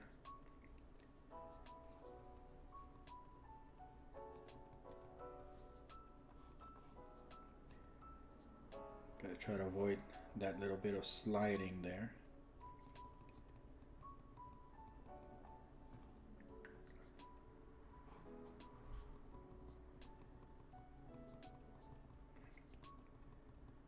He gives him one more push.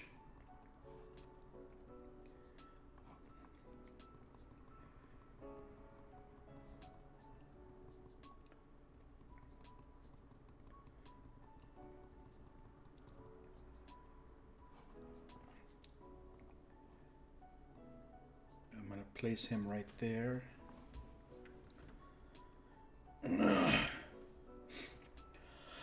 Just so I can have a point of reference on the feet. This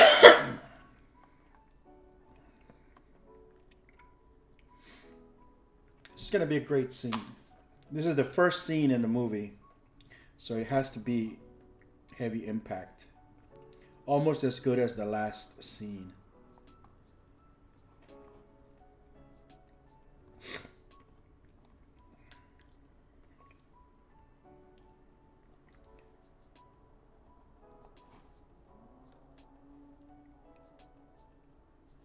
I should probably save my project right now before it crashes on me.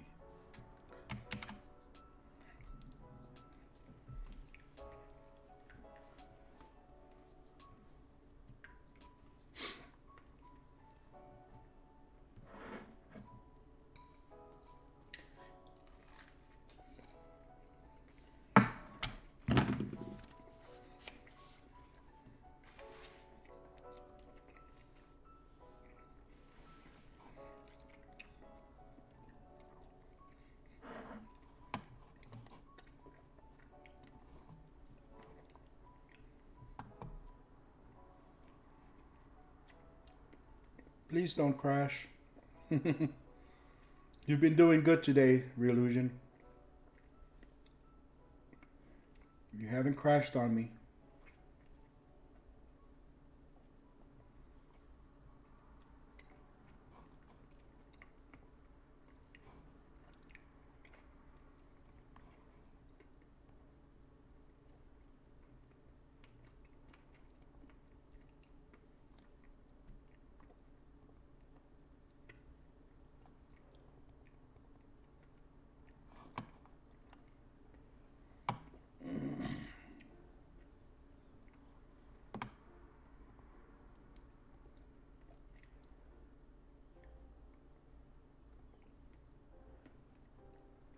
That looks good. I don't think I have to do too much adjustments other than, you know, some positioning.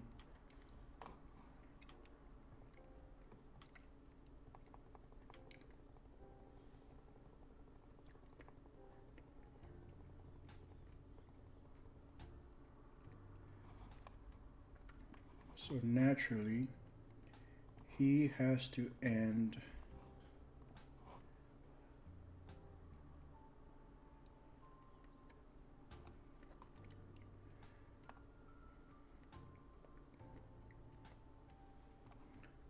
like that. And he has to end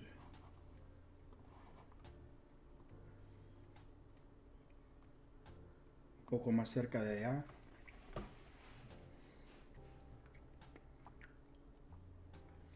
That arm's gonna have to be fixed. But let me see if the positioning works.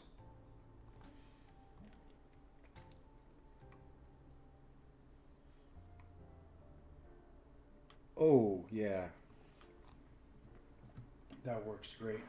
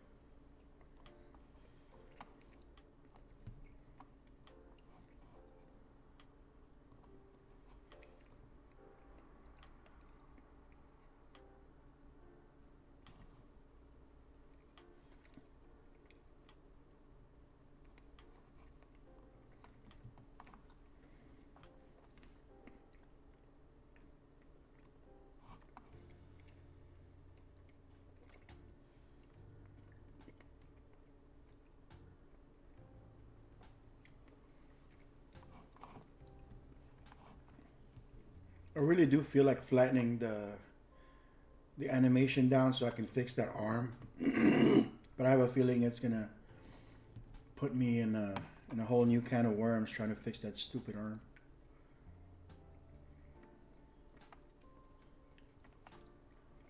But I probably should because of the reach.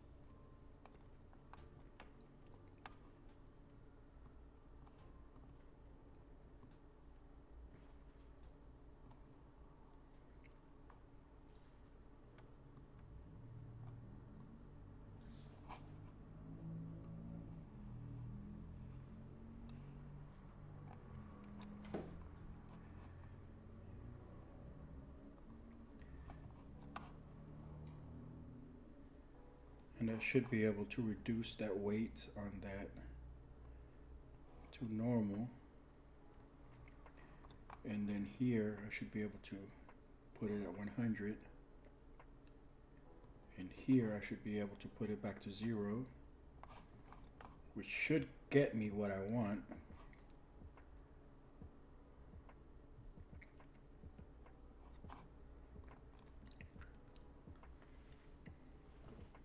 It's a little bit of a weird sliding, but that's okay.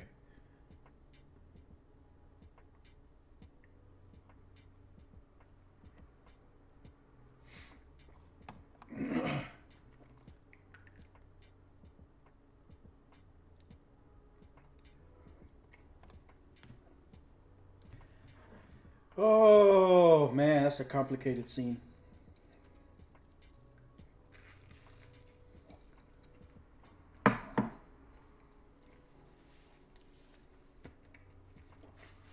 Good thing is that most of the scenes are not this complicated.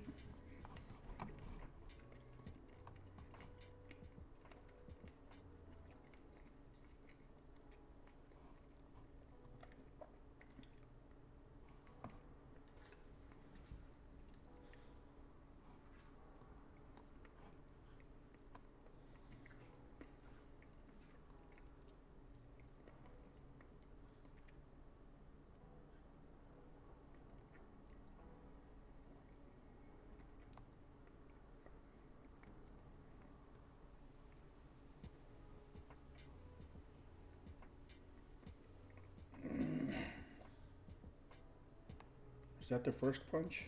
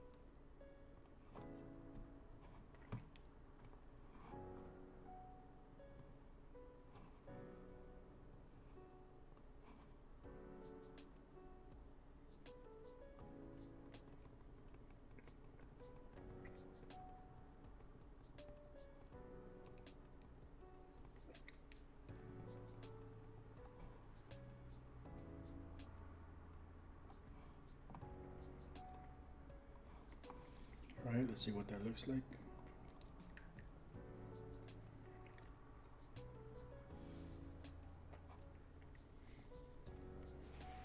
It doesn't look too bad.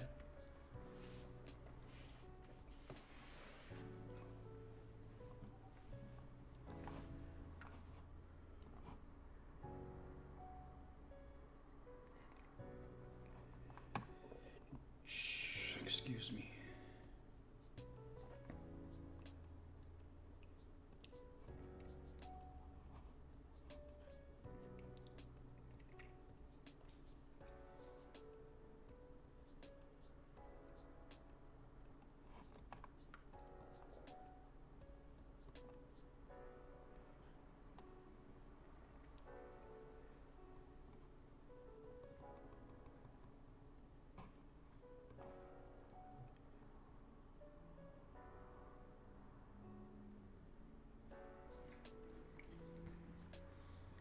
I'm not gonna try it.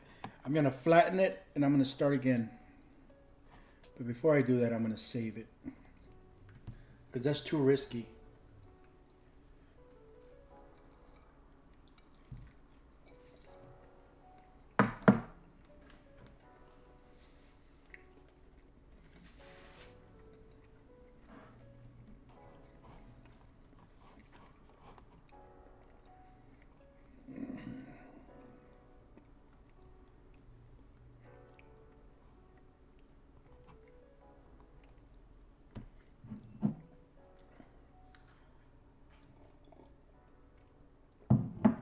Flattening tends to have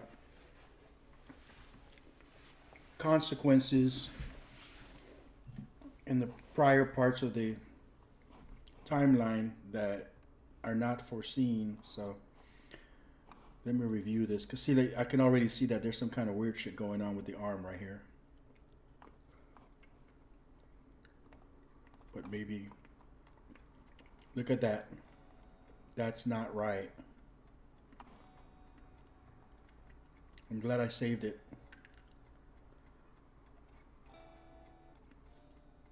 Yeah, I totally fucked up the arms. I did not want to do that. I messed up the arms.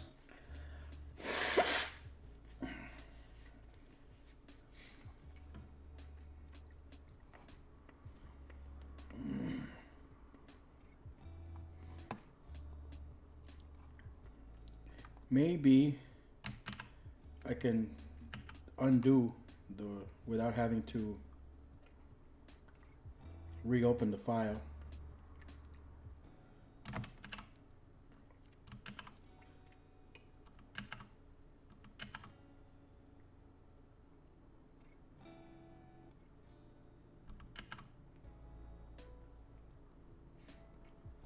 It's not doing it.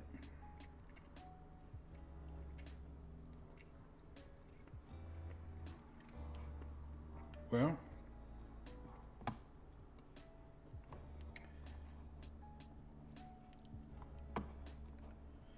let's see.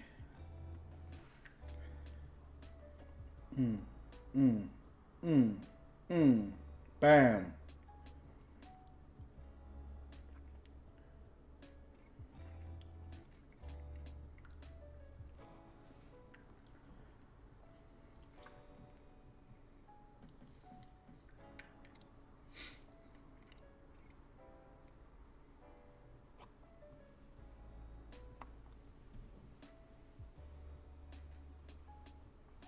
Okay, that's not too bad. Looks like I managed to recover a little bit.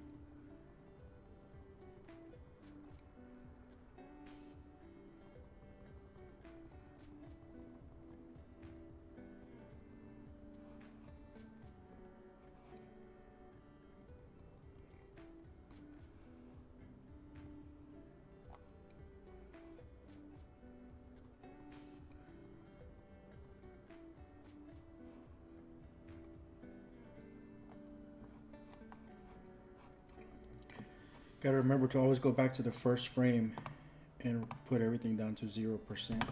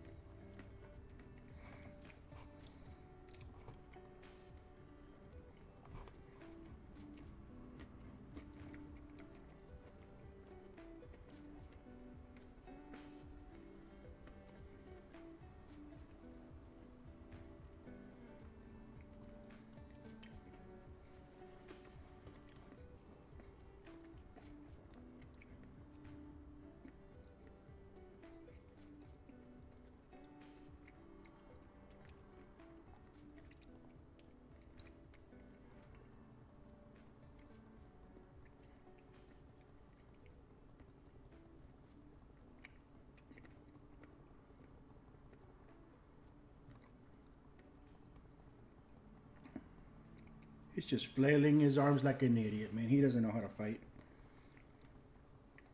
That's the point.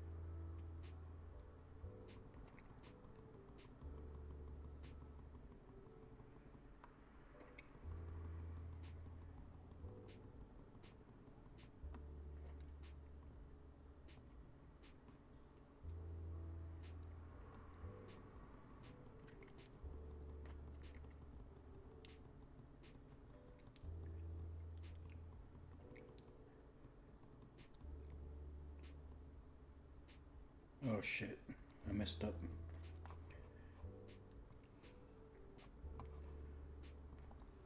Oh well, I guess we get to watch it again.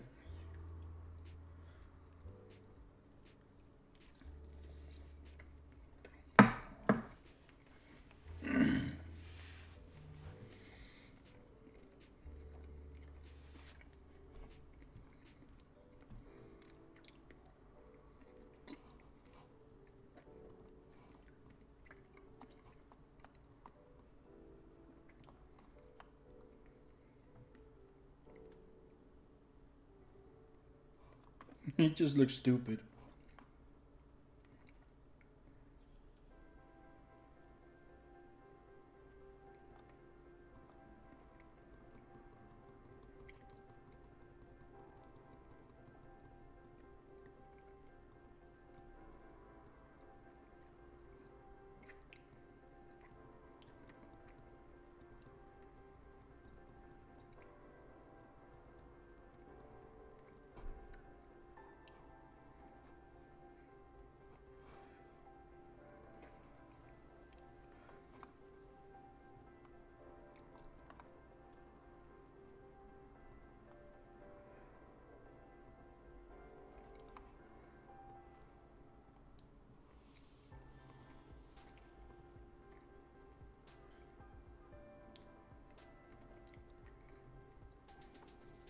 It's a really weird movement, but I'm gonna keep it because this guy doesn't really know how to fight anyways.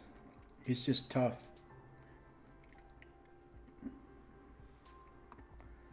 It just looks weird.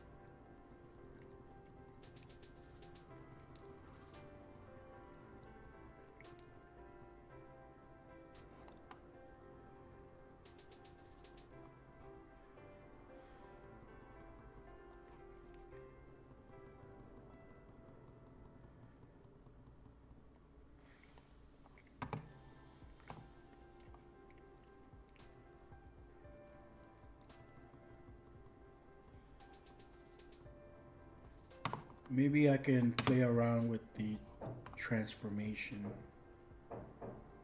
Oh, fuck.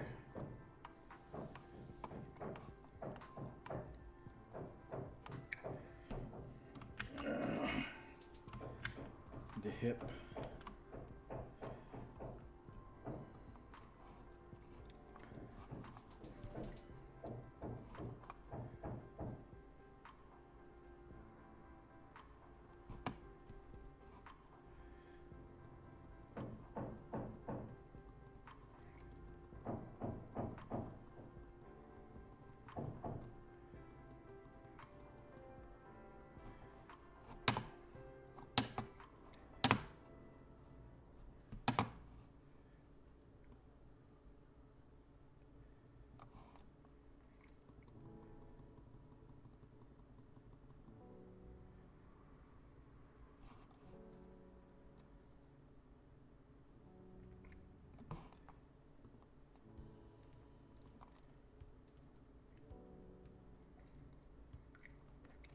Actually looks better.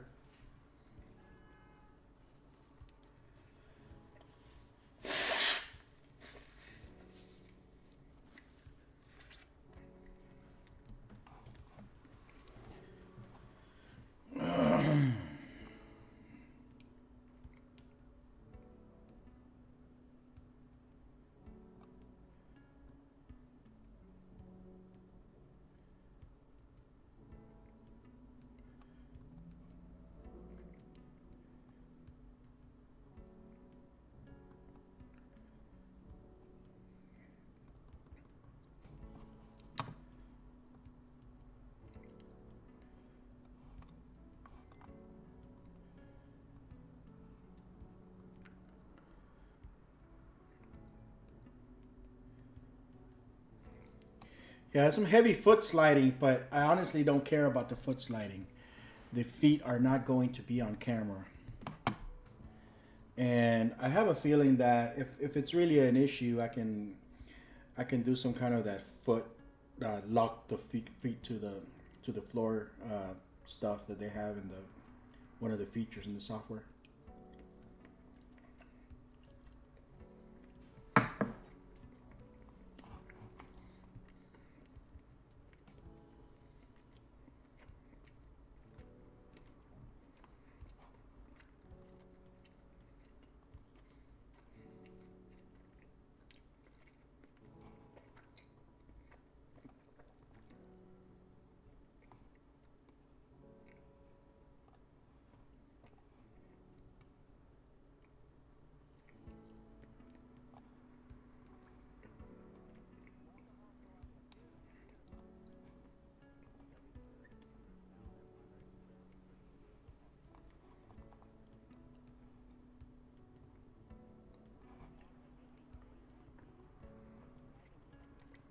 Oh man, that looks really terrible.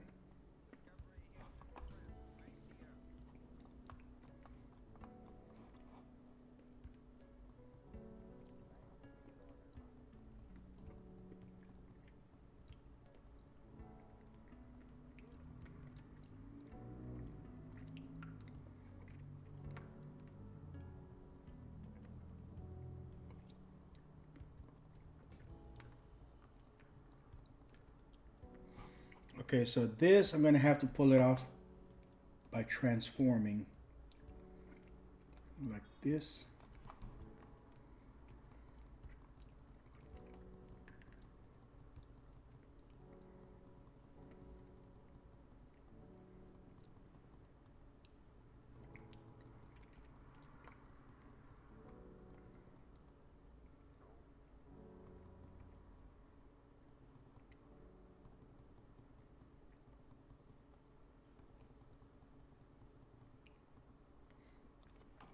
Oh, that arm needs to go down.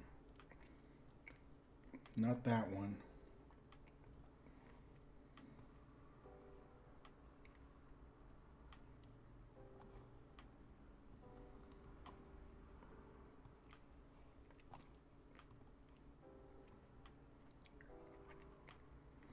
Guess it has to be a new layer.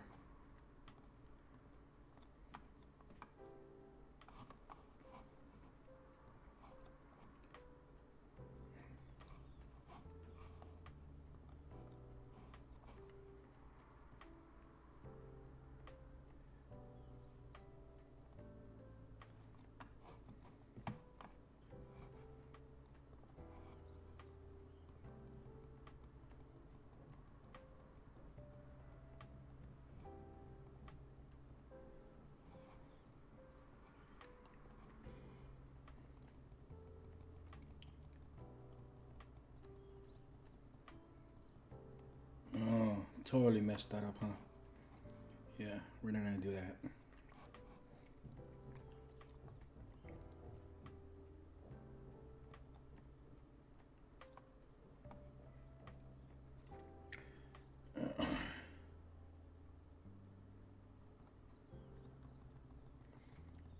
I don't want that windmill looking thing.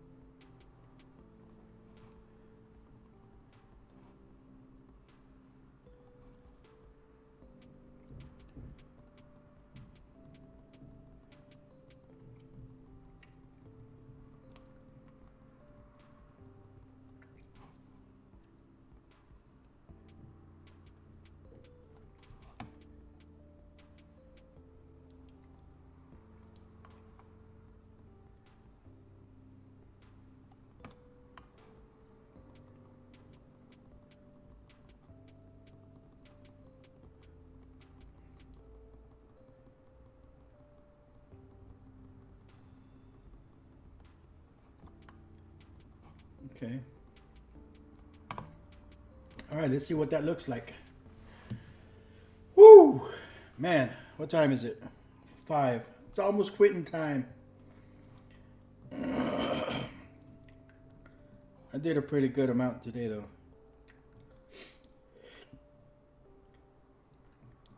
Yeah!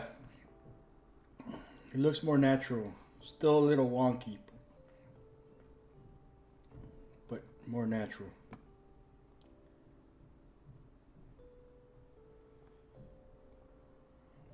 Bam, bam, bam, bam. Yeah, it doesn't look like he's just doing this now. It's like he's pulling out and punching with the alternative hand.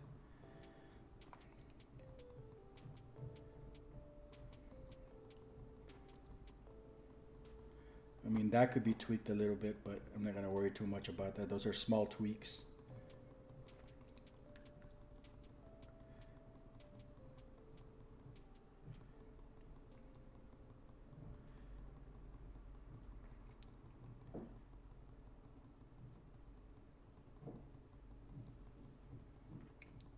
See if this kick lands by itself. Bam! Oh, it looks like it kicked him in the nuts. That was not in... That's not how it was intended.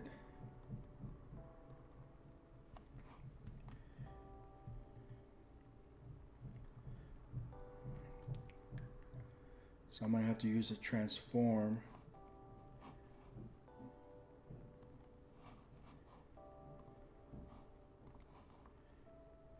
Just to kind of... Oh man, that's beautiful. I did not expect that to end up on his nuts, but it works. It was just supposed to be his stomach.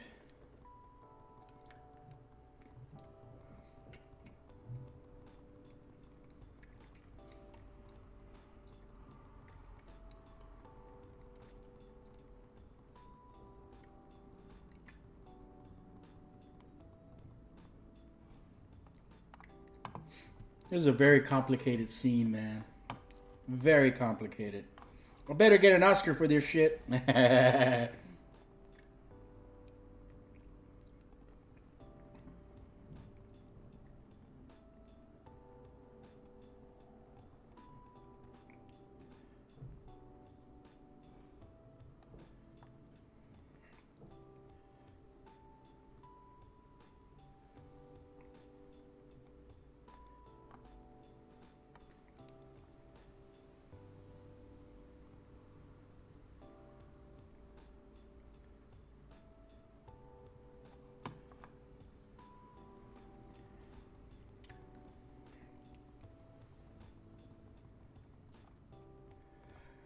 I just better get a fucking Oscar.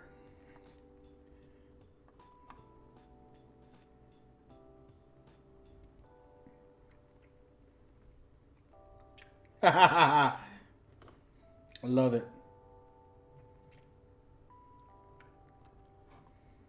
Okay, we gotta clean up that little thing so they're not clipping each other. Although it doesn't necessarily matter because the focus is not gonna be on the floor. So again,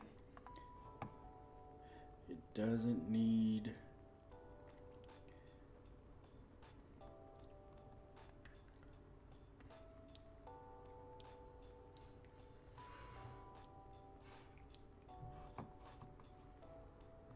Doesn't need to be perfect.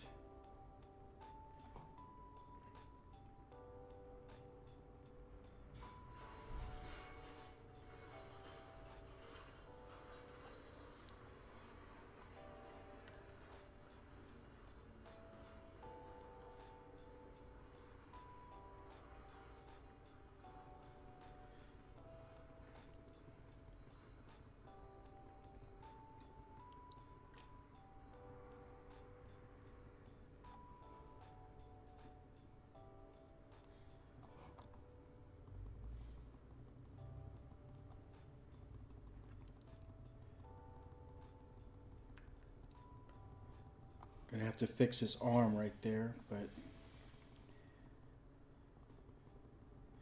again, we'll save that up.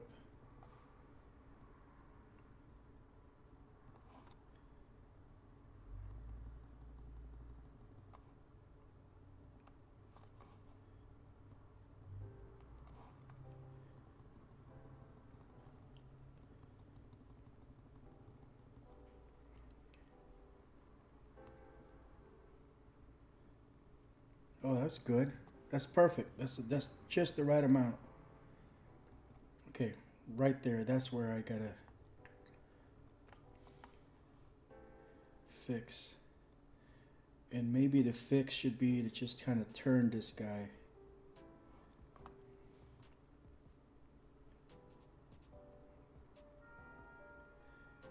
I'm just gonna turn them a little bit.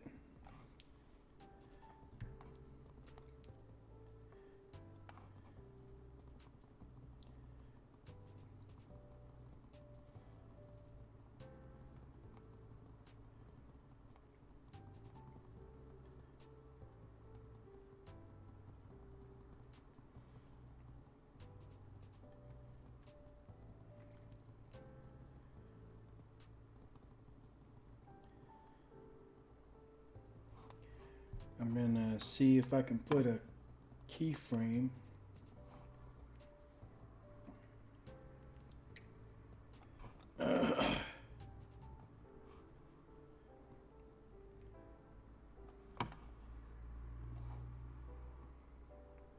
Right there.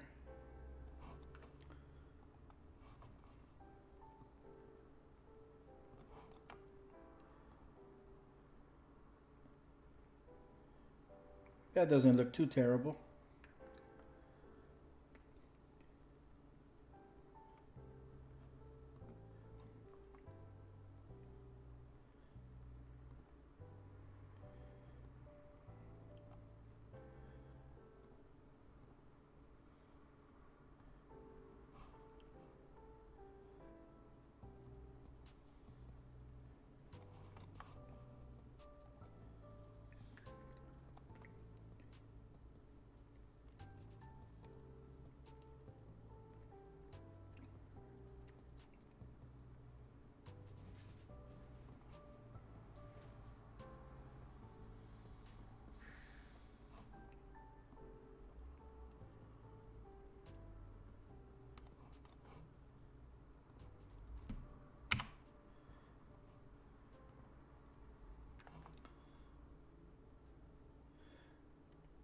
J. Michael, how's it going, man? Missed you.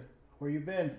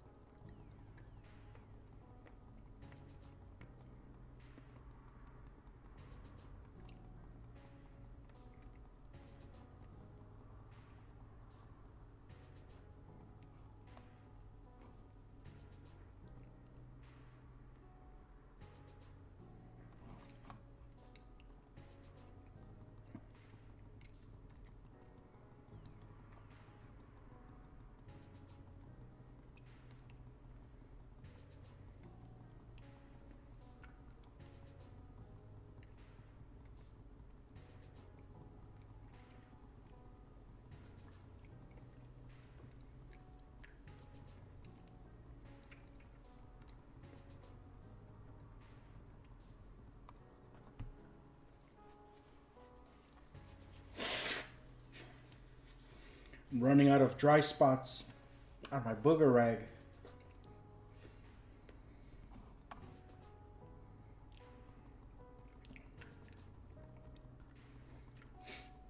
So this needs to hit right on the face. I think this is almost done. Damn.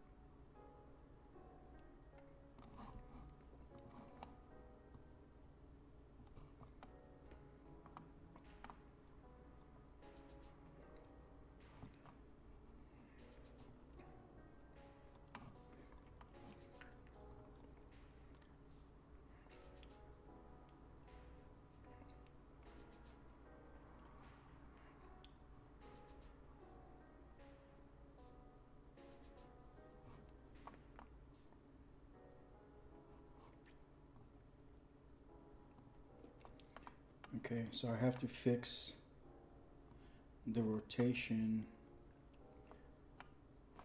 somewhere over here.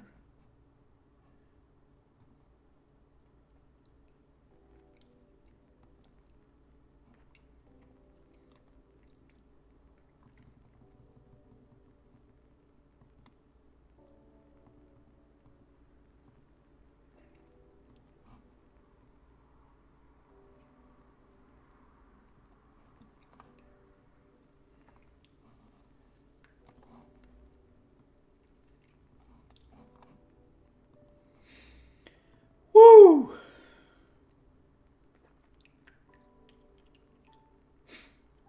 Animating that third character is gonna be a pain in the ass.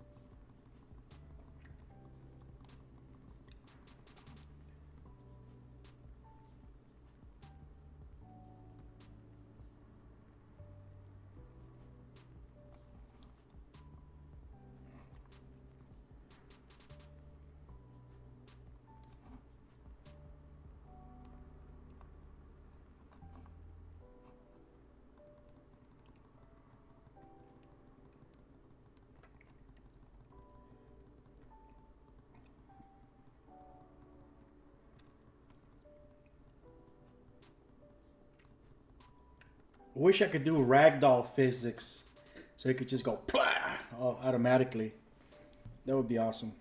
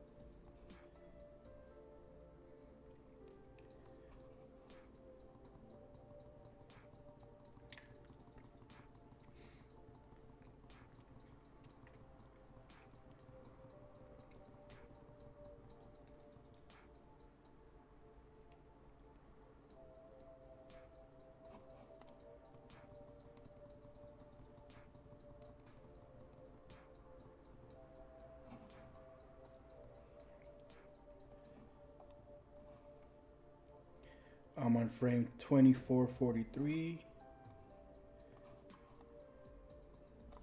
2443. That's how I know I could get back to that.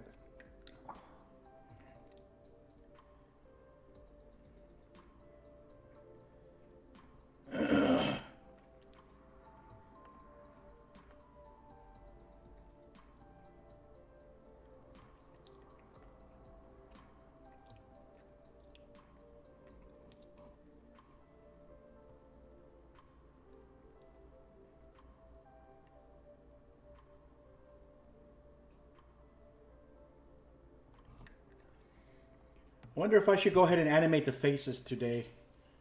I mean, I should have quit 13 minutes ago, but I'm flowing, man. I'm on the flow. I'm on my mode. I think I got my second wind here.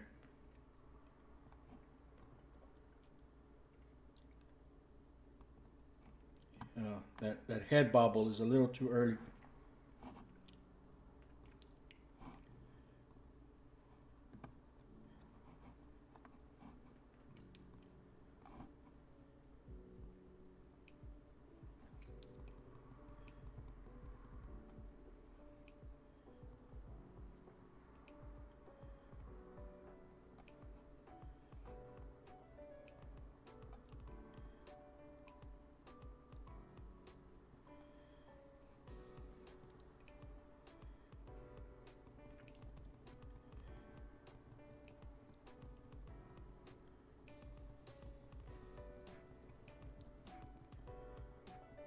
I'll fix that arm later.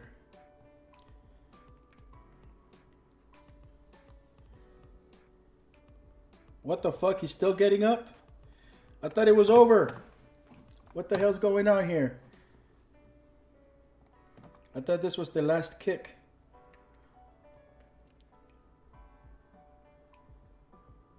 Oh, okay, that's when his buddy jumps in and does the steel chair. Kick. 2, 3.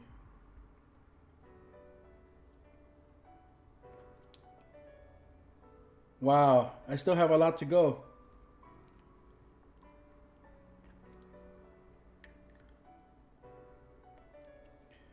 I still need that final one where he kicks him straight into the ground, but I'll animate that separately. That's not a big deal.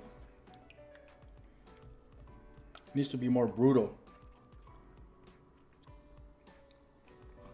All right, with what I have, let's see if we can put together some formal camera work so we can get a better idea of what we're looking at.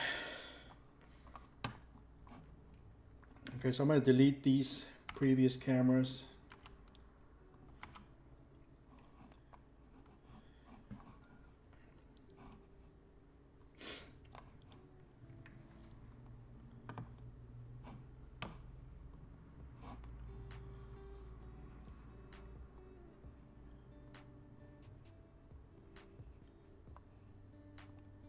None of these should be at 100% right now. Perfect. Okay, so let's start with Cletus. Let's give him a nice little frame.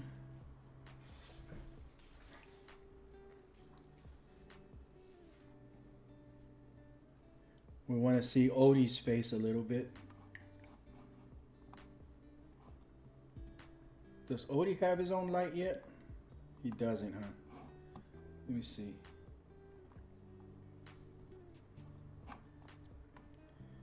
Let's see if we can adjust his light so we can make it nice and dramatic.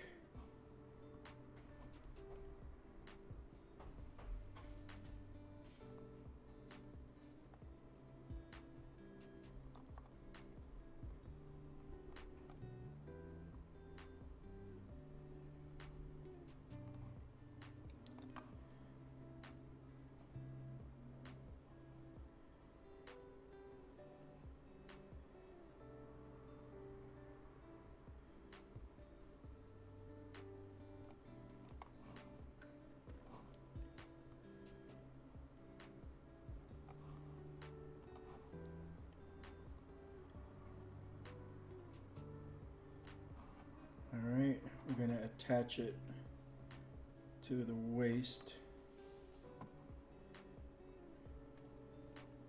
Perfect. All right, now let's turn our attention back to Cletus. Actually, what I should do is save it again, because again, I'm trying to avoid this crashing, man. I've done so much work today that I would really hate to lose the project.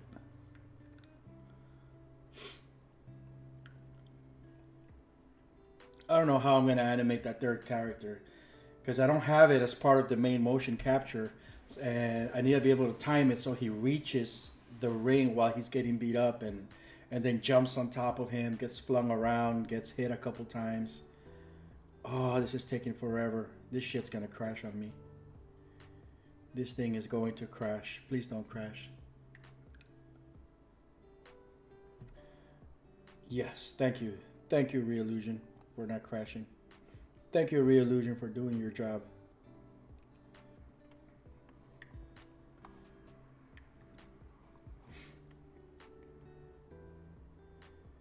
Okay, so I want to start with sort of a pan. It's going to go from right to left, or from left to right.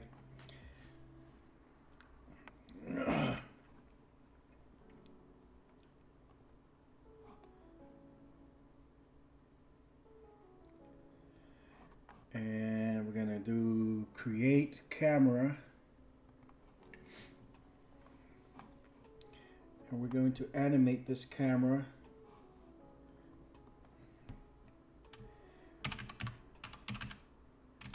We're going to call it camera 1. We're going to animate this camera panning from left to right, or right to left, one of the two.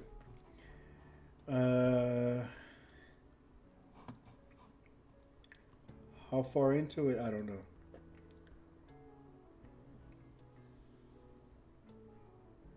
Maybe right there.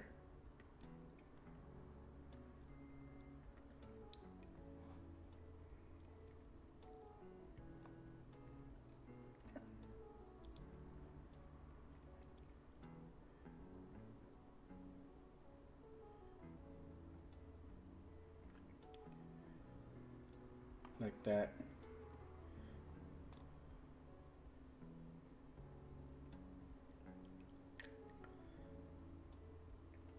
That arm's gonna have to be raised up a little higher.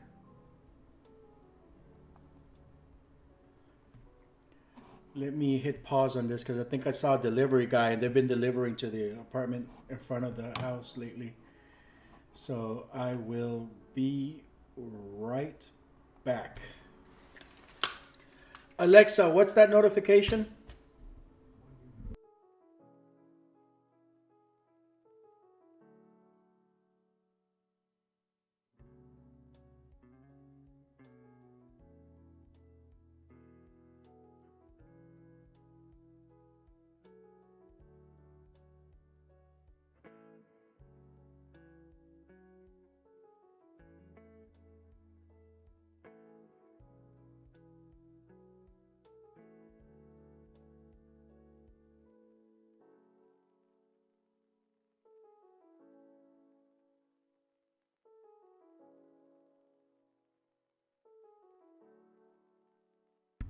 Okay, sure enough, it was the delivery guy. So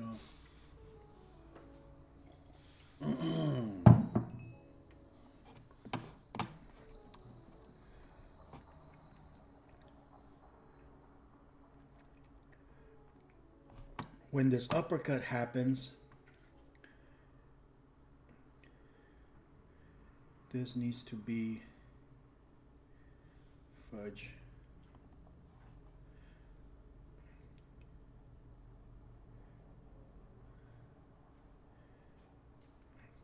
Like maybe like that.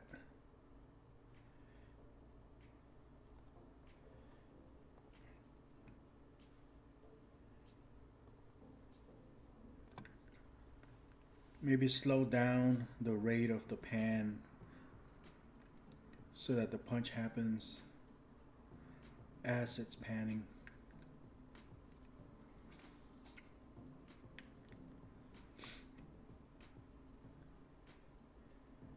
And we're going to follow him.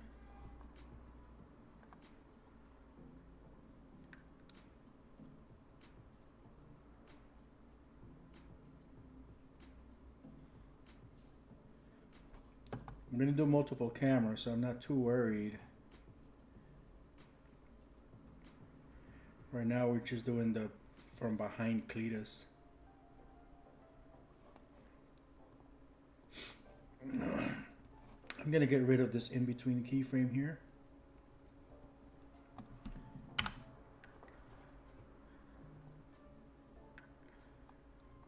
Just have a slower pan.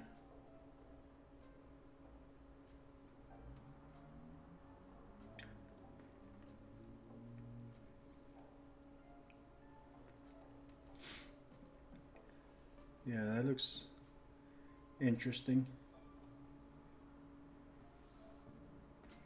Okay.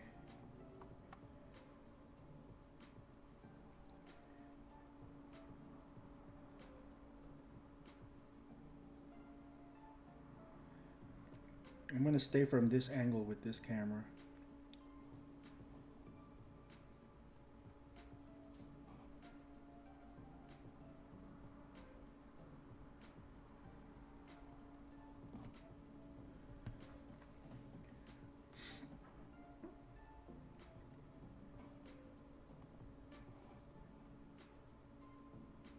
Fudge, what's going on? I'm not able to control my mouse. It's good.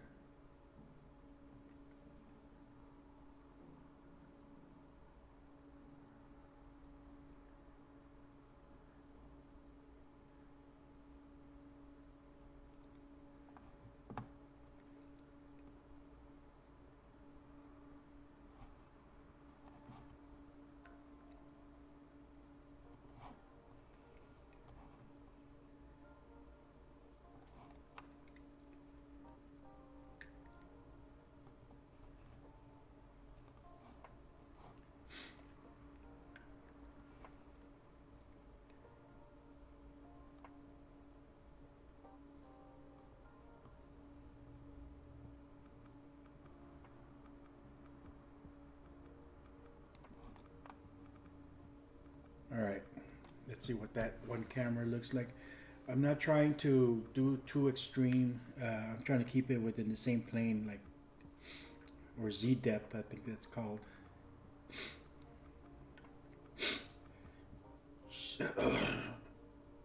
So as we go further along, I'm gonna be able to clean out a lot of these hand gestures and stuff.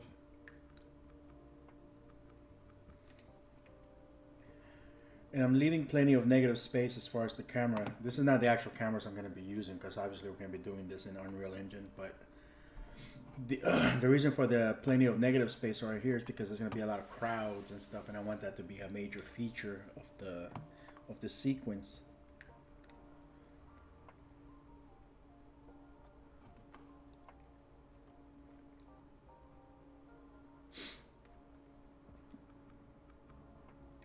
The computer's starting to struggle, though. It doesn't like these type of complicated movements.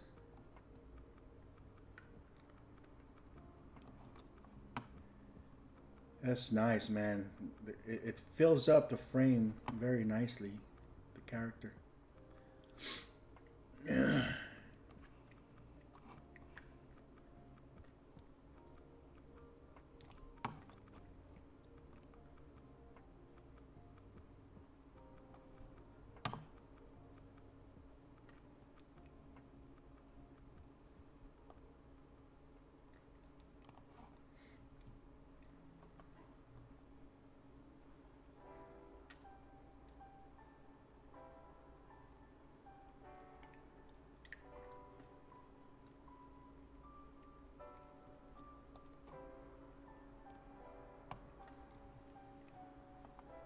We're gonna do up until maybe frame 2000 with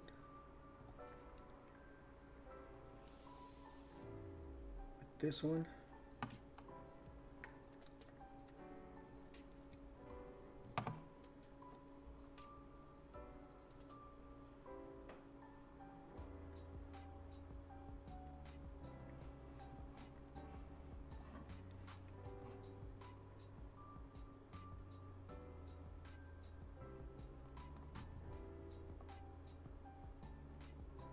This computer's struggling. I should probably save it because this thing is gonna crash pretty soon.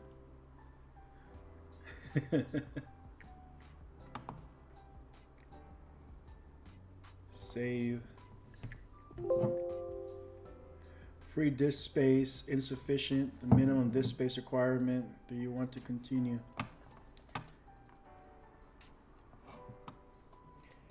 That's why it's struggling. It's run out of space.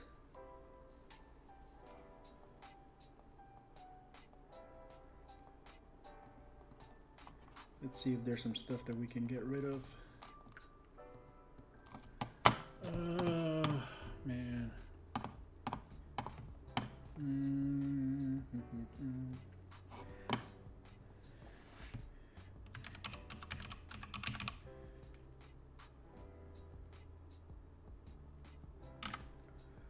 We're gonna try it this way. Whoa, I don't have Windorstat. Yes, I do. This is a great little program for finding out what's using up all your disk space. So on D drive, we're gonna have it analyze real quick because we gotta free up some space, and we gotta find out if there's a file that we could just chunk.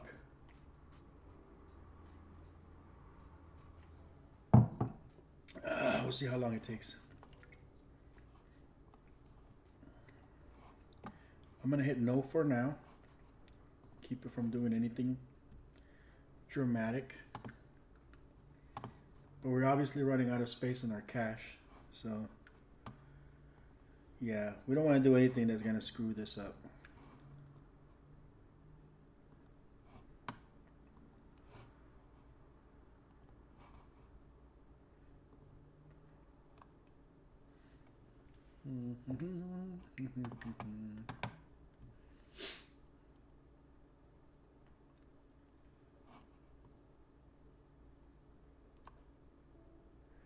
What's the name of this project? Cleanup attempt. And this one, well, I'm gonna wait till Windorstat finishes doing its thing. 92%.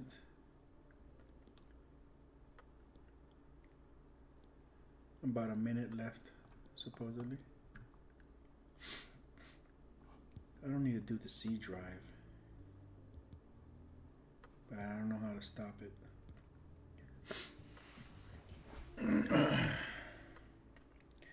It's almost done. Once this is done running, I'll be able to see what's on the D drive, and if there's any files that I could just afford to get rid of completely, I'll just do that real quick, and that'll free up the space that I need. I know that this Heckle and Jekyll project I can get rid of. I'm not gonna delete anything yet. Fight one project, that can go away. Alright, come on, buddy.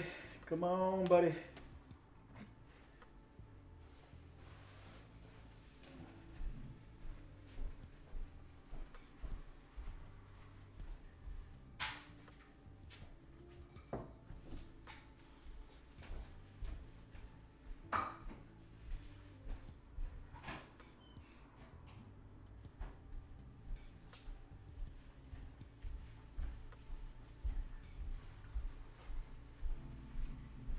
Alright, so we feed the rest of that sandwich to the doggy. How are we doing here? Still says about 2 minutes left. Damn. It was 1 minute 2 minutes ago. So close. I'm not gonna bother tweaking it too much. I just want to get the main animation stuff done and leave it in a state where it's easy to clean up, like do final cleanup and tweaks and stuff, and maybe send it to One Gun so he can play with it, because he's really good at, you know, cinematography and animating inside of iClone and like piecing stuff together and things. And obviously he probably would have been able to animate this thing using some of the pre-made motions and stuff, but this is not about One Gun. This is about me. This is how I film, and I do want him to take this scene and hopefully polish it up and make it stand out. The next scene is going to be very easy. It's dialogue, comedy dialogue and stuff. There's not a lot of stuff going on, but there is another scene in here that's going to be so fucking difficult, but it's going to be the set piece for the whole thing. That's the second fight. It takes place in inside of another warehouse, and that fight is just all over the place. And I think with the motion capture, I think we just need to get that scene done 100% from the start, so there's no cleanup, there's no tweaking, there's none of this goofing around.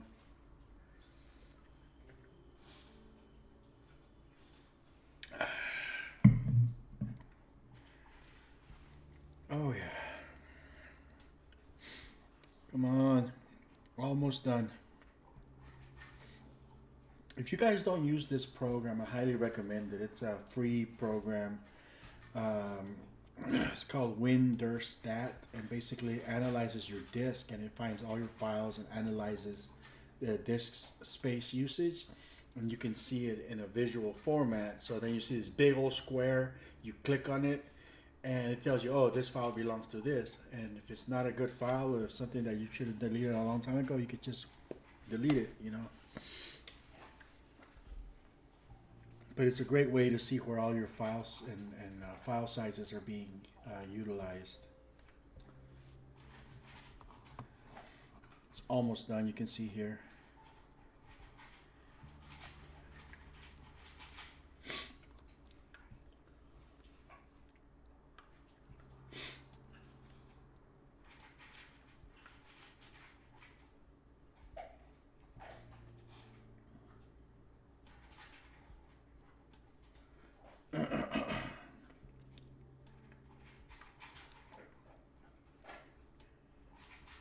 Come on, buddy. You can do it.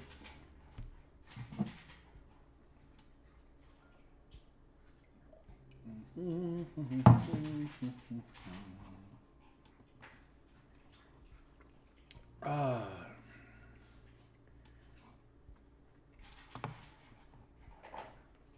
How's everybody doing tonight?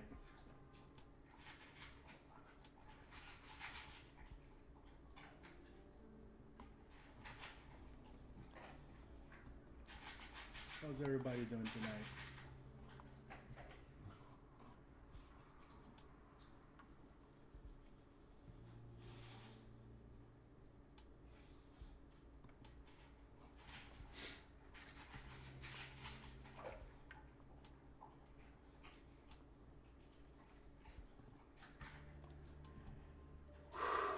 Come on, buddy. We're almost there. Down to the finish line.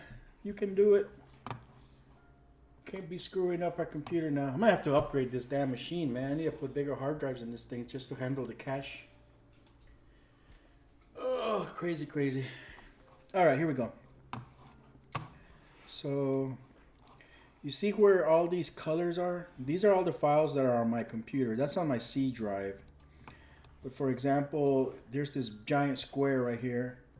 That's a compressed DDP derived data cache for an Unreal project.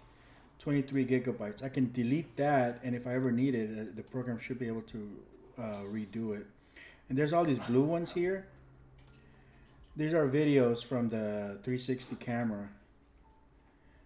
And these are on my C drive. I don't necessarily need these, but I think I want to hang on to these for now because I want to make sure I have them properly backed up. But all of these can probably go away. I know I've already uploaded them to YouTube and stuff, I think. So yeah, I could probably restore 449 gigs of data on my D drive instantly by deleting these files. I'm not gonna do that right now. I need that. I need to make sure I have those backed up. So this is my C drive. Video archive, PC, Cyberpunk. This is from a video game. What's this? Presentation. Probably should hang on to that. Okay, I'm gonna delete this.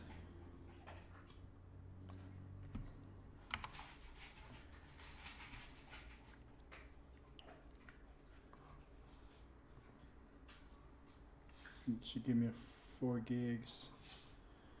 What's this? Hyperfilsys. That's a system file. That's on my C drive. I don't need to mess with that. That's not the problem.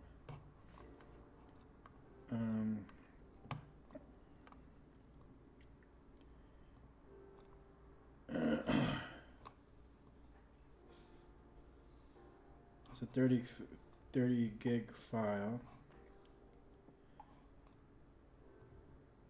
40 gig almost. Compressed. Model, stable diffusion. It's a cache object, I think.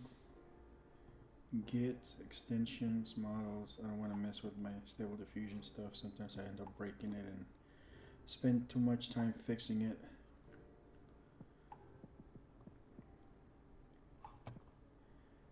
Scene 9 AccuFace test. Almost 4 gigs. I can delete that.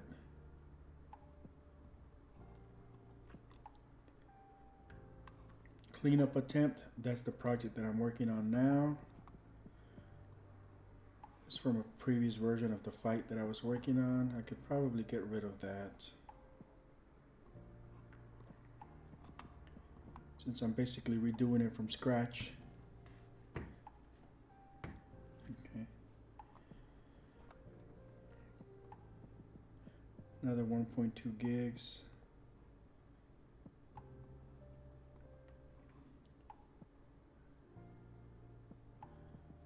There's a restore project here. Yeah, we can afford to get rid of it. If I get rid of this entire blue block here, I should be able to restore about 500 gigs of data. Maybe I can move these to one of those external drives just to make sure, in case I ever need them.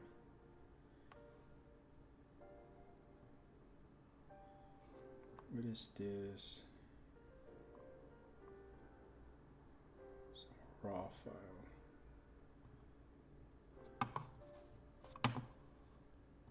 Let's see, maybe it'll give me a preview. That's about a 40 gig file, almost.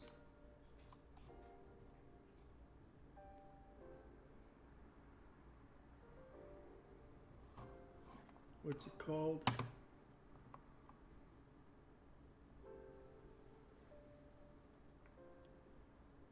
No, it's not a 40 gig file. Almost 8 gig, 7 gigs.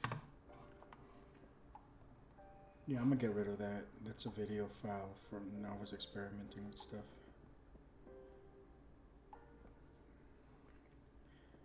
It's the Venture Resolve copy. I don't need it.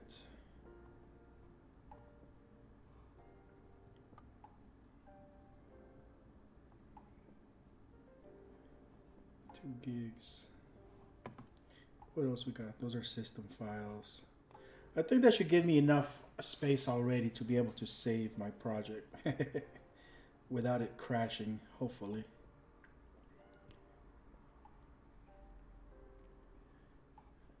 What's this and this?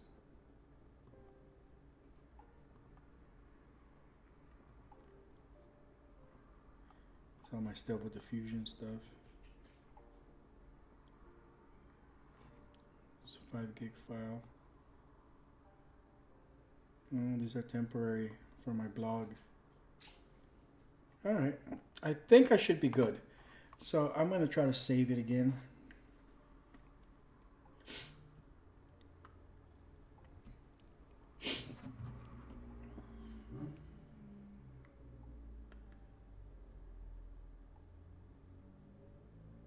And it's saved. We prevented it crashed.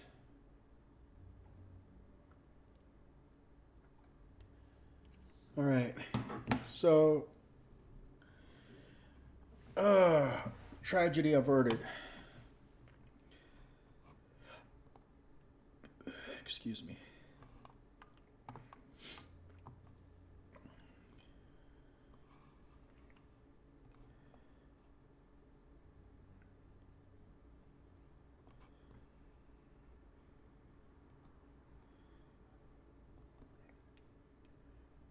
Since we are focusing on Odie right here, he's smaller. I'm gonna put the camera from the bottom going upwards.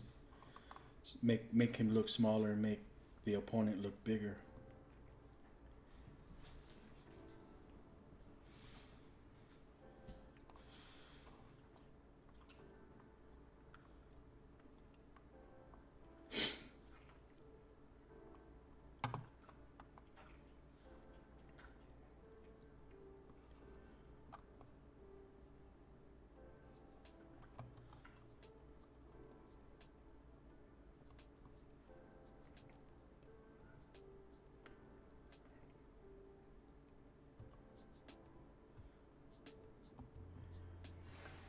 Don't crash on me now.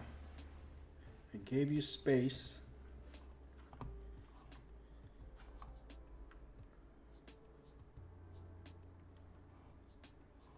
At least hold out till frame 2000 so I can do a second camera and then we can kind of get an idea of what the scene's gonna look like.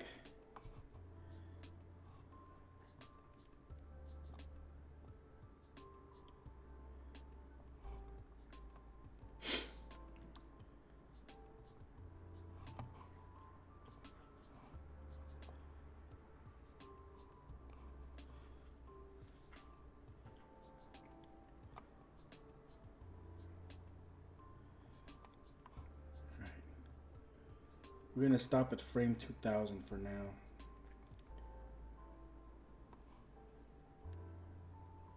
And let's see what this one camera looks like just by itself.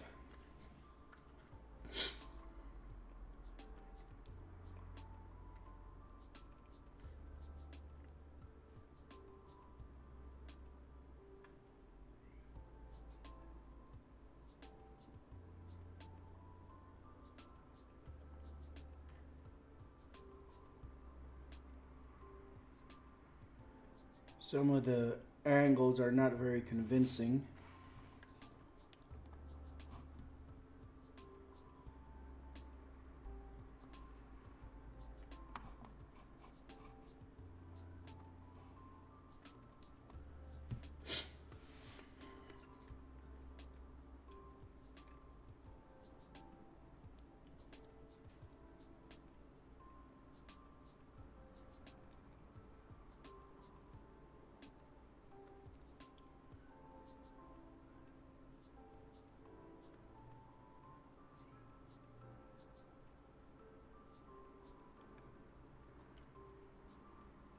I love that.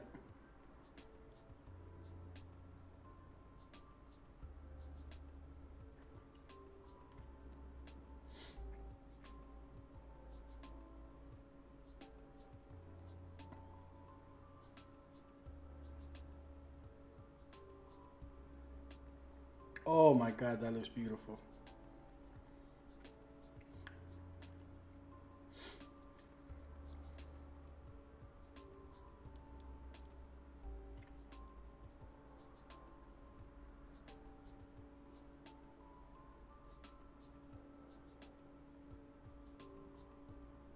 Okay, so let's do a second camera just to spice it up a little bit.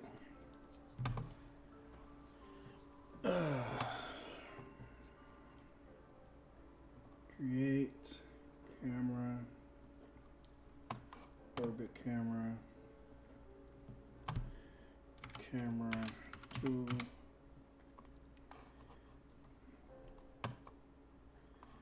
Let's switch to minimal so we can increase the speed of the playback.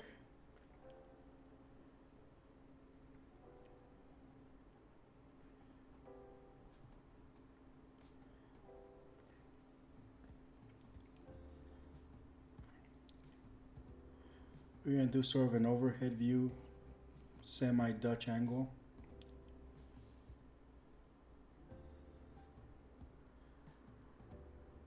But from behind Odie.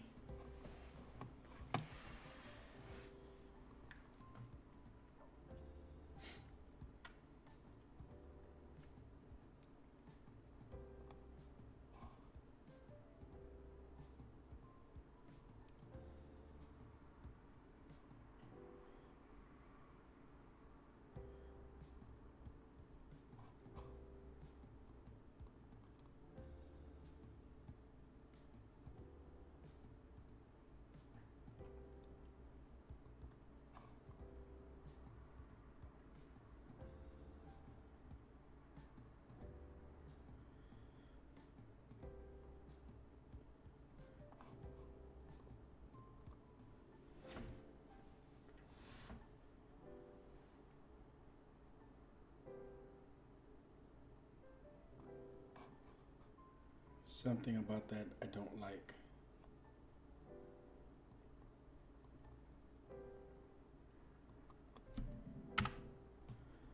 I think I should be able to copy the keyframe and put it there. And just barely move it.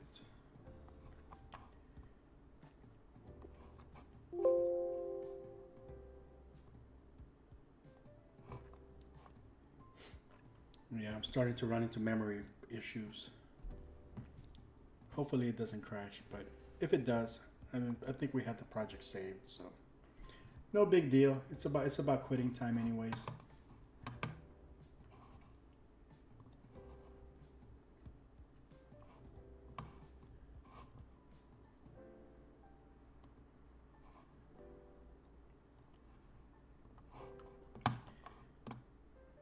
Wow, yeah, it's gonna be a while. All right, I'm gonna go ahead and sign off. I'm gonna let it do its thing. Okay, it did it.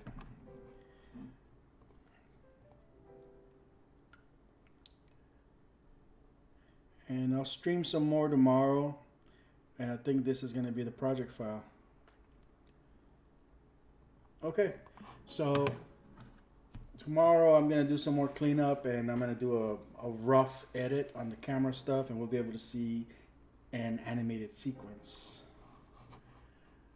All right, signing off, guys. Thanks for tuning in.